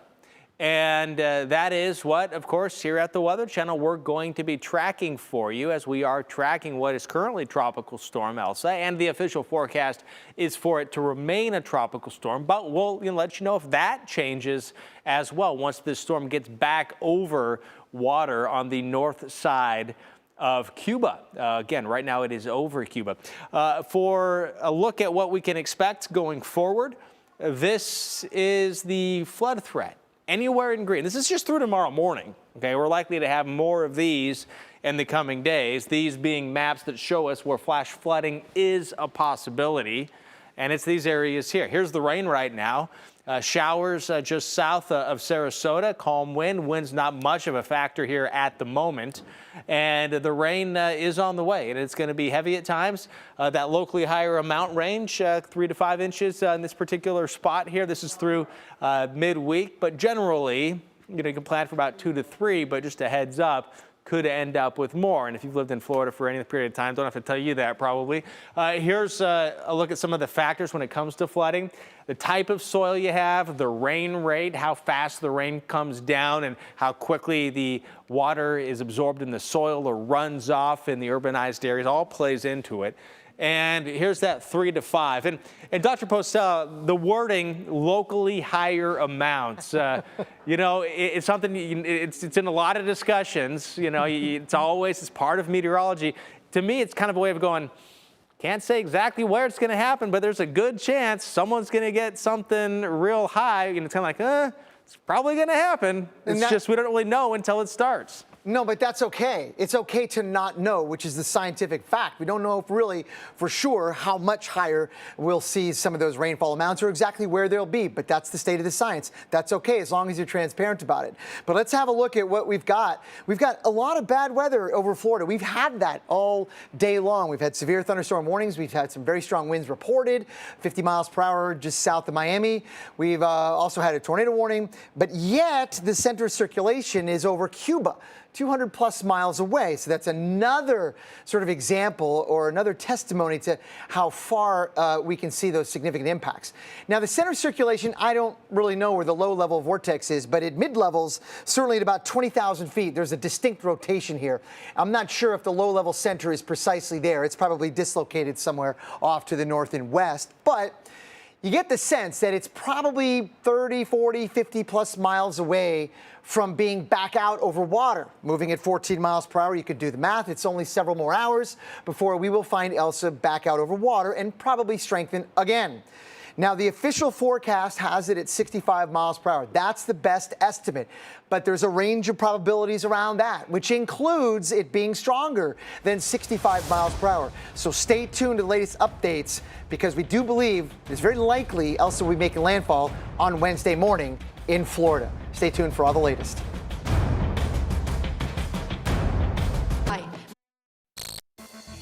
Coming up tonight on Weather Underground, we're tracking Tropical Storm Elsa with landfall in Cuba in the rearview mirror. It's now gearing up for another landfall in Florida, but will it re-strengthen before it hits? Residents are already preparing for multiple hazards, including strong winds, heavy rain, and storm surge. We're breaking down the timing city by city, letting you know who's most at risk. And tropical storm conditions are expected in the Florida Keys tonight, where a state of emergency has been declared. A live update from meteorologist Felicia Combs is just minutes away. Plus, this storm won't end when it hits Florida. Why those living along the southeast coast need to pay close attention. It's all next on Weather Underground.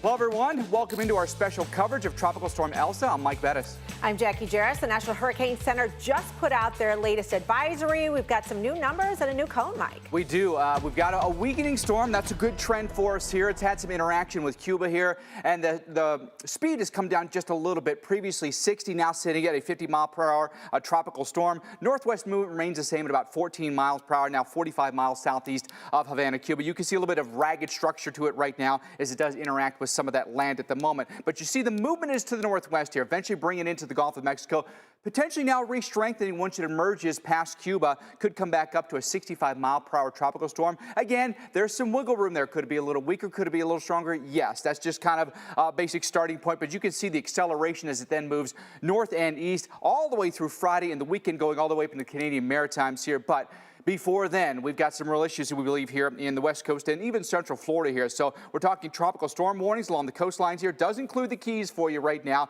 And then all up and down the west coast of Florida, tropical storm watches extend well inland across I-75 even. Storm surge watches, in fact, storm surge warnings, have been converted into storm surge warnings. So that's the entire west coast, basically, of Florida as well, from Bonita Beach all the way up toward Suwannee River and beyond. So around the Big Bend of Florida, we're going to have some issues here with rising water. It's something to keep certainly an eye on. How much rising water, though, is the big question here. In some spots, it could be 3 to 5 feet here. So again, that's 3 to 5 feet above normally dry ground. So certainly something we're going to keep a very close eye on. All depends on the strength, the angle of approach here, but we're watching it all for you very closely here, Jackie. Yeah, still some details to be worked out. And now, as the outer bands of Elsa are trying to stretch to Florida, one question is the timing of the storm as it moves a little bit closer. So we want to get right to our hurricane expert, Dr. Rick Knapp, for a closer look. And Dr. Knapp, not a big surprise that the numbers went down a little bit in terms of the intensity, but that could change again with time. Yeah, and I think it will, because the reduction in the advisory intensity is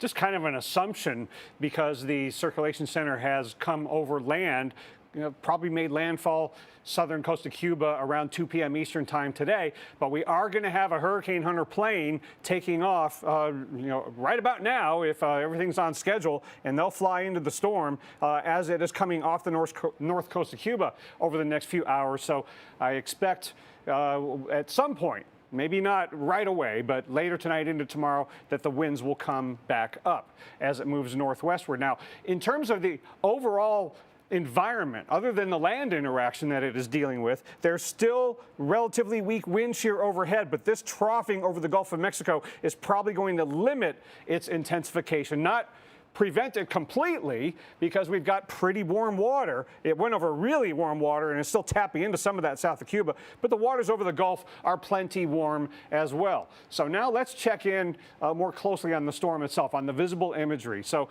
it is centered over land, but there's still a lot of water on both sides of Cuba that's really warm that this is tapping into. So the circulation center is in here near the Gulf de Batabano. That's this little batch of water there in Cuba, but it is partially circulation is over water to the north, partially to the south. And again, tropical storms are not just a point on the map. Now, it looks like the circulation center is about right in there, but here's Key West, and if you look on the north side, we've already had plenty of outer rain bands combined with a little bit of the heating of the day. So you can see the radar is picking up the mid-level circulation over Cuba, but this stuff is far flung, but it's been fairly potent at times. A lot of lightning, and some gusty winds and some locally heavy rainfall. And look at all these gusts that have pushed 50 miles an hour in many portions, not just at the coast, but even inland.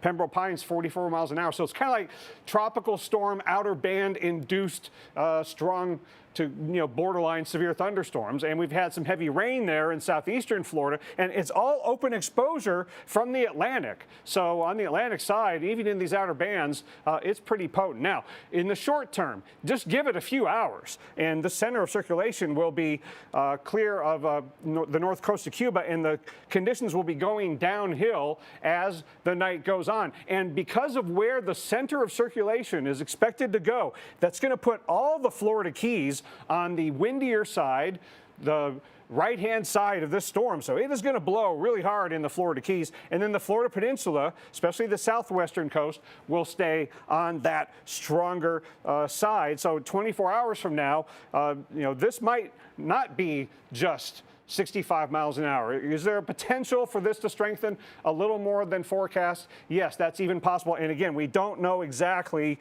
where it will make that right-hand turn. So all these tropical storm watches and warnings are because of the possibility that it gets that far north. And you notice that it's a little after midnight tonight in the Keys, and then by around this time, a little bit later, than right now in Tampa tomorrow night for tropical storm conditions, Jackie. So we are at the beginning of conditions going downhill in Florida from south to north. Yeah, always tricky when it parallels the coast a bit there. Well, let's get you caught up now on what we know right now regarding Tropical Storm Elsa.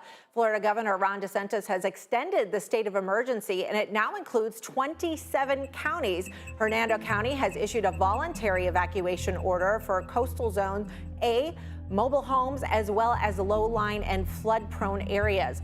6,000 Florida power and light workers are on standby to respond to power outages. Elsa has now claimed 3 lives in the Caribbean. Well, Tropical Storm Elsa will not make landfall in the Florida Keys, as Dr. Knapp was just showing you, likely off towards the west, but already bringing some squalls and gusty winds there. Our meteorologist, Felicia Combs, is live in Key West, of course, the place where it's all about preparations, Felicia. Yeah, that's right, Jackie. And you know, preparing during a holiday weekend and a vacation spot like Key West, maybe not the top of everyone's mind, but everyone was really taking this seriously. So here in Key West, we're at the southernmost point of the U.S. There's been a lot of talk about what's happening right now with Elsa and Cuba. Now, if you look at this way here, if you look to my left, you're looking out over the Florida Straits, and about 90 miles south, you would be in Cuba. So we're actually closer to Cuba here in Key West than we are in, say Miami. So that gives you a little bit of an indication as to what we're up against once the storm emerges over Cuba and is back out over the open water. Now, it's been beautiful, I'll tell you, for most of the day, with the exception of this rain band that moved through earlier. Take a look at this. This is a time lapse of a rain band that moved through just after lunchtime, and we got some rain with it. We got some gusty winds. Now, so far in Key West, in about the last 24 hours, we've seen around a little less than a half of an inch of rain so far. We're actually well below average in terms of rainfall for Key West for this year, so we really can use some of this rain. You just don't want to get it all at once and with the wind.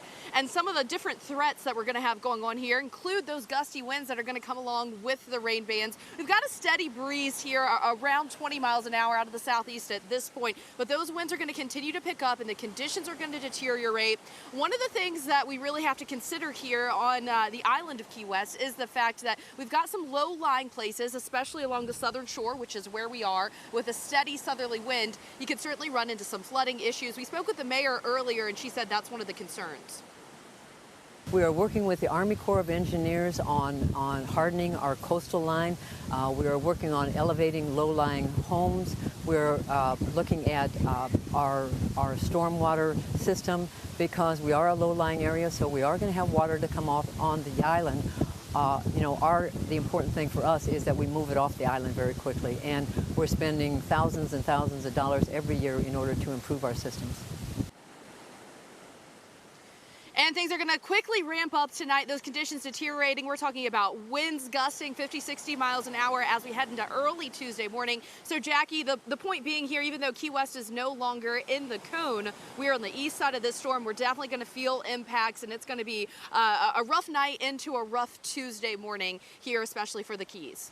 Absolutely. And then on towards the Florida Peninsula, right? Especially the West Coast where some of the stronger winds are going to be. So let's talk about how strong those winds are going to be, how long they're going to last, and kind of time this all out for you across parts of Florida. So wind is, of course, just one component that we're going to have to worry about, but they may be strong enough to cause some tree damage here as well as bring in some spotty power outages. Now, just this evening, we are expecting to see some wind gusts around 20 to 25 miles per hour. Of course, in some of the squalls, when you get the thunderstorms go through, that will increase those winds just a little bit. But here we go as we head towards early tomorrow morning. We're really going to be picking up here towards Everglades City on up towards Naples, where 25 to 30 plus mile per hour winds.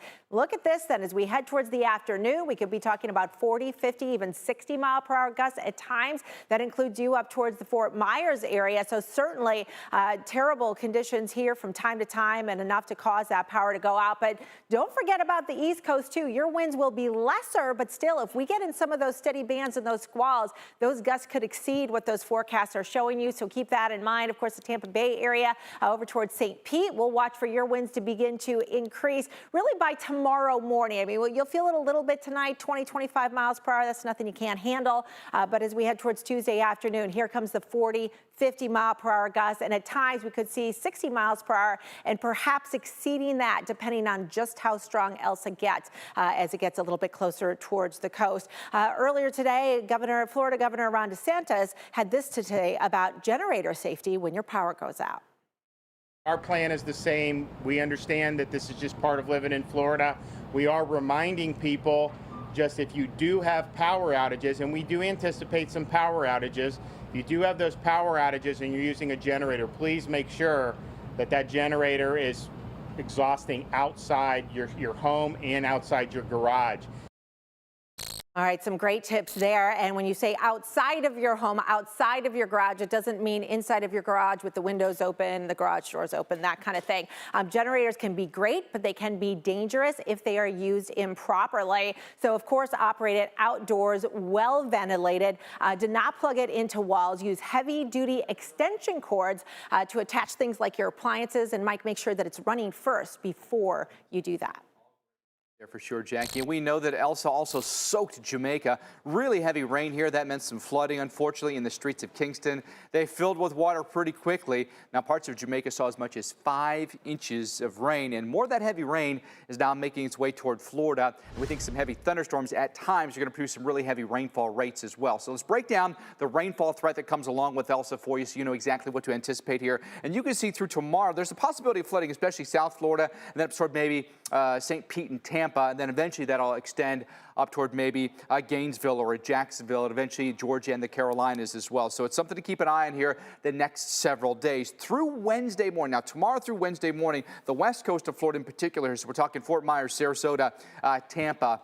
These are all locations where you've got a higher now likelihood of some flooding to occur because of the heavy rain that rolls in. Now, with some of these outer bands that roll through, we're also going to see that risk for some severe weather, including right here through central Florida, a torcon of 3. Again, not a high torcon, but sometimes these outer bands will produce a real quick spin up of a tornado. Next thing you know, your neighborhood's getting hit. So torcon of 3, relatively low, but not 0 with this system. So here's the ongoing threat for us tonight, more and more repetitive thunderstorms. That will be mostly South Florida, but extending up, say, along I-4 as well through the night tonight. But if you get one of these bands, those bands could produce maybe as much as an inch an hour. And if that one of those bands just sets up just right where you get multiple storms that come in that same band, well, then you're in trouble. Well, there's a look at where the center of the storm then sets up and now starts to really take aim at the Keys and then southwest Florida. And then extend that timeline. Now we go later into Tuesday. So probably mid-morning, late morning on Tuesday, we're going to see some storms roll into North Florida. Those storms continue throughout the night on Tuesday, come back again on Wednesday morning. The center of the circulation could be somewhere in here come Wednesday morning. So a lot to digest here, and some heavy rain could certainly cause some issues on the roadways, Jackie. We've seen it with previous systems this year, a lot of accidents on wet roads. Yes, avoid that if you can at all. Well, from Florida, Elsa heads towards Georgia and then into the Carolinas. From Charleston to the Outer Banks, this is really one that you have to watch very closely.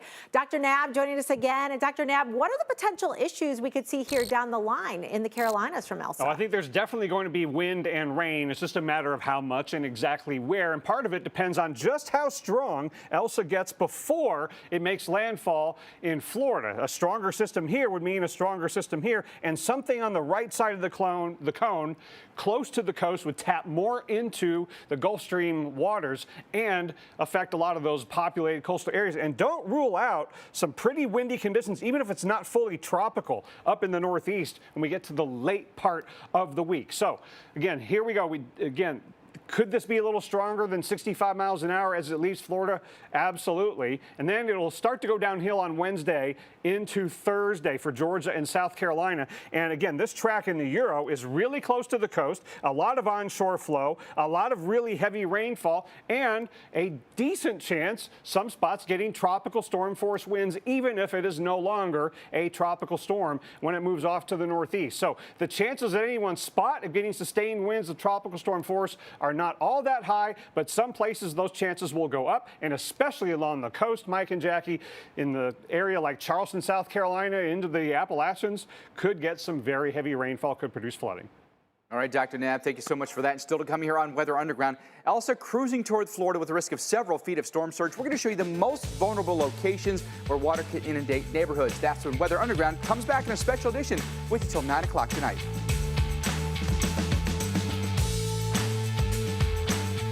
The edge from your home.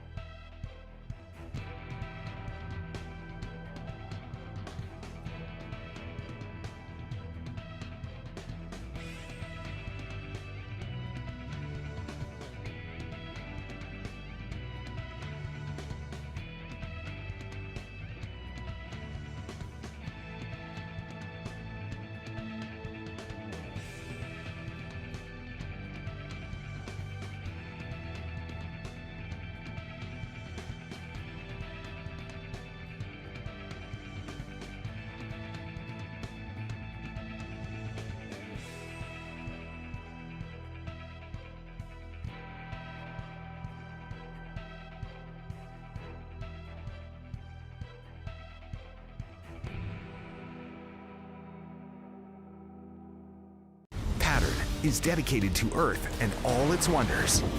And filmmakers, it's your last chance to submit your work to the Pattern Earth Film Challenge.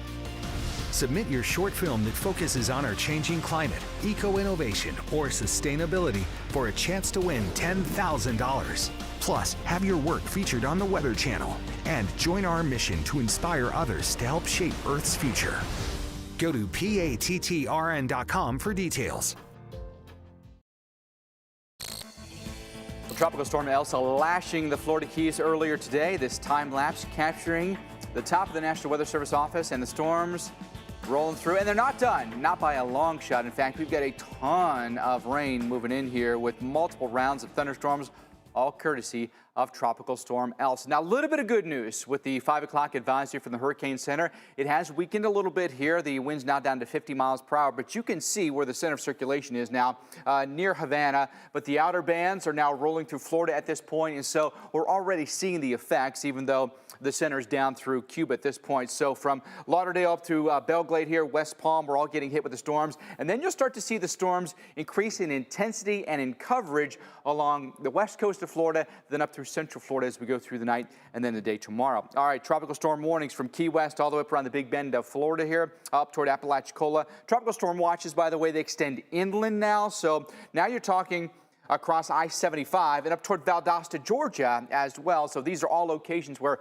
tropical storm force winds could be anticipated. Also, Dr. Nab, the surge is going to be there as well, a few feet here. Which locations do you feel like are going to be most susceptible to water rise here? I think the Tampa Bay area is very much one of the areas that has the greatest risk of getting some of the highest storm surge, the way things might time out. Very vulnerable areas like Cedar Key would be vulnerable too. And then there would be places even outside the cone in southwestern Florida. This is a very, very vulnerable area to storm surge in all of Appalachia Bay as well. And again, that forecast is for 65 miles an hour. If it's a little bit stronger, the storm surge would be a little bit greater. Look, this area is the storm surge warning that somewhere within this area, not necessarily everywhere, but it does include Tampa Bay, is in that storm surge warning. This is the area where somewhere within there's the danger of life-threatening storm surge flooding, where we get above about that threshold of about 3 feet above normally dry ground. And Tampa Bay is in one of those areas where the potential is there for 3, 4, or even 5 feet of storm surge flooding above normally dry ground. But also getting up into the Big Bend area, that's where we could get to those values. And if we look back, recent history, we don't have to look all that far back to remember a tropical storm that came ashore north of Tampa Bay and produced storm surge flooding. That was Ada last year. And if you think back to what happened there, we had tremendous water rises from a tropical storm that made landfall at an intensity of 50 miles an hour. And so because it made landfall north of Tampa Bay, the flow into the bay was very, very strong. And this could be along a similar track, but as it goes by Tampa Bay and goes to north, it could be stronger. And this is what we got from Ada last year in terms of storm surge flooding above normally dry ground. And there were nearly 3 dozen homes from which people had to be rescued from flooding. We had a lot of water-covered roads, and there was the rain-induced flooding that you would add on to this. And we had the winds to go with it. So if you think back to Ada, and we could have something similar, and depending on the details, maybe even a little bit worse in spots. And again, this would be realized storm surge flooding above ground if the max push occurs at the time of high tide, and the tides are happening just after midnight and just after noon. And if you look at the track, it'll be going very near Tampa Bay just after midnight tomorrow night, Jackie. All right, Dr. Nab, Tampa hasn't been directly hit by a major hurricane since 1921, but the geography of the bay puts the region at risk during any type of a tropical event. Meteorologist Alex Wilson shows us why. Tampa, Florida is very vulnerable to hurricanes. Many counties in the region are surrounded by water on up to 3 sides. The Gulf is relatively shallow. During a storm, the surge is pushed higher and higher. Once the water moves into Tampa Bay, it gets stuck. It has nowhere to go but up and over the land. An 1848 storm was believed to have only been a Category 1. If that happened again, let alone a Category 3 or 4, the water would be over a person's head and the damage would be staggering. An evacuation in this area could be a nightmare. The population here has grown by 600% since 1950. That's a lot of people that have to get to high ground on relatively few highways. Timing in an evacuation is very critical. If people do not respond quickly, roads become backed up and leaving becomes difficult. Most of the 3 million residents have never seen a hurricane in this area and may not understand the threat. Officials urge for residents to take threats seriously and move quickly when they say you need to go. Routes headed north and east out of Tampa will be jammed in any hurricane evacuation, and any hurricane making landfall near here will likely be going north and east as well. And we continue to track Tropical Storm Elsa tonight. Felicia? Thanks, Jackie. That's right. We are gearing up here in Key West for conditions deteriorating. Once Elsa's north of Cuba, the only thing between us and the storm, the Straits of Florida. We've got the latest coming up after the break, so make sure you stick around.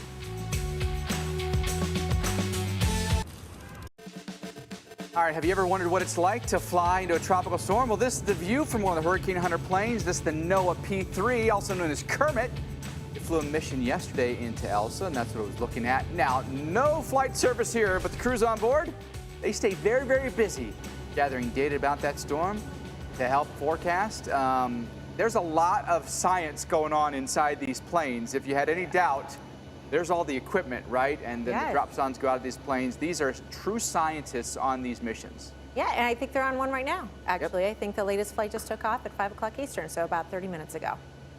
Well, welcome back to Weather Underground, everybody. Hope you're doing all right. A vacation day for some, others back to work. And we're definitely keeping an eye on Tropical Storm Elsa for you this evening. We've got our hurricane expert, Dr. Rick Knabb, with us right now, talking about the impacts from this. Dr. Knabb, what do you expect to hear short term? Short term, the center will still be over landmass of Cuba, but it will be emerging off the north coast in a few hours, and conditions will be going downhill later tonight and overnight in the Florida Keys, and then from south to north over the Florida Peninsula, especially on the Gulf Coast side. And I think a lot of people will be unpleasantly surprised about just how windy, how rainy, and how much storm surge this is going to produce, even as expected to be a tropical storm. Max winds at 50 miles an hour, mainly because it's centered over land. We're going to have Air Force hurricane hunters taking off momentarily and sampling the winds as it gets north of Cuba, and those winds will come back up as it moves northwest at 14 miles an hour into the southeastern Gulf of Mexico. Now, because of the timing of things now, we're certainly in a tropical storm warning situation in the Keys, but we are now in that situation all the way up into the Florida Big Bend area, because it's going to be in the next several hours that sustained winds of tropical storm force are expected to begin in the Florida Keys tomorrow morning in a place like Naples, tomorrow around this time or maybe a little later in Tampa, and then early on Wednesday in the Florida Big Bend area. That's when the winds will start. And it's because of the arrival of the winds that you got to be out of any danger for storm surge. That's why the storm surge warning is already up. Now, it's centered over land, but it's still centered underneath upper level high pressure. The wind shear will be on the increase because of this troughing in the Gulf as it leaves Cuba, and that should keep the intensity down, but don't count out strengthening, because the wind shear won't be that prohibitive and the water temperatures are extremely warm. Now, if we look at the visible imagery, we can see these far-flung bands have already been affecting the South Florida Peninsula today, as the center of circulation is right there, just on the east end of that Gulf of Batabano and southwestern Cuba. And really zooming in closely, you can kind of see that dimple right in there. That's about where the circulation center is. But just because it's centered over land doesn't mean it isn't already causing trouble. These far-flung bands over the Florida Peninsula, with a little bit of help from the heating of the day, causing a lot of lightning. And again, this is all coming in straight off the Atlantic, southeasterly flow on the northeast side of the storm. And we've had, in those thunderstorms earlier today, gusts 40, 45, near 50 miles per hour, and a lot of rainfall, still raining down in the Miami area where there's a flood advisory. So that's just the beginning of the flooding problems. And Mike and Jackie, when you see this system moving this close to the west coast of Florida, this is a lot of people that are going to get tropical storm conditions, heavy rainfall, and storm surge. And let's just hope it doesn't get too much stronger than forecast over the next couple of days over water. Yeah, we know you're watching it, Dr. Knabb. Well, Tropical Storm Elsa is expected to pass very near the lower Keys tomorrow, but they're already starting to see some of the rain bands and wind from the tropical storm. Meteorologist Felicia Combs is live in Key West. Felicia, they just snuck in their holiday weekend like this, but things going downhill tonight. Yeah, that's right. It deteriorating very quickly overnight tonight. But, as we've mentioned, it was a holiday weekend this Monday. Many people still celebrating the holiday. A lot of people are off of work. Some people choosing to hunker down here at Key West. Some people trying to get out really quickly, which is hard because there's only one way in and one way out. So, of course, you can see it here, the remnants of what's left of the holiday weekend here in Key West. It was packed for 4th of July. We had fireworks. We had a lot of tourists here. Millions of tourists come to Key West every year because, of course, it's a beautiful tropical paradise. It's the southernmost point of the U.S. The problem is this beautiful weather like we have right now, well, that's going to change tonight. You can already tell that the water is getting choppy as we look out here over the Florida Straits. This is going to continue to get worse, especially overnight tonight and into very early Tuesday morning as Elsa is passing west of the lower island. So here's the thing. Even though we're out of the cone in Key West, we are going to have that steady onshore flow. And one of the things we have to worry about is the storm surge component, especially as we head into tomorrow morning. We've got high tide this evening and then high tide again tomorrow morning just before 8 a.m. And that's when we're going to have a steady push of that onshore wind that's continuing. So we're definitely going to have to watch for some coastal flooding. There is a coastal flood advisory here in Key West that we're going to have to watch out for. So that and the tropical storm warning. We've got much more coming up after the break, so stick around. Hi, Verizon launched the first 5G. All right, welcome back, everyone, to Weather Underground, taking you live now, Lauderdale by the Sea here. Things are going to get a little interesting for us here over the next 24 hours or so. Already some bands of storms rolling through South Florida, and more where that came from as the center of Elsa now sits over Cuba at this point, making its way toward the west coast of Florida. But those outer bands will be hitting us across South Florida here tonight. And a good chunk of your day tomorrow as well before moving northbound here. So let's update you on what we know right now. With Tropical Storm Elsa, you can see the stormy conditions over Cuba right now, stormy conditions over South Florida at this point. Plenty of lightning within these storms. We've got tall storms that have formed here, and generally the lightning is usually in those outer bands of the storm. When you get the storms near the center, usually that doesn't have the convection or the high tops that you've got here on some of these outer storms. But plenty of stormy weather from West Palm back down toward the Everglades here, and then through Sebring up towards Sarasota. Plenty of storms for us as well. We do have tropical storm warnings in effect here, Key West, now extending back up around the Big Bend here, and then tropical storm watches that go inland as well and east of I-75 at this point too. There's the track. The current storm is at 50 miles per hour, but once it gets back over some warm Gulf of Mexico waters here, anticipated to re-strengthen some. Could it get up to hurricane strength? Not in the forecast right now, not out of the question though, but by tomorrow afternoon or evening, back to a 65-mile-per-hour tropical storm, then weakening once it interacts with land, accelerating, headed right along the east coast of the United States, and eventually late in the week and early next week in the Canadian Maritimes. But before it does that, the next couple of days could be pretty rough for us here across Florida and the southeast, Jackie. Well, as Tropical Storm Elsa gears up for another landfall, Florida Governor Ron DeSantis has expanded the state of emergency. It now includes 27 counties, including Hillsborough County. And joining us right now is Tim Dudley, the director of Hillsborough County Emergency Management. Thanks so much for being with us here for tonight. What are you doing ahead of the storm to get ready? Well, we've been monitoring the tropical storm Elsa for days now.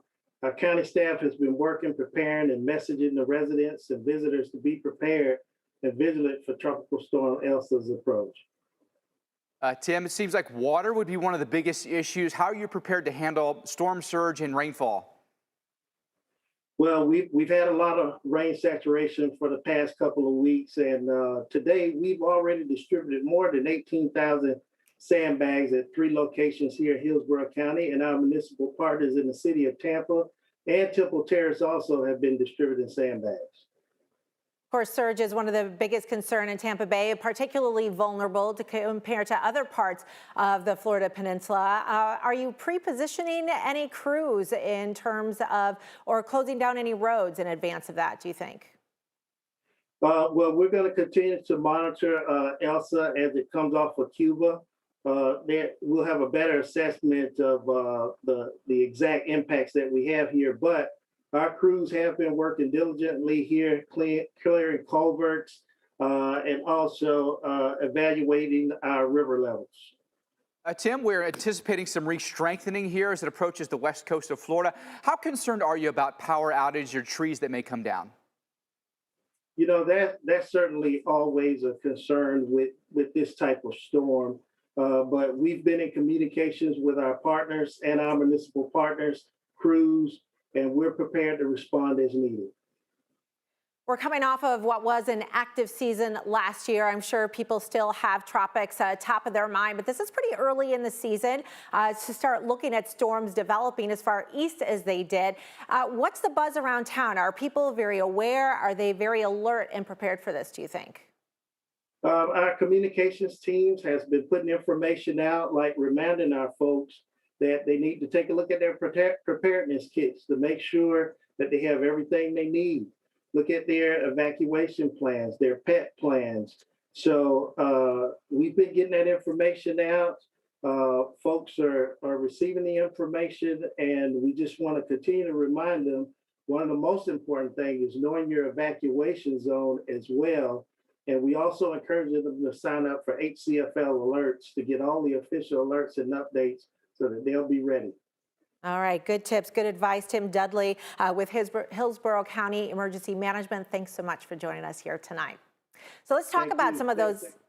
Thank you. Let's talk about some of those impacts that we're expecting, wind, rain, and the timing of all of this. We also have the potential for some of the storms to become severe. We did have a tornado warning, for example, earlier today that included you in Miami. We'll have that tornado risk again tonight and into tomorrow. Notice the Torcon number is fairly low, around a 2 or a 3, but when there's a number, there's a risk. So watch out for some of those outer bands. Now, the timing of all of this, we could still get a couple of thunderstorms rolling into the Tampa-St. Pete area later on tonight, but conditions will really begin to deteriorate as we head into the afternoon hours on your Tuesday. That's when the steadier, heavier rain bands are going to begin to push in, and the winds are going to be on the increase here as well. That's going to continue through your Tuesday night. Then by Wednesday morning, it will still begin to settle down. But remember, the storm's going to be to your north, so you're still going to have some onshore flow and could have some surge issues. There you can see Fort Myers with heavy thunderstorms pushing in there overnight tonight and into early tomorrow morning. It will be a little more intermittent, Mike. All right, Jackie, thanks for that. More to come when we come back. Tropical storm Elsa set to bring some storm surge along the southeast coast. Dr. Nev pinpoints the areas at risk for rising water.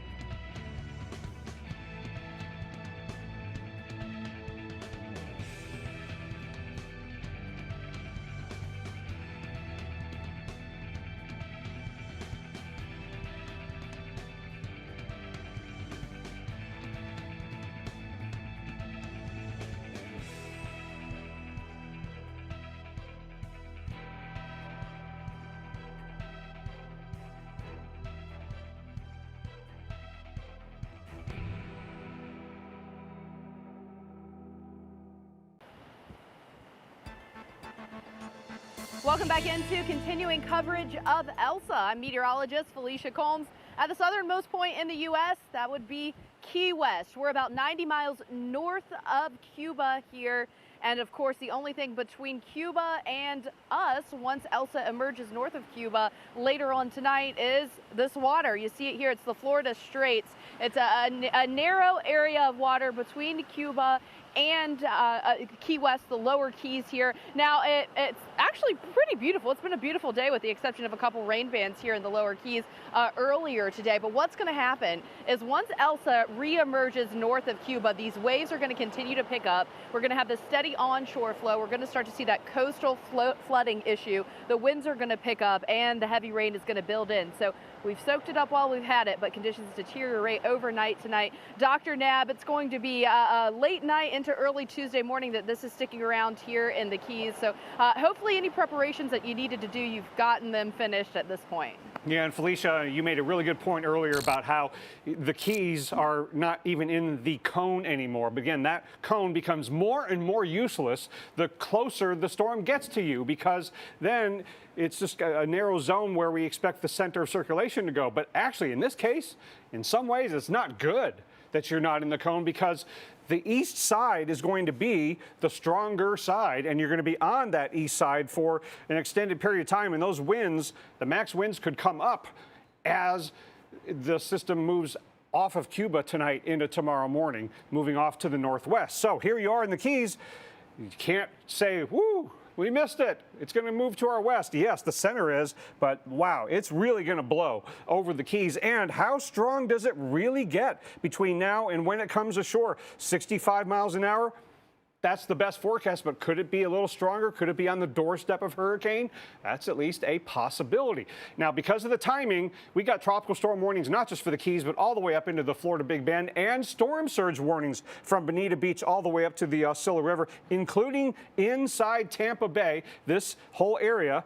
The danger of life-threatening storm surge, because the timing is that sustained winds of tropical storm force are expected to arrive in the Keys not long after midnight, plus or minus. Tomorrow morning maybe in Naples, tomorrow evening in Tampa, and then maybe late Tuesday, early Wednesday in the Florida Big Bend area. So we're in that watch warning time frame.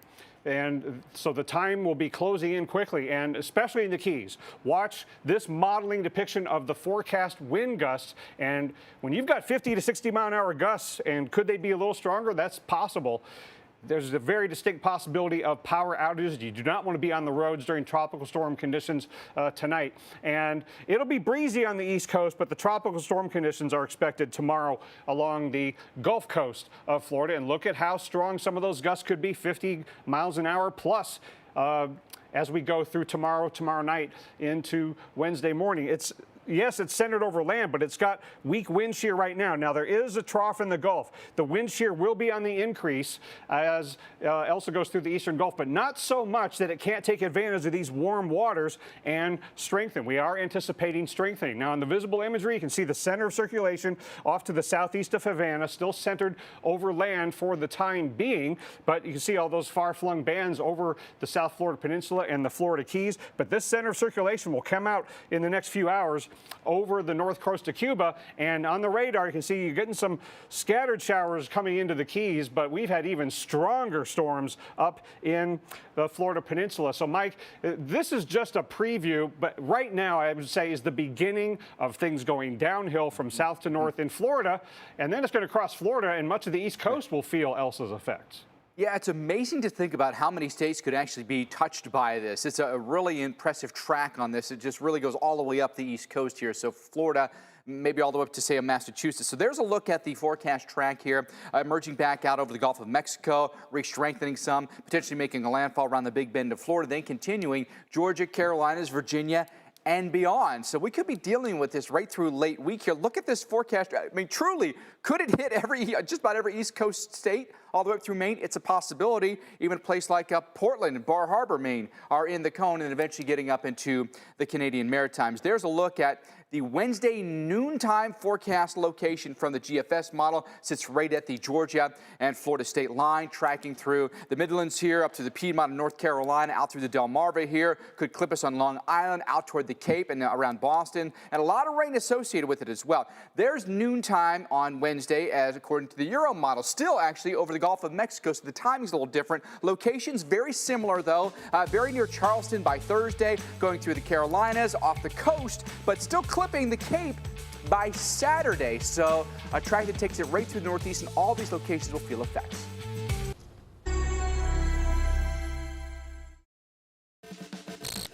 Coming up right now on Weather Underground, tracking Tropical Storm Elsa with landfall in Cuba in its rearview mirror now. We are gearing up for another landfall in Florida, but will it re-strengthen before it hits? And residents already preparing for multiple hazards, including strong winds, heavy rain, and storm surge. We're breaking down the timing city by city, letting you know who's most at risk. Tropical storm conditions expected into the Florida Keys tonight, where a state of emergency has been declared. We have a live update with meteorologist Felicia Combs just minutes away. Plus, the storm won't end when it hits Florida. Why those living along the southeast coast need to pay close attention. It is all next on Weather Underground. Everyone, welcome in. Glad you could join us for our special coverage of Tropical Storm Elsa. I'm Mike Bettis. And I'm Jackie Jarris. Hopefully people didn't tune out over the holiday weekend, Mike, because impacts already happening. It's easy to do. Holidays, you take your mind off of things, right? But back to business today, because we've got a lot of action happening for us already in South Florida because of Tropical Storm Elsa. Winds have come down a little bit today. Now winds sustained at 50 miles per hour. Northwest moving at 14 miles per hour. It's very close to Havana, Cuba at this point. And three main areas of convection at this point. It doesn't have a great organization to it at this point. Clusters of convection south of Cuba, over Cuba, and then through South Florida at this point. But we think that more and more storms will start to fill in over the course of the next 24 hours across Florida. There's a look at the track. Going to take it actually just to the west of Key West, but re-strengthening over the Gulf of Mexico back to maybe a 65-mile-per-hour tropical storm. Again, a little wiggle room there. Could be stronger, could be weaker, but that's basically what we're feeling at this point. And then the forecast track weakens it once it interacts with land and turns it off to the north and east, hitting all the southeast states, we believe, and then really skimming the east coast of the U.S. all the way up potentially through New England. But we do have tropical storm warnings that extend from the lower Keys up through southwest Florida, the entire west coast of Florida, including Tampa, St. Pete, then around the Big Bend of Florida with tropical storm watches that ride along I-75 and even east of I-75. Storm surge warnings now in effect from Bonita Beach northbound here. So a lot of different places where water is going to become an issue. That will include around Bonita Beach and around, say, Sarasota, St. Pete, Tampa, then up around the Big Bend there. How much water could we see? In some spots, including around Tampa Bay, 3 to 5 feet of storm surge is anticipated. Again, water above normally dry ground here, Jackie. This is not just a so-so storm. This is going to produce some significant effects in certain places. Yeah, very significant. Storm surge. Also, some of the outer bands bringing some gusty conditions to parts of Florida as well. One question that we have is the timing of the storm as it moves a little bit closer. So we want to get right to our hurricane expert, Dr. Rick Knabb. And Dr. Knabb, things really going to go downhill tonight. Yeah, and quickly, especially in the Florida Keys. It's over the next several hours that you'll be seeing the arrival of sustained winds of tropical storm force. And then tomorrow, winds will be increasing from south to north on the Florida Peninsula, especially on the Gulf Coast side. It'll be a long Tuesday and early Wednesday. So Tampa Bay, maybe around this time tomorrow, you'll see the tropical storm force winds on your doorstep. So we're definitely in that warning time frame, and it's tonight that is the main prep time for most of the Gulf Coast of Florida. You'll have a little bit of time tomorrow, the farther north you are. And the storm is still within an environment that is conducive for strengthening in general, because yes, it is centered over land right now, but there's still upper level high pressure above it. Now, with this trough over the Gulf, there will be increasing wind shear as it goes north through the eastern Gulf of Mexico, but not so much to completely eliminate strengthening, especially when you've got all that fuel from the Gulf of Mexico along its path. Now, on the visible imagery, you can see where it's centered over western Cuba and the center circulation right there to the southeast of Havana. But we've got plenty of banding on both sides, so it is still, you know, close to water, so it's still feeding off the Caribbean and the Florida Straits. There's a little dimple right there where the center circulation is, roughly speaking. We don't have terrible bands on approach to the Florida Keys at this moment. There's some rain bands coming in, but the stronger winds will be late tonight into early tomorrow. Now, we did have some very strong thunderstorms move through Miami-Dade and Broward counties. Now we got some strong storms in and around Lake Okeechobee. And earlier today, we had wind gusts 40, 45, pushing 50 miles an hour, outer banding with the adding of the heating of the day, but it's all been open exposure to the Atlantic. So you're getting very gusty conditions and some heavy rainfall that is still potentially causing some problems on the roads. Flood advisory there in Miami for a little while longer. Now, you watch the modeling depiction of how the winds are just to your south if you're in Key West, and don't take any comfort in the fact that the center of circulation is going to go west of you. In fact, that's not good. That puts you on the stronger side for several hours. This is just a modeling depiction of 50 to 60 mile an hour wind gusts as we get past midnight tonight, and it will be a fairly long morning and daytime because the center will go off to your northwest, and then you'll be on the southeast side of it. And the wind gusts in the populated areas of the Gulf Coast of Florida will be increasing as we go through the day tomorrow. And then it'll be really gusty as it moves just west of Tampa Bay. And Jackie, I think a lot of people are going to be very unpleasantly surprised with how much wind, power outages, rainfall, and storm surge we experience, especially on the Gulf Coast of the Florida Peninsula. Yeah, it's going to be tough the next couple of days. We want to get you caught up right now on what we know about Tropical Storm Elsa. Florida Governor Ron DeSantis has extended the state of emergency. It now includes 27 counties. Pinellas County schools and district offices will be closed tomorrow and Wednesday. Sandbags will be available for pickup at 3 different locations beginning at 9 a.m. tomorrow for residents in St. Petersburg. And Elsa has claimed now 3 lives in the Caribbean. Well, Tropical Storm Elsa will not make landfall in the Keys. We think it'll be just to the west of there, but as Dr. Nab was just saying, it's going to bring some really serious impacts. The wind and rain has already been picking up there. Our meteorologist Felicia Combs is live in Key West right now. Felicia, you've seen a few bands go through there already today. Yeah, we had one pretty hefty band move through earlier, Jackie, but I'll tell you, other than that band that was right around lunchtime, the weather was picture perfect. Lots of sunshine. It was kind of like a tale of 2 different weather phenomena that were going on. You looked into one side of the sky, the sun was shining bright, and then you saw the rain band coming. Now, when that rain band moved through, we actually have video of it. It dropped about only 0.03 of an inch of rain. It had wind gusts around 32 miles an hour. So it was a formidable band. But other than that, we really have not had, a whole lot going on weather-wise, which is great news. It is very breezy here in Key West right now, but people need to make sure their preparations are done because the deterioration of the weather is happening overnight tonight. And, we spoke with the Key West mayor earlier, and she made such a good point. It's that the forecasts tend to wobble a little bit, and you have to keep an eye on it. So listen to what she had to say about the forecast for Elsa. Concern always is the fact that storms change very rapidly. They change in intensity, they change in direction. So it's very important that everyone stay tuned to the Weather Channel just to keep up on the path and the intensity of the storm. People need to just stay educated. That's right, of course, and dry right now, but as we look off to the south here over the Straits of Florida, you see those dark skies. Yeah, that is the rain that's eventually going to be moving in. Not just the rain, but the gusty winds continuing to pick up. Overnight tonight is when we're going to have the movement of those rain bands through the Keys, the lower Keys, up through South Florida as well. And those are going to have those wind gusts within them. And then, of course, with the steady onshore flow that we're going to be stuck in for hours, Jackie, we're talking about the possibility of coastal flooding as well. There is not only a tropical storm warning in effect here in Key West, but also a coastal flood advisory because the low-lying parts of the island definitely going to be dealing with some saltwater flooding with this onshore flow. So, Jackie, a lot to think about here in Key West, even though we are outside of the cone. All the tropical hazards. Such a good point, too, Felicia, is, a lot of Florida, actually, even the East Coast is out of the cone, but that doesn't mean you're out of the impact. So just keep in mind that cone really just serves as the track for the center point of the storm, but the storm is much larger than that, right? So let's talk about the winds, who's going to be affected by them, and the timing of all of them. As Felicia mentioned, conditions deteriorating tonight across parts of the Keys, and then here we go across parts of the peninsula. Now, by the time you wake up tomorrow morning, we're going to see a stiff wind here already. Gusts at times up to 30 miles per hour by 4 or 5 o'clock in the morning for you around Naples into Fort Myers and stretching on over towards Everglades City. As we head towards tomorrow afternoon, I think that's when the peak of it's going to be here for you. But look at the East Coast. You're still going to see maybe 25, even 30 mile per hour gusts from time to time. And if you get some outer bands, some of those squalls that develop, keep in mind that could get a little bit stronger than that.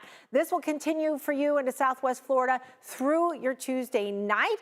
So you've got the whole day that you're going to be dealing with these difficult wind conditions. Now, as for the Tampa Bay, St. Petersburg area, this is really going to get started, I think, as we head towards the afternoon hours on your Tuesday. That's when our conditions are really going to go downhill. We could see 50 mile per hour wind gusts, perhaps getting up to 60 or so, and that's certainly enough to create some power issues. Florida's Governor Ron DeSantis had this to say about some of the power threats.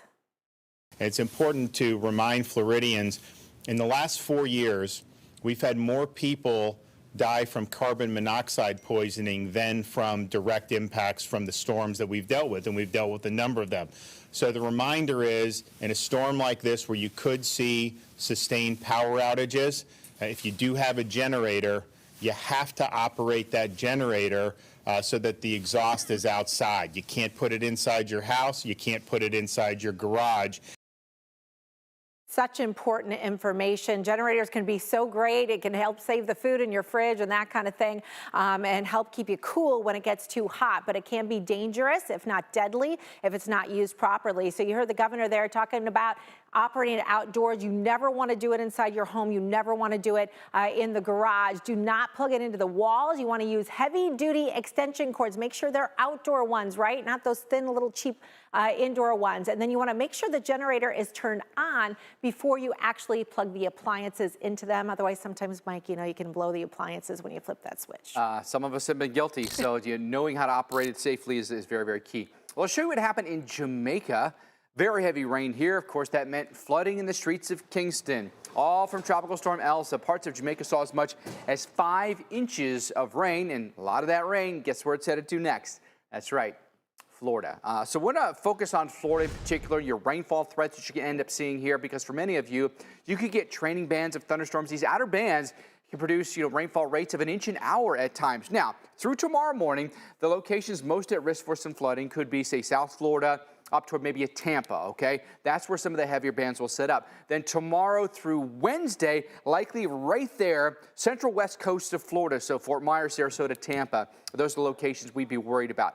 And there's also a severe weather component that could come with those outer bands with those storms. They've got the most convection. They're the tallest thunderstorms. So a torque count of 3 in central Florida tomorrow. That will include Tampa, Port Charlotte, Orlando. A Daytona will be in that as well. And you can see, watch these storms as modeled by the future radar, just lashing us here tonight.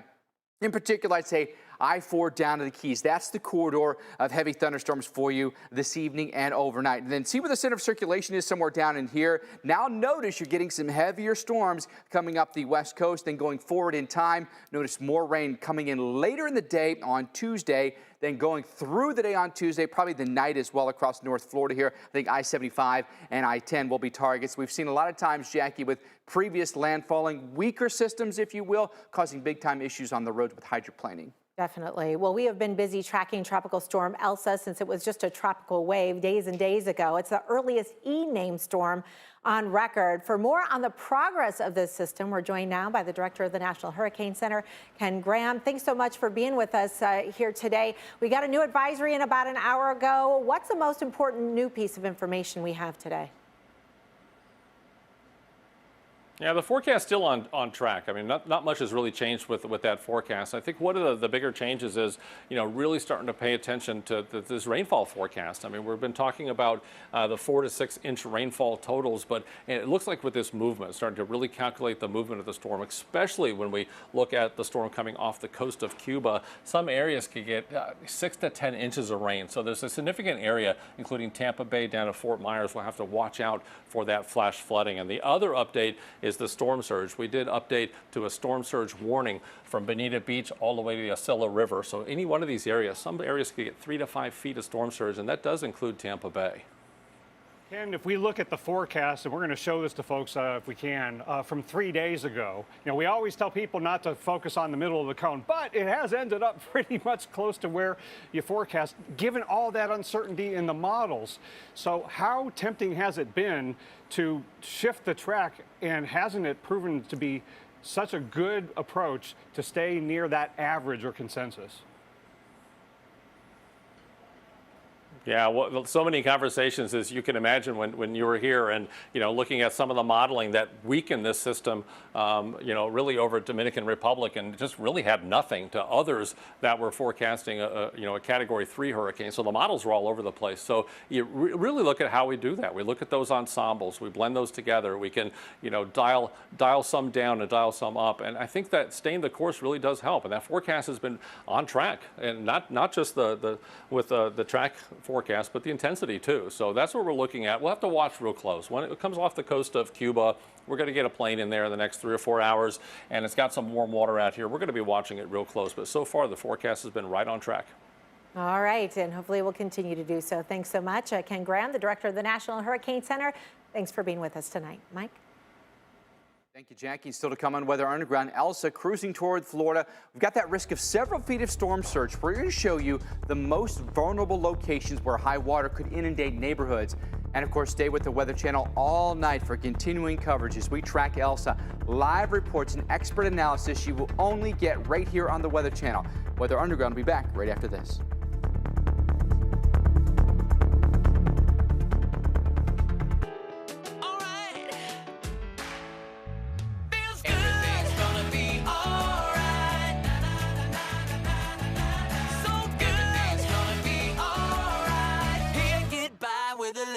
Smile. Sweaty in bed for all the wrong reasons? Chic's Performance Sheets keep you cool, even on the hottest summer nights. Chic's are the world's most breathable, moisture-wicking, ridiculously soft sheets with superior stretch. Go to trycheeks.com to save over $100 today.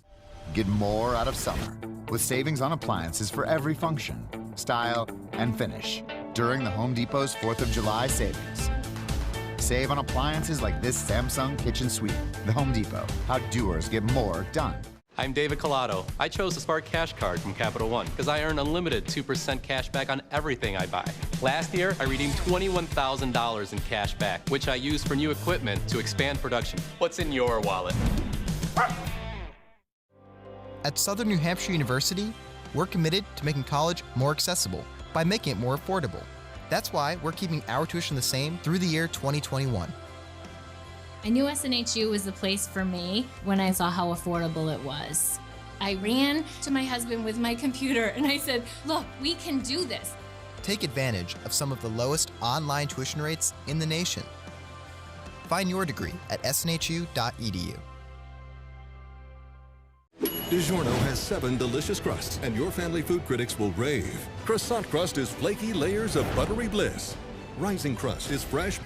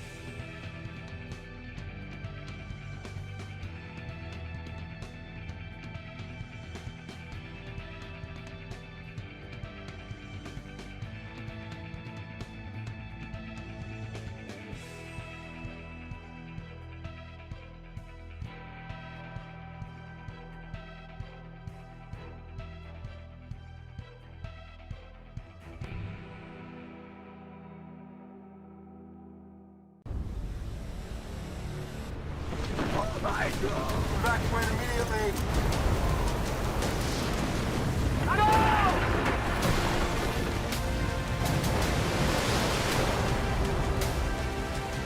Oh no. Go, go! Oh.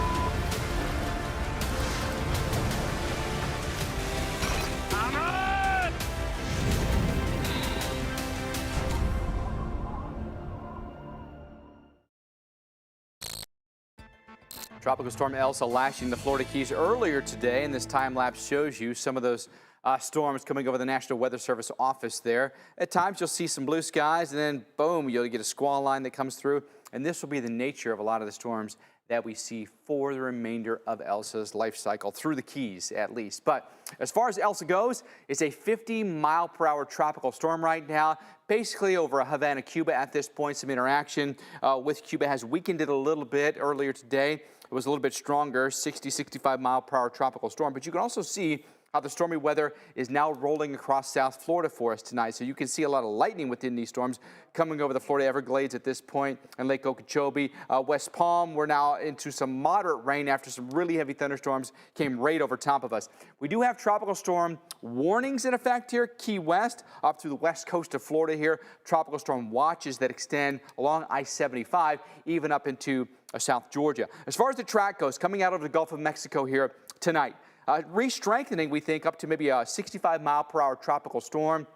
So could we get as high as maybe a low-end Cat 1? It's possible at this point. There's not great structure to it at this point. We don't have a lot of concentration of storms around the center, but that may happen over the course of next maybe 24 to 48 hours. And then quickly, once it turns to the northeast, quickly accelerates, and even by Friday could be affecting the northeast, including New England, maybe around Nantucket and the Cape. Couldn't rule out even a hit there. So a lot to consider here in the next couple of days, but certainly Florida and the southeast are next up. But Dr. Nab, you look at that track that basically takes it off the coast of Florida. And a lot of people are probably thinking, oh, if you're in Tampa, you're like, okay, great, we're not even in the cone, but not so fast, right? Absolutely. And also, a lot of people might be thinking, well, this isn't forecast to become a hurricane, so I'm not that worried about it. But we had some recent years where tropical storms have caused a lot of problems on the Florida Peninsula, including in the Tampa Bay area. Now, if you look at this track, the shape of it is not good for the Gulf Coast of the Florida Peninsula because it's going to put you on the right-hand side, the onshore flow side, the rainier side, the bad side. And a landfall north of Tampa Bay puts Tampa Bay area squarely in one of the areas that could get storm surge flooding. And again, as Mike said, we can't guarantee it won't get a little stronger than 65 miles an hour. And that's why the storm surge warning is up. Somewhere in this area, we are concerned about the danger of life-threatening storm surge flooding, saltwater flooding, 3 to 5 feet in this zone, including into the Tampa Bay area. So you got to stay off coastal roads, got to get out of any places the emergency managers tell you to leave. And you don't have to think all that far back into the past to realize that Tampa Bay is vulnerable to storm surge flooding from a tropical storm, including from Ada last year that made landfall as a tropical storm to the north. Debbie and Nestor both produced storm surge flooding on the Gulf Coast of Florida. And when Ada came ashore as a 50-mile-an-hour tropical storm, it produced storm surge into Tampa Bay because of the track that went right into Tampa Bay. And we got nearly 4 feet of saltwater flooding above normally dry ground all the way to the north end of the bays there. And if you look at the forecast here, you'll realize that Tampa Bay could get another repeat of that kind of setup. And the fact that the high tide is going to be shortly after midnight on Tuesday night, combined with the heavy rainfall, Jackie, we could have some serious water problems in the Tampa Bay area and north and south of there. Yeah, great example there, Dr. Nab. I really think that helps people visualize what they could be expecting. Now, Tampa hasn't been directly hit by a major hurricane since 1921, but the geography of the bay puts the region at risk during any type of tropical threat. Meteorologist Alex Wilson shows us why. Tampa, Florida is very vulnerable to hurricanes. Many counties in the region are surrounded by water on up to 3 sides. The Gulf is relatively shallow. During a storm, the surge is pushed higher and higher. Once the water moves into Tampa Bay, it gets stuck. It has nowhere to go but up and over the land. An 1848 storm was believed to have only been a Category 1. If that happened again, let alone a Category 3 or 4, the water would be over a person's head and the damage would be staggering. An evacuation in this area could be a nightmare. The population here has grown by 600% since 1950. That's a lot of people that have to get to high ground on relatively few highways. Timing in an evacuation is very critical. If people do not respond quickly, roads become backed up and leaving becomes difficult. Most of the 3 million residents have never seen a hurricane in this area and may not understand the threat. Officials urge for residents to take threats seriously and move quickly when they say you need to go. Routes headed north and east out of Tampa will be jammed in any hurricane evacuation, and any hurricane making landfall near here will likely be going north and east as well. Of course, we're going to continue to track Tropical Storm Elsa on Weather Underground, including a live report from our own Felicia Combs from the Florida Keys. We'll check in with her in just a moment. Well, if you ever wonder what it looks like to fly into a tropical storm, this is it. That's the view from the Hurricane Hunter plane. That's the NOAA P3, also known as Kermit. It flew a mission yesterday into Elsa. We have constant missions at this point, but no flight service here, of course. There's no first class or business class. There's not even coach, for that matter. But they are busy gathering data. Where are you going to sit, right? Everything's a science terminal because these are full-fledged scientists, folks. They've got their work cut out for them, and they're doing yeoman's work there to keep us all informed of what's going on with Elsa, helping us forecast it better each and every year. So important. I'd much rather go through a tropical storm than a hurricane if I had to be in one, right? And I'm saying, I'd rather actually fly with them than I would try like a commercial plane. Maybe. In those conditions, right? I mean, the pilots are great no matter what they're doing, but these guys have done it over, and these gals have done it over and over and over again, so they know what they're doing, right? They absolutely do. Welcome to Weather Underground, by the way, everybody. I'm meteorologist Jackie Jarris. I'm Mike Bettis. Of course, Dr. Knapp is with us this evening talking everything Tropical Storm Elsa. Maybe a little bit of good news today, Dr. Knapp. It's weakened some, but that doesn't mean we're out of the woods here. No, absolutely not. And I'll just mention in passing that there is coach seating in the Air Force planes. They have this big cargo area in the back. I've sat back there. It is not a comfortable place to sit on one of those big cargo planes. And by the way, too, they're going to be flying into Elsa again tonight. And I would say, based on what I've heard from the pilots and the folks who fly on these planes into a hurricane, that sometimes the tropical storms are more unpleasant to fly into because it's a very inconsistent ride. In a pulsing storm like Elsa, you get a tower of thunderstorms you fly through, boom, and then it's calm for a little bit, then you hit another tower, boom, and it's really, really difficult to fly through tropical storms. Not that all hurricanes are a picnic either, but in any way you slice it, it is not something that everybody would want to do. We want to get the data. We want to be kept safe. And the fact that the center of circulation is over land is precluding them flying into it at this particular moment, but it'll be offshore here in a little bit. They'll be going from Miami, and they will get in there quickly, and it will be important to document and know what the initial winds and pressure are. Like we saw before Barbados, not getting a plane in there before Barbados, we didn't know what hit us until it got there, and that's why the aircraft data are so important. Now, how strong could it get over the eastern Gulf of Mexico? The expectation is that it will stay a strong tropical storm, but can you rule out it becoming a hurricane? No, but there are no hurricane watches right now. But when you're forecasting 65 miles an hour, you're close to that threshold where you consider it. So not only do you need to keep up to date in Florida with the changes in the forecast, but changes possibly to any watches and warnings. The timing is going to be closing in on us, especially in the Keys over the next several hours. Tropical storm force winds expected not long after midnight, and then maybe around this time tomorrow in Tampa, just deteriorating tomorrow from south to north, and not just to get ready for the winds themselves, but to get ready for storm surge. You want to be off the roads, out of whatever areas local officials tell you to evacuate if necessary, or at least get out of certain coastal roads and parking lots and so forth. You got to get out before those winds arrive for the storm surge too.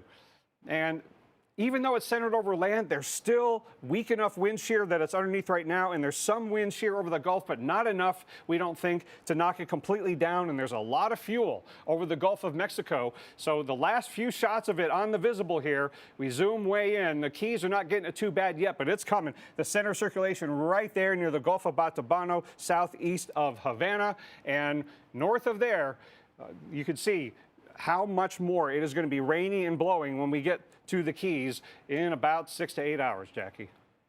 All right, and of course, the hurricane hunters can't fly into it until it's off the land. Too dangerous when it's over land. Now, Tropical Storm Elsa is expected to pass very near the lower Keys tomorrow, to the west of there, in fact. But they're already starting to see some rain and wind from some of the outer bands. Meteorologist Felicia Combs live in Key West. Felicia, boy, those folks were really lucky with their holiday weekend, but hopefully they all got out of there and don't have to worry about what's to come tonight.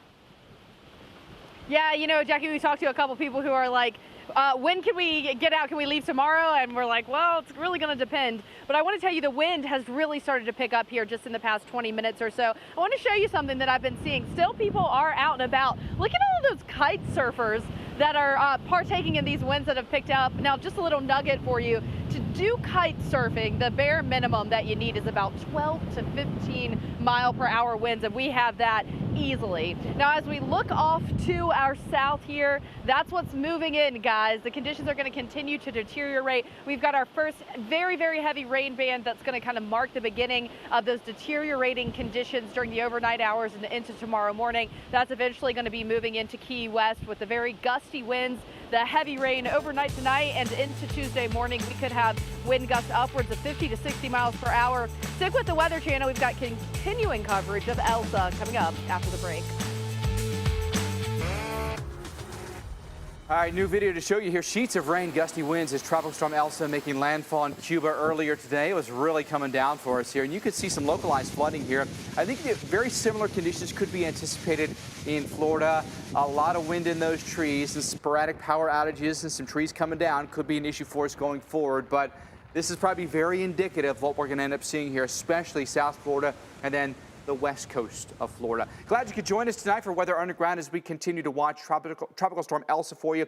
A 50-mile-per-hour tropical storm. It has weakened some with the interaction with Cuba right now. Clusters of convection there, and then stormy conditions up across Florida as well. The motion is northwest at 14. Will reemerge back over the Gulf of Mexico, and more stormy conditions like these will be persistent through the night tonight, through the day tomorrow. Pretty stormy weather with that squall line, especially around West Palm, back across the Everglades here, and Lake Okeechobee, I should say. Then you notice here, tropical storm warnings in effect, the Keys back through Tampa, all the way around the Big Bend, and tropical storm watches that go inland now and along I-75. Where's the forecast track take this? Well, notice back over the open water of Gulf of Mexico briefly, mostly through the day tomorrow, and then coming in around the Big Bend, turning and accelerating, but it may clip many states to the southeast and even the east coast here, potentially even be near Maine by later in the week. Significantly weaker at that point and accelerating away, but ultimately there could be many states in the path of Tropical Storm Elsa.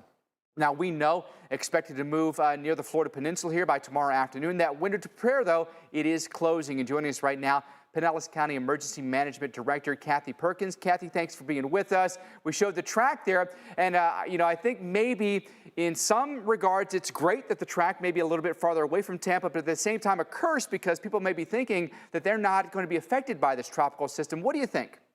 We always tell people not to focus on where the cone is. We really try to send out the graphic that shows how far out the winds can extend and try to get people to understand you can't base all your information off of just one advisory as we see those fluctuations in the storm as it progresses. So you have some of the most beautiful beaches in all of Florida on your coastline there. We're coming off the holiday weekend. I imagine there are a lot of people who probably took the whole week off and are planning to stay. What kind of advice do you have for your visitors? So for our visitors, we want them to have enjoyed their time here in Pinellas. We want them to come back and enjoy our beaches again. So we just recommend, watch the weather. If you can get out before the storm comes in, that would be fabulous. We do know that we have seen some cancellations for hotels going into tomorrow. So hopefully our residents and our visitors are paying attention and they're going to get out of harm's way and they'll have a great experience and want to come back to Pinellas again. Kathy, storm surge around Tampa Bay as high as 3 to 5 feet. What areas would you be concerned about, and would you anticipate any evacuations would be needed? We don't anticipate any evacuations being needed. So unfortunately or fortunately, we went through Tropical Storm Ada last year, and we did have a lot of coastal flooding. We had a lot of homeowners, especially along our barrier islands and some of our low-lying areas. We've really been targeting them with messaging to help communicate that there is a flood risk. We had a lot of rain recently, so we have a lot of ground saturation. We're watching all of our gauges very closely. We actually put a storm surge tool on our website so people could actually look at what would that surge be so they could better assess their risk for their individual properties. A lot of concern with some of the strong winds that could come in there as well. Are folks prepared to lose power here? Yeah, unfortunately, that's a side effect. So we will be opening some community centers for people that don't feel comfortable at home, whether they live in a manufactured or a mobile home. For our electric dependent folks, we have those sites available for them with backup generators. We stress all year long about preparing. So hopefully everybody has their plans together. We had a couple of tax holidays here in Florida. So hopefully people took advantage of them and they have their plans in place. All right, Kathy Perkins in Pinellas County. Thanks so much for joining us tonight. Thank you. All right, let's time some of this out and talk about some more of these impacts that are going to be headed your way as conditions are deteriorating for South Florida tonight, but will continue to increase from south to north as we head through the day for tomorrow. Now, one of those threats and impacts you could have is the risk of some tropical tornadoes, and we've got torcons tomorrow of a 2 and a 3. Those numbers are fairly low, but when there's a number, there's a risk. The higher the number, the higher the risk, and we did have at least one tornado warning today that was in Miami. So keep that in mind, folks, that even if you're not in the cone, there are going to be a lot of impacts even on the east side, the Atlantic side of Florida. Timing things out there for Pinellas County across the Tampa-St. Pete area. Some squally conditions can be expected from time to time, occasionally overnight tonight and early tomorrow, but then getting into some of the steadier rain and the heavier squalls as we head into the afternoon hours for your Tuesday. Keep in mind there could be blinding rain, some strong gusty winds. This will start to pull up to your north late on Tuesday night and into your Wednesday, but we'll still have some onshore flow with more of a southwesterly flow pushing that water as we continue into your Wednesday morning. Mike? All right, Jackie, thank you for that. More to come when we return. Tropical Storm Elsa set to bring some storm surge, some gusty winds along the East Coast. When we come back, Dr. Nab pinpoints the areas at risk for some rising water and very high winds. Plus a reminder, you can always watch the Weather Channel's live coverage of Tropical Storm Elsa streaming on Roku and Amazon Fire. We're back right after this.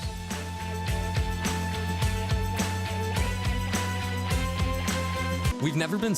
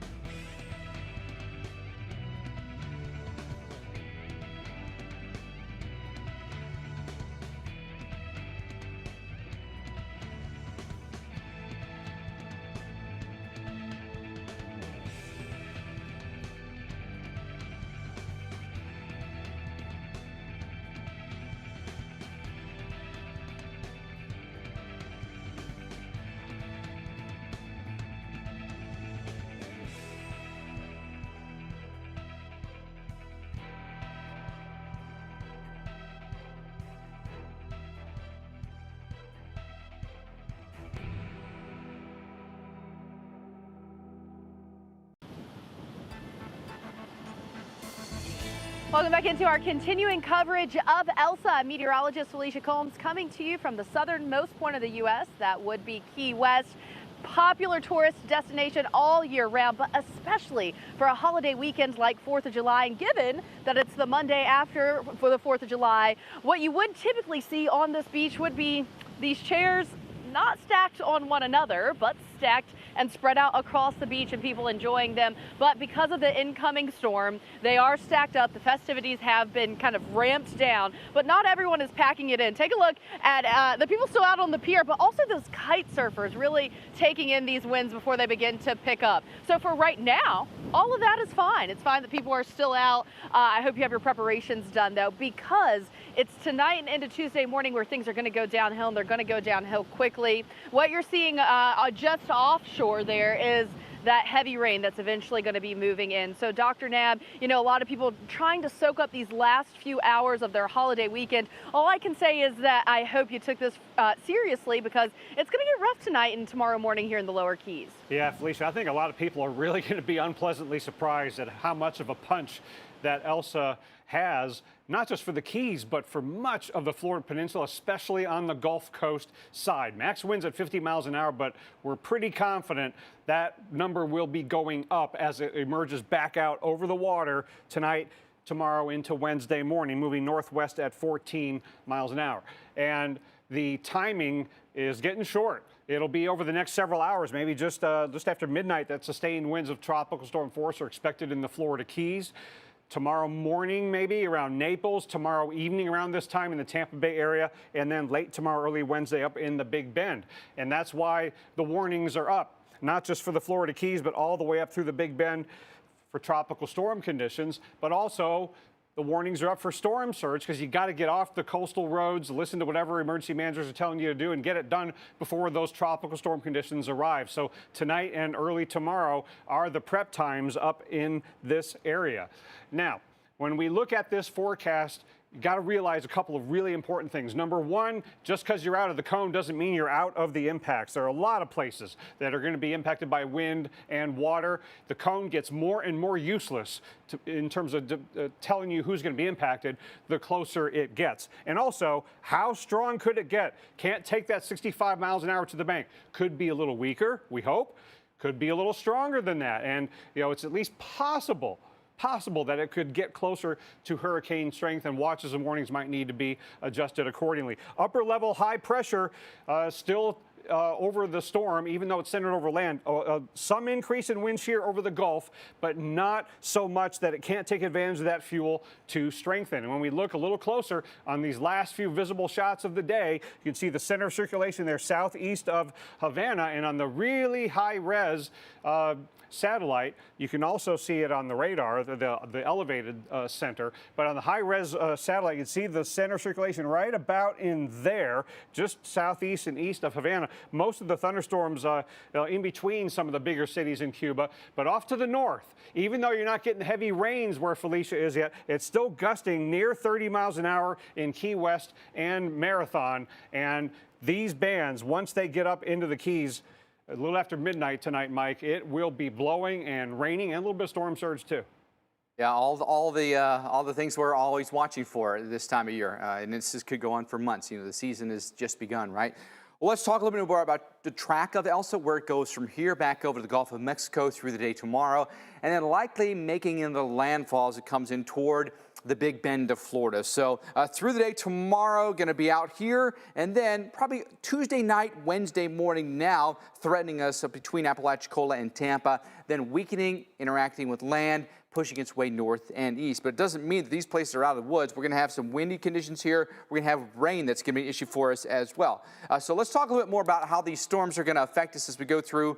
Not exactly sure what happened there, but I'm going to show you what happens with these storms as we go through time. There's a look at Tropical Storm Elsa, likely Wednesday midday, according to GFS model, right near the Georgia and Florida state line, then pushing its way north and east through the Carolinas, likely affecting us with heavy rain around maybe Columbia into the Piedmont of North Carolina. And notice here, just around the coast of Jersey, going into Friday early morning, then going through New England. Plenty of heavy rain along the way, and plenty of gusty winds as well. The European model just a little bit slower, but very similar tracks. You're kind of getting the feel that both of these are forecasting something very similar, so we've had some confidence in the forecast track at this point, but plenty of rain still to come in many locations. As much as 3 to 5 inches is on the docket. Jackie? Far-reaching impacts for sure. Well, still to come. Our special live coverage picks up at the top of the hour as Tropical Storm Elsa closes in on Florida. When my team.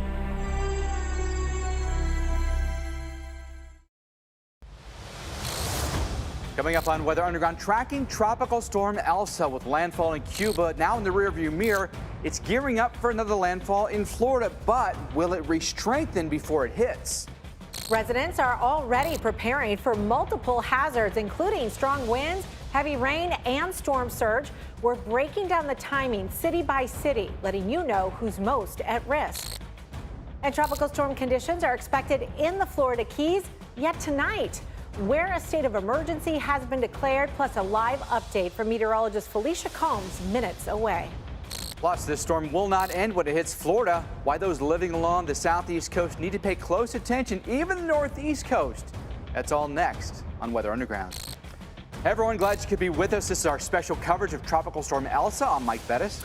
I'm Jackie Jarris. Alex Wilson is off tonight. Mike, so much going on here with Elsa, and so many people will likely be impacted by this storm at some point. True. You know, Florida is one of our most populous states, and it just sticks out like a sore thumb, right? So we're very vulnerable to a lot of weather when it comes to this time of year. So let's update you on what's happening right now with Elsa. The good news, at least short term, is that it is weakened a little bit. Our winds are down to about 50 miles per hour after being even a Category 1 earlier. So you notice the northwest movement at 14 is key here because that'll bring it back, probably think west of Key West. Key West sits right here. Now its current track, it'll slide just to the west, so we won't have a direct hit necessarily. That doesn't mean we won't be affected, but we won't have a direct hit necessarily. But now we'll bring it back out over the waters of the Gulf of Mexico, likely allowing it to re-strengthen some before curving and then hitting Florida.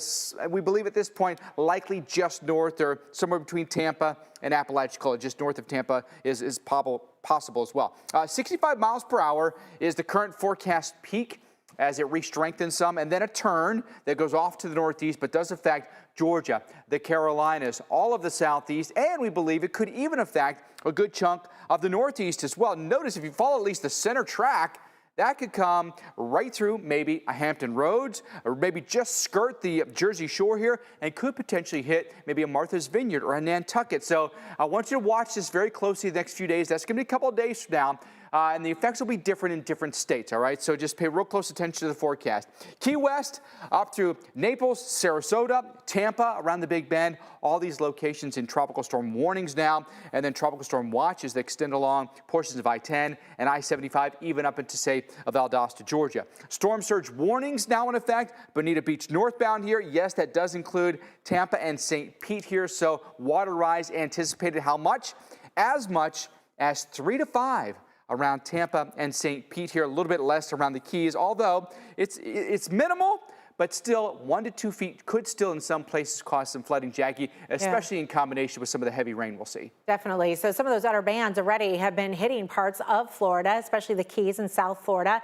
So one of the questions we have as the storm moves in is what time is it going to arrive in my town? That's what everybody wants to know. We want to get right to our hurricane expert, Dr. Rick Knapp, for a closer look at all this. And conditions are going to be going downhill pretty significantly yet tonight, Dr. Knapp. And Jackie, you are so correct about timing being very important, because if you're going to prepare your yard, bring in some loose items or get things that you need to get through a power outage, you want to do all that and get off the roads before the winds of tropical storm force arrive. And they'll be arriving from south to north over the Florida Peninsula, starting with the Keys later tonight, midnight, maybe a little bit after, and then tomorrow morning maybe in Naples, tomorrow evening in Tampa.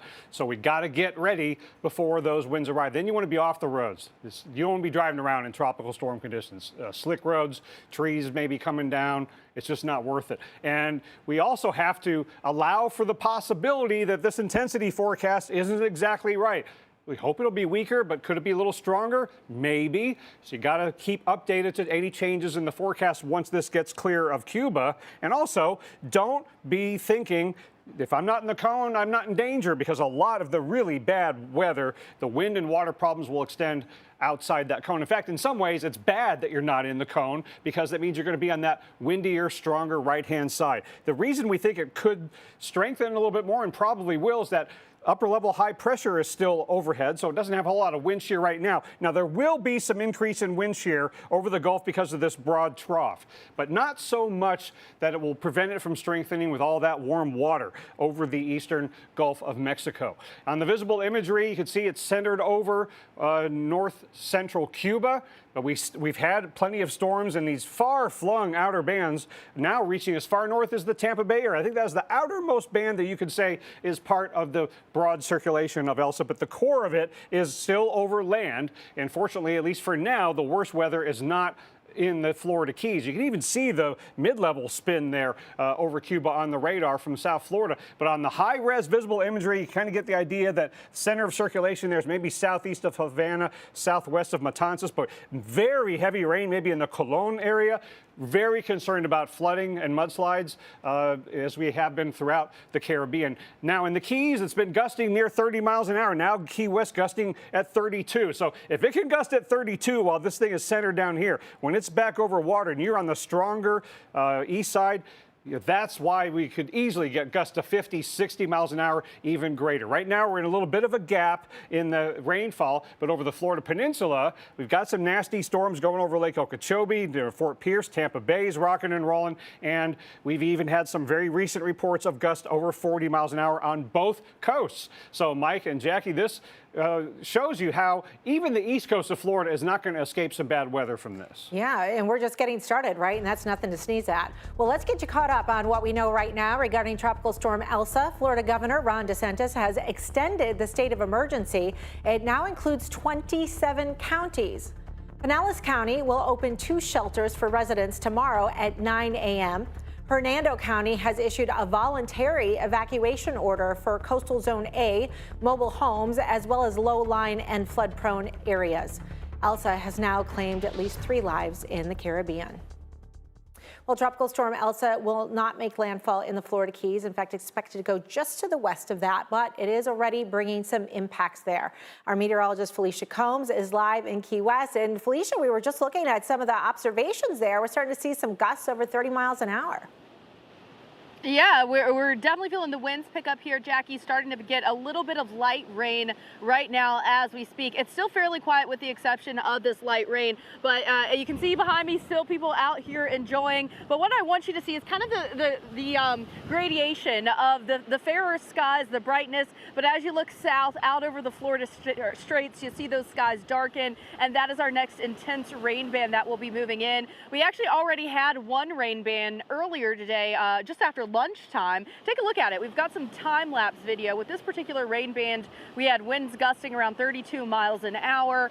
We also had about 3/100 of an inch of rain with that rain band as well. But that rain band was kind of a quick mover. It moved through. The rain bands that are offshore are kind of the precursor that are going to start the ball rolling for conditions deteriorating. We spoke with the mayor earlier, and she said one of the issues that they're worried about here in Key West, as usual with tropical storms, is the low-lying parts of the island. We are working with the Army Corps of Engineers on hardening our coastal line. We are working on elevating low-lying homes. We're looking at our stormwater system because we are a low-lying area, so we are going to have water to come off on the island. The important thing for us is that we move it off the island very quickly, and we're spending thousands and thousands of dollars every year in order to improve our systems. And we now have a flood watch in effect for the lower Keys, as well as a coastal flood advisory. So the flood watch, because we could see several inches of rain, and then the coastal flood advisory because of that onshore flow with that storm surge possibly, especially tomorrow morning. Jackie, I did a super meteorologist fail. I'm out here without my rain jacket, so I'm gonna run and get that, and I'm gonna send it back to you guys so I can be prepared like I've been telling everyone else to do. But I know you have it with you, Felicia. Well done on that, right? Sometimes you leave it in the car. You know, I do that with my umbrella sometimes as well. Well, we've got all the hazards for sure, one of which it was the rain that Felicia was just talking about, but also some of the gusty winds. And those winds, we mentioned some gusts around 30 miles per hour. Those are going to increase from south to north gradually with time, overnight tonight and then through the day for tomorrow. So let's time it out. We'll start with you here in Southwest Florida, where overnight we'll start to watch those winds begin to pick up. And by early tomorrow morning, we could get some gusts around 25 to 30 miles per hour. But it's really in the afternoon hours when we'll see those real strong tropical storm force wind gusts, maybe 50, 60 miles per hour for you into parts of Fort Myers, into Naples, Everglades City. And that's enough to cause some damage. That can cause some tree damage. That can bring some power lines down, and something you need to be prepared for here for sure. So tomorrow afternoon, we think you'll be in the worst of the windy conditions, but notice still quite gusty, 35 miles per hour as you head towards tomorrow night. Now we'll take you up towards Tampa St. Pete. Winds tonight, probably 20, 25 miles per hour, some gusts on occasion. We won't see these winds here really begin to pick up until tomorrow afternoon, and especially into tomorrow night. That's when our strong winds are going to be arriving here 10, 11 o'clock, when we could get in that 60 mile per hour range or so. So when winds are that strong, of course, always, as usual, always should be prepared in tropical season, is to lose power. And today, Florida Governor Ron DeSantis had this to say about generators. Our plan is the same. We understand that this is just part of living in Florida. We are reminding people, just if you do have power outages, and we do anticipate some power outages, if you do have those power outages and you're using a generator, please make sure that that generator is exhausting outside your home and outside your garage. Such great advice, because generators, while they can be very helpful, they can also be dangerous, if not deadly, if they're not used properly. So always make sure that you don't have them in your house, not even in your garage. They need to be outside and very well ventilated. So keep that in mind. You want to make sure that you use extension cords, the outdoor extension cords, not those flimsy little inside ones. And of course, turn the generator on and make sure it's running before you plug in the appliance. Keep that in mind as well, Mike. Yeah, all good things to remember, Jackie, for sure. We know that heavy rain is going to be one of the calling cards of Tropical Storm Elsa. How about the heavy rain in Jamaica, just flooding the streets of Kingston here, just completely filled in some instances. As much as 5 inches of rain has fallen for us here, and we could anticipate something similar in Florida. And then potentially some heavy rain across the southeast as well. So let's break down what the flood risk may be, how much rain you could end up seeing. Now, one of the good things about Florida is we've got really good soil here, sandy soil that drains really well. So we can handle some pretty big thunderstorms here. So that's at least in our favor at this point, but there's a possibility of flooding here, South Florida up through Central Florida, including Tampa through the night tonight and tomorrow. And then tomorrow going into Wednesday, more of a risk now, especially say of Fort Myers up through Tampa and beyond for some heavier flooding. You'll be a little bit closer to the center of circulation and potentially some more consistent storms coming your way.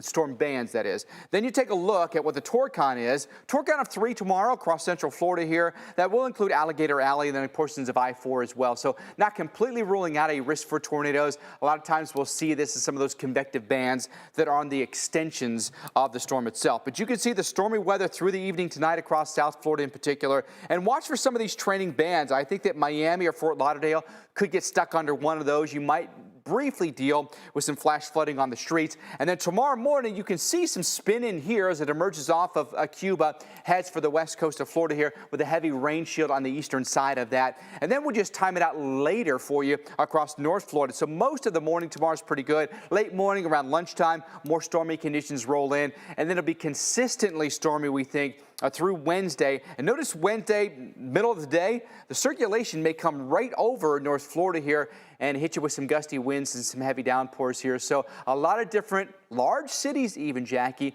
that'll be affected by Elsa. Yeah, and that's just Florida, right? From Florida, Elsa heading towards Georgia, and then the Carolinas from Charleston to the Outer Banks. This is really one that you have to watch very closely. Dr. Rick Knabb in the lab, he's got more on some of the potential issues that we could see here from Elsa. Dr. Knabb? Yeah, Jackie, starting with Georgia on Wednesday. You know, a couple days from now, it'll be raining pretty hard and blowing in southern portions of Georgia.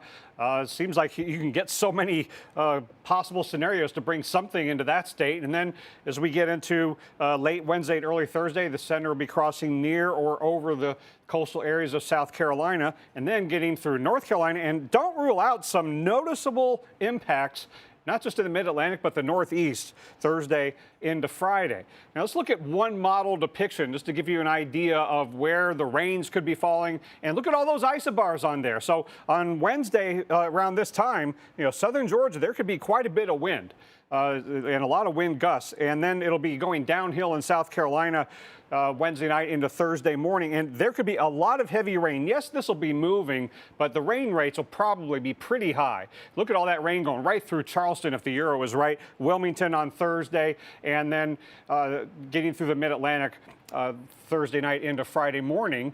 And this is, you know, getting close to a bit of a July nor'easter kind of setup in a place like Boston, depending on where the center goes. Nantucket, all that exposure could get some strong winds as well. So when you look at where the cone is, I don't want you to think that because the max winds are 35 miles an hour on the forecast for Thursday afternoon, that you can't get tropical storm conditions there, because you could easily have that intensity forecast go up 5 miles an hour, and especially along the coast, get sustained winds of tropical storm force. No one spot has a really high chance, but those chances could go up because the track uncertainty is still a little bit high there. So watch your trends, and we could have tropical storm conditions that could cause some spotty power outages. And then with the timing, the center of circulation might be reaching Georgia Wednesday afternoon, and then maybe South Carolina very early Thursday morning. But if you look at the timing, it could be Wednesday night that the tropical storm conditions are arriving in a place like Charleston. So you got to realize these aren't just a point on the map, Mike. All right, Dr. Nab, thanks for that. A lot more to come on Weather Underground. Elsa cruising toward Florida. We've got a risk of storm surge. We're going to show you the most vulnerable locations where water may inundate neighborhoods. Riders, the lone wolves.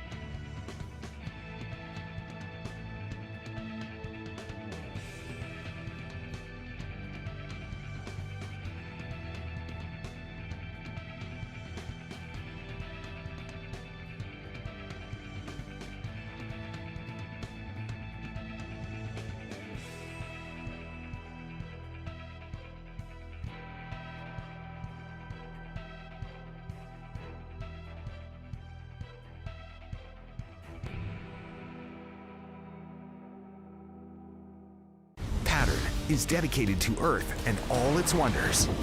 And filmmakers, it's your last chance to submit your work to the Pattern Earth Film Challenge. Submit your short film that focuses on our changing climate, eco-innovation, or sustainability for a chance to win $10,000. Plus, have your work featured on the Weather Channel and join our mission to inspire others to help shape Earth's future. Go to pattrn.com for details. Well, some of the outer bands of Tropical Storm Elsa lashing the Florida Keys earlier today in this time lapse. Caught on camera here at the top of the National Weather Service office. In the storms, they kind of roll on through. You'll get some breaks, some sunshine or some clear skies, and then the squall line rolls through, get you wet for maybe 10 or 15 minutes, clears up, and then just makes way for the next one. That'll be the trend here, we think, for the next maybe 24 hours or so. South Florida is next in line. We're already being hit. Let's just face the facts. We're already being hit today. It only gets more intense tonight, and then as it shifts northbound here, you'll begin to see your conditions improve some. But you can see the convection in there. Plenty of lightning, even though the center is down over Cuba right now. Plenty of lightning around Belglade, West Palm, up I-95 here, Stewart and Fort Pierce. Some of the storms have been rolling up I-75 as well as Sarasota, then aiming up toward Tampa. In red, tropical storm warnings in effect does include the lower Keys, then up past Tampa and around the Big Bend of Florida. Tropical storm watches in effect farther inland, highlighted there in yellow. So let's show you what happens with this. So it comes off the coast of Cuba tonight. And now we're in an atmosphere a little bit more favorable for some strengthening to occur here. So going back up to, say, a 65-mile-per-hour tropical storm, can't completely rule out it might get stronger than that. And then turning northeast and accelerating, but notice, excuse me, even by late week, we're still dealing with this in the northeast. It'll be a different storm at that point, maybe even a depression at that point, but nonetheless worth keeping your eye on. All right, let's bring our hurricane expert, Dr. Rick Knabb, into the fold here and talk a little bit more about the effects we're going to see here, Dr. Knabb. In particular, the surge potential here. What are your thoughts on this? I think people will be unpleasantly surprised at how much storm surge a tropical storm is able to produce. But we got to learn from history. That's happened before, especially in the very vulnerable Gulf of Mexico, the North Coast and the Big Bend and the Gulf Coast of Florida. This area, very vulnerable to storm surge, so it doesn't take a hurricane. But you can't rule out it getting stronger than that 65 miles an hour as well. So a lot to convince us that we've got a storm surge problem, and this storm surge warning is well placed, and they mean business. Now, this is not necessarily going to mean a lot of you are going to have to evacuate preemptively, but it does mean there might be some coastal roads that authorities will want you to stay off of. They might block, and we've seen some coastal roads get inundated with salt water, so it's just as dangerous to drive on those as it was if it were rain-induced fresh water. And if you look the last several years, these are just three examples of tropical storms in the northeastern Gulf of Mexico that came ashore north of the Tampa Bay area and produced storm surge in the Big Bend area or north of Tampa Bay or in Tampa Bay itself. Last November, Tropical Storm Ada produced nearly 4 feet of storm surge flooding above normally dry ground in many places within the bay, and that closed roads and in this particular case, the forecast is in that similar range. Somewhere in this yellow area, especially Englewood northward, could get 3, 4, 5 feet again. And the timing of when those storm surge flooding values could be maximized is when the onshore push and the high tide occur at the same time. So with high tide occurring just a little bit after noon at midnight this week, if you look at the timing of when the center of circulation could be near Tampa, it's just after midnight tomorrow night. So that could combine along with flooding rains like we saw in Ada, Mike and Jackie. Storm surge flooding and rain-induced flooding were piling up in the Tampa Bay area, Jackie. So water problems could be big time in the Tampa Bay area and north and south of there.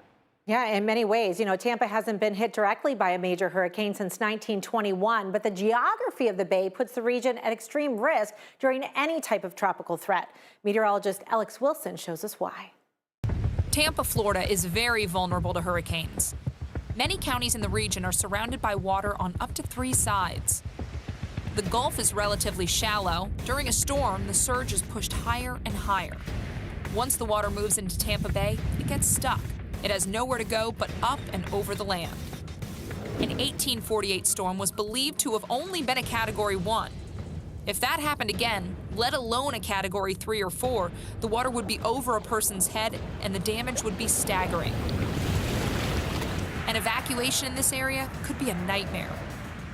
The population here has grown by 600% since 1950. That's a lot of people that have to get to high ground on relatively few highways. Timing in an evacuation is very critical. If people do not respond quickly, roads become backed up and leaving becomes difficult. Most of the 3 million residents have never seen a hurricane in this area and may not understand the threat. Officials urge for residents to take threats seriously and move quickly when they say you need to go. Routes headed north and east out of Tampa will be jammed in any hurricane evacuation, and any hurricane making landfall near here will likely be going north and east as well. Just a reminder, you can watch the Weather Channel's live coverage of Tropical Storm Elsa streaming on Roku and Amazon Fire. Well, well, well, look at you.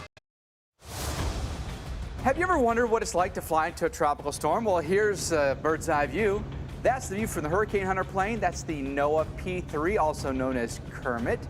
Flew a mission yesterday into Elsa.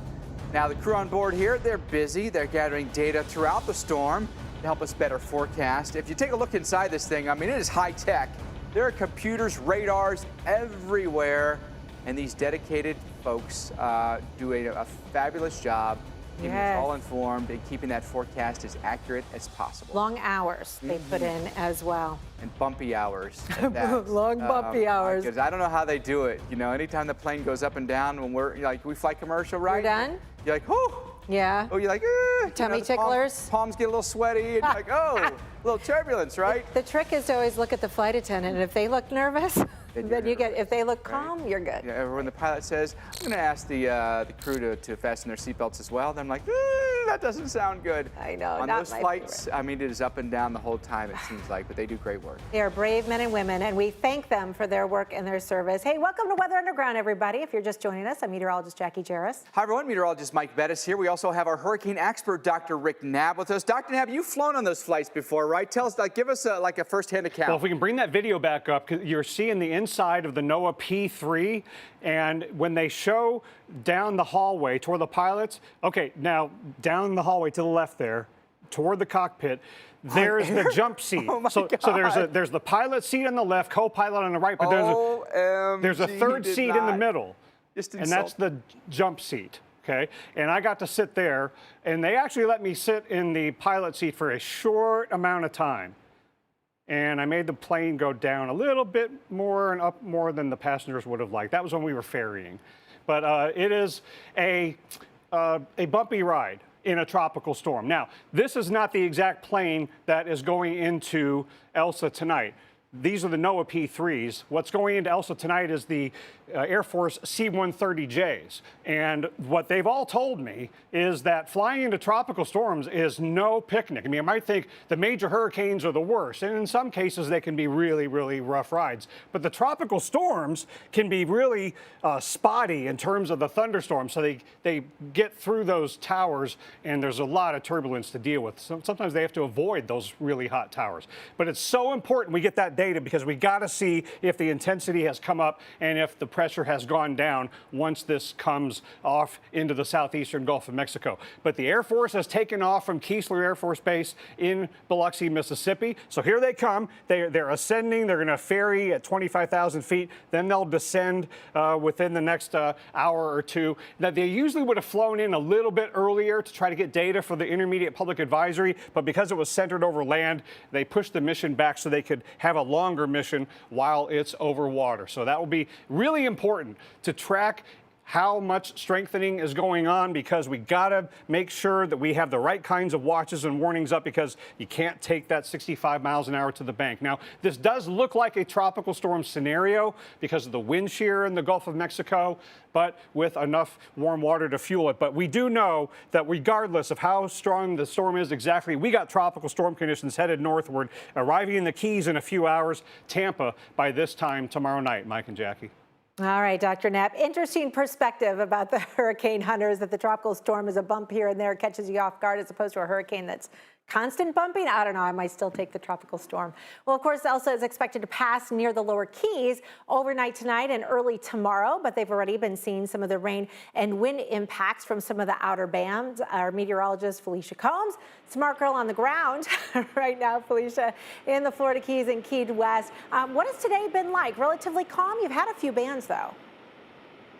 Yeah, you know, I actually spent some time by the pool soaking up the sun. It was beautiful earlier, and then by lunchtime we had a strong rain band moving through. It kind of scattered everyone off. The clouds have built in since then, and now just a little bit of light rain. But conditions are going to continue to deteriorate overnight tonight, and because of that, the Monroe County School District, they are canceling all schools and closing the offices for tomorrow from Marathon South. So most of the Keys seeing those school closures and those office closures for tomorrow. Here's part of the reason why. Take a look at what's going on as we look south toward Cuba. Of course, we're at the southernmost point of the U.S. here in Key West, and that is about 90 miles north of Cuba. So, of course, a lot of talk about Cuba with Elsa moving over the island currently, and then what is going to happen once Elsa reemerges into the open waters and takes its aim to the west of the lower Keys. So not in the cone anymore here in Key West, but we are on the east side of the storm, and we will certainly be feeling those impacts. Conditions deteriorating overnight tonight. We've got a tropical storm warning and a flood watch, as well as a coastal flood advisory. A lot to keep in mind here in the Keys. Of course, we've got more continuing coverage coming up after the break. When you order carry. Welcome back, everyone, to Weather Underground. New video to show you here just sheets of rain coming down as Tropical Storm Elsa made landfall in Cuba earlier today. Rough conditions for sure. And we could, I think, anticipate very similar conditions across Florida as a result.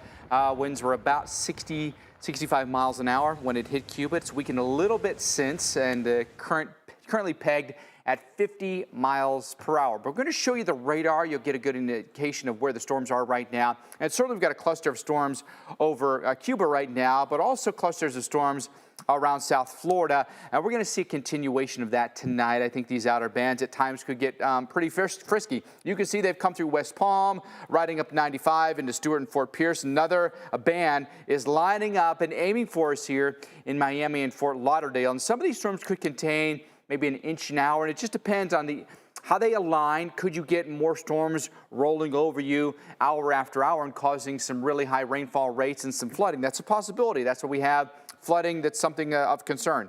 But tropical storm warnings in effect here. Lower Keys up through southwest Florida, western Florida, around the Big Bend here will include Key West, Naples, Fort Myers, Port Charlotte, Sarasota, Tampa, St. Pete, and beyond. And then tropical storm watches in yellow on the map here that go as far north as Valdosta, Georgia. There's a look at the track.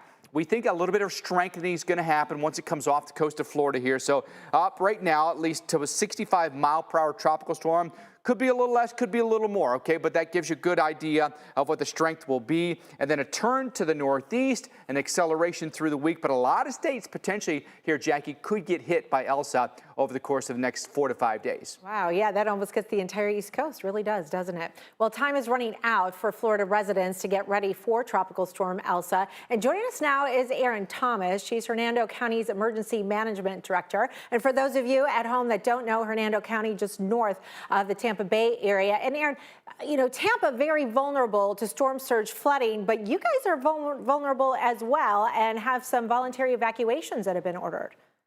We sure do. Thanks so much for having me to help communicate the message. So we've ordered a voluntary evacuation of our coastal zone A. That's the area of our coastline that's immediately along the Gulf of Mexico. Also thinking about low-lying areas countywide, and individuals who may live in a mobile home also fall underneath our voluntary evacuation order that starts tomorrow. So what's the time frame for you here? We noticed there's going to be a little, there's forecast now of a little bit of strengthening here. When do you want everyone out that wants to leave? Everyone should be ready to go starting tomorrow morning who needs a safe place to ride out the storm, but definitely want to be sure that everybody is in their safe place, battening down the hatches by nightfall tomorrow night. In addition to these voluntary evacuations, what other preparations are taking place ahead of the storm? Sure. Today, we declared a local state of emergency for the purposes of ordering the voluntary evacuation and putting a shelter on standby. We'll have one shelter open tomorrow morning at 9 a.m. for the purposes of housing any general population or individuals with special medical needs or pet-friendly populations at the Enrichment Center in Brooksville. We're communicating with our partners. Our Emergency Operations Center is going to go to a level 1 full activation at noon tomorrow with all of the partners in the house running 24-hour operations for the duration of the event. So we're appropriately positioned to be able to respond to whatever may come our way. And we're also exceptionally interested to see what happens with the rainfall forecast over the next several days and keeping an eye. The Withlacoochee River runs northward along the eastern border of our county. So in about this time next week, we'll be looking at the river just in case of any potential flooding issues. Erin, how concerned are you about potentially a strengthening system here, maybe some power outages? Give our folks at home kind of a lay of the land. A lot of trees there, could they come down? We do have a heavy tree canopy, and our soils are already exceptionally saturated due to a few weeks worth of heavy rainfall. So we're on the lookout for that in our low-lying areas, especially thinking about our coastal low-lying areas, because we know that our coastline is also vulnerable. So we'll be on the lookout for all of those things. Also being mindful of the severe weather threat, isolated tornado potential. So we're coming off a holiday weekend. You know, a lot of people tune out over the weekend sometimes and then tune back in. Are you hearing that buzz around town? Do you feel like people are pretty aware of the threats headed their way? I do. I think our residents have really been paying attention over the last several days, and that's something that, as Emergency Management Director and leader of the Emergency Operations Center, really pride ourselves on our ability to communicate with our residents in a clear and concise manner. And our social media has been very heavy, so good engagement with our partners, and I think we're ready for whatever comes our way. But just want to remind everybody that tomorrow is game day. Rush those plans to completion and make sure that you're ready for impact by nightfall. I like how you phrased that. Tomorrow's game day. Got to have our game faces on. Erin, thanks so much for being with us. That's Erin Thomas, Emergency Management Director in Hernando County, Florida. Still to come here on Weather Underground tonight. Tropical Storm Elsa set to bring some surge along the southeast coast. Dr. Neb analyzes that next. My dental health was...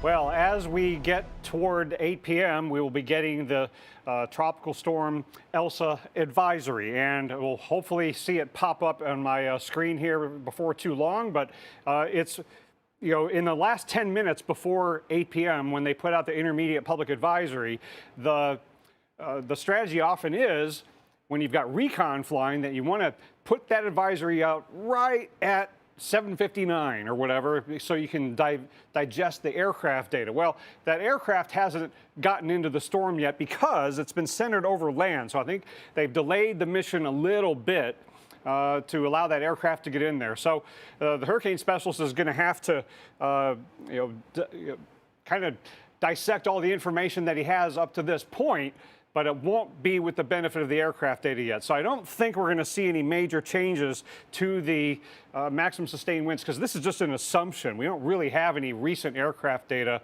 in there anywhere near the center. So it'll be the 11 p.m. advisory, I think, that will really benefit from the aircraft data. Now, the hurricane hunters have taken off from Keesler Air Force Base in Biloxi, Mississippi. This is the U.S. Air Force C-130J.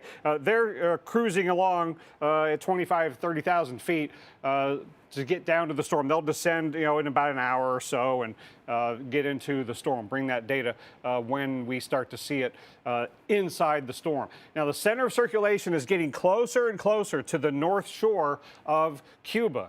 Not far east of Havana, but we've already seen some, indirect thunderstorm effects in those outer bands combined with the heating of the day over the Florida Peninsula. But we've also still got some overshooting tops there south of Cuba. So it's still tapping into the warm waters, even though it's centered over land. This is a relatively narrow and relatively flat part of Cuba compared to the eastern part. The radar, you can see the mid-level center, spinning around there east of Havana pretty clearly. And then look at all that lightning with the thunderstorms over the peninsula. There is a little batch coming in the South Florida Peninsula, but the Keys so far, the last few hours, not raining really hard, but that will be changing, because what is over land here near Matanzas, east of Havana, it has really been raining hard, really concerned about flooding down there. So as we lose the visible imagery of the day, you can see all kinds of overshooting tops. And this is a preview of why the mission into the storm from the Air Force hurricane hunters is going to be a very bumpy one, because it's going to be an inconsistent ride with those hot towers here and there. And then in between, it's calm, and then boom, you hit another one of those convective towers. Now, we have gusted over 30 miles an hour in Key West and Marathon over the last few hours. Right now, a relative low, but you can see these thunderstorm tops starting to come off the north coast of Cuba. This is headed toward the Keys over the next several hours. So especially after midnight, this stuff will really start to cause things to blow up pretty hard. Could take out some power as those tropical storm conditions start. Now, on the Florida Peninsula, with the heating of the day going away, we're not getting that extra juice to those outer bands, but we do have a little thunder shower about to come through the Miami area within the hour. And it's also been pretty strong storms up in Tampa area. It's been gusting over 40 miles an hour there. But watch the modeling here showing the wind gusts in that gradient wind flow to the north and northeast side of the circulation center. It could be gusting 50, 60 miles an hour plus in the Keys as we get past midnight tonight. And then it will spread northward, especially on the west coast, but it'll be breezy on the east coast as well. So our Felicia Combs is getting ready for things to go downhill late tonight. And Felicia, I would be, if I'm in the Keys, mostly concerned about the winds taking out power. Oh, yeah, definitely. Power outages, the low-lying flood-prone areas, especially with the coastal flood advisory going to be an issue. The rain just started to pick back up here. I want to show you what it's going to kind of look like. I'm about to point Russ's camera into the rain. He's cringing at me, but I want to show you what's going on. So you can see the lighter skies here, but as we walk the camera around, you can see the darker skies certainly there offshore. We're pointing south toward Cuba, the Florida Straits. It's been a lot of talk about Elsa and the impacts on Cuba, but as we know, only about 90 miles north of Cuba here in Key West at the southernmost point of the U.S. So there's nothing in between Elsa and especially the east side of Elsa, where we are, that is going to be inhibiting it once it lifts north of Cuba, which is what's happening. So this rain that's starting to pick up right now, once it really gets going, it's going the rest of the night, guys. The winds are picking up. The heavy rain is continuing. It's lasting into your Tuesday morning through high tide with an onshore flow. So we've got the coastal flood flood problems that are definitely a possibility. And then that's going to continue with waves of rain throughout the day on Tuesday. So don't be lulled into complacency thinking, oh, we're done with the storm, no big deal. No, it is going to pick up overnight tonight and even into tomorrow morning. Stick with the Weather Channel. We're going to have the latest on the latest advisory coming up. So stick around.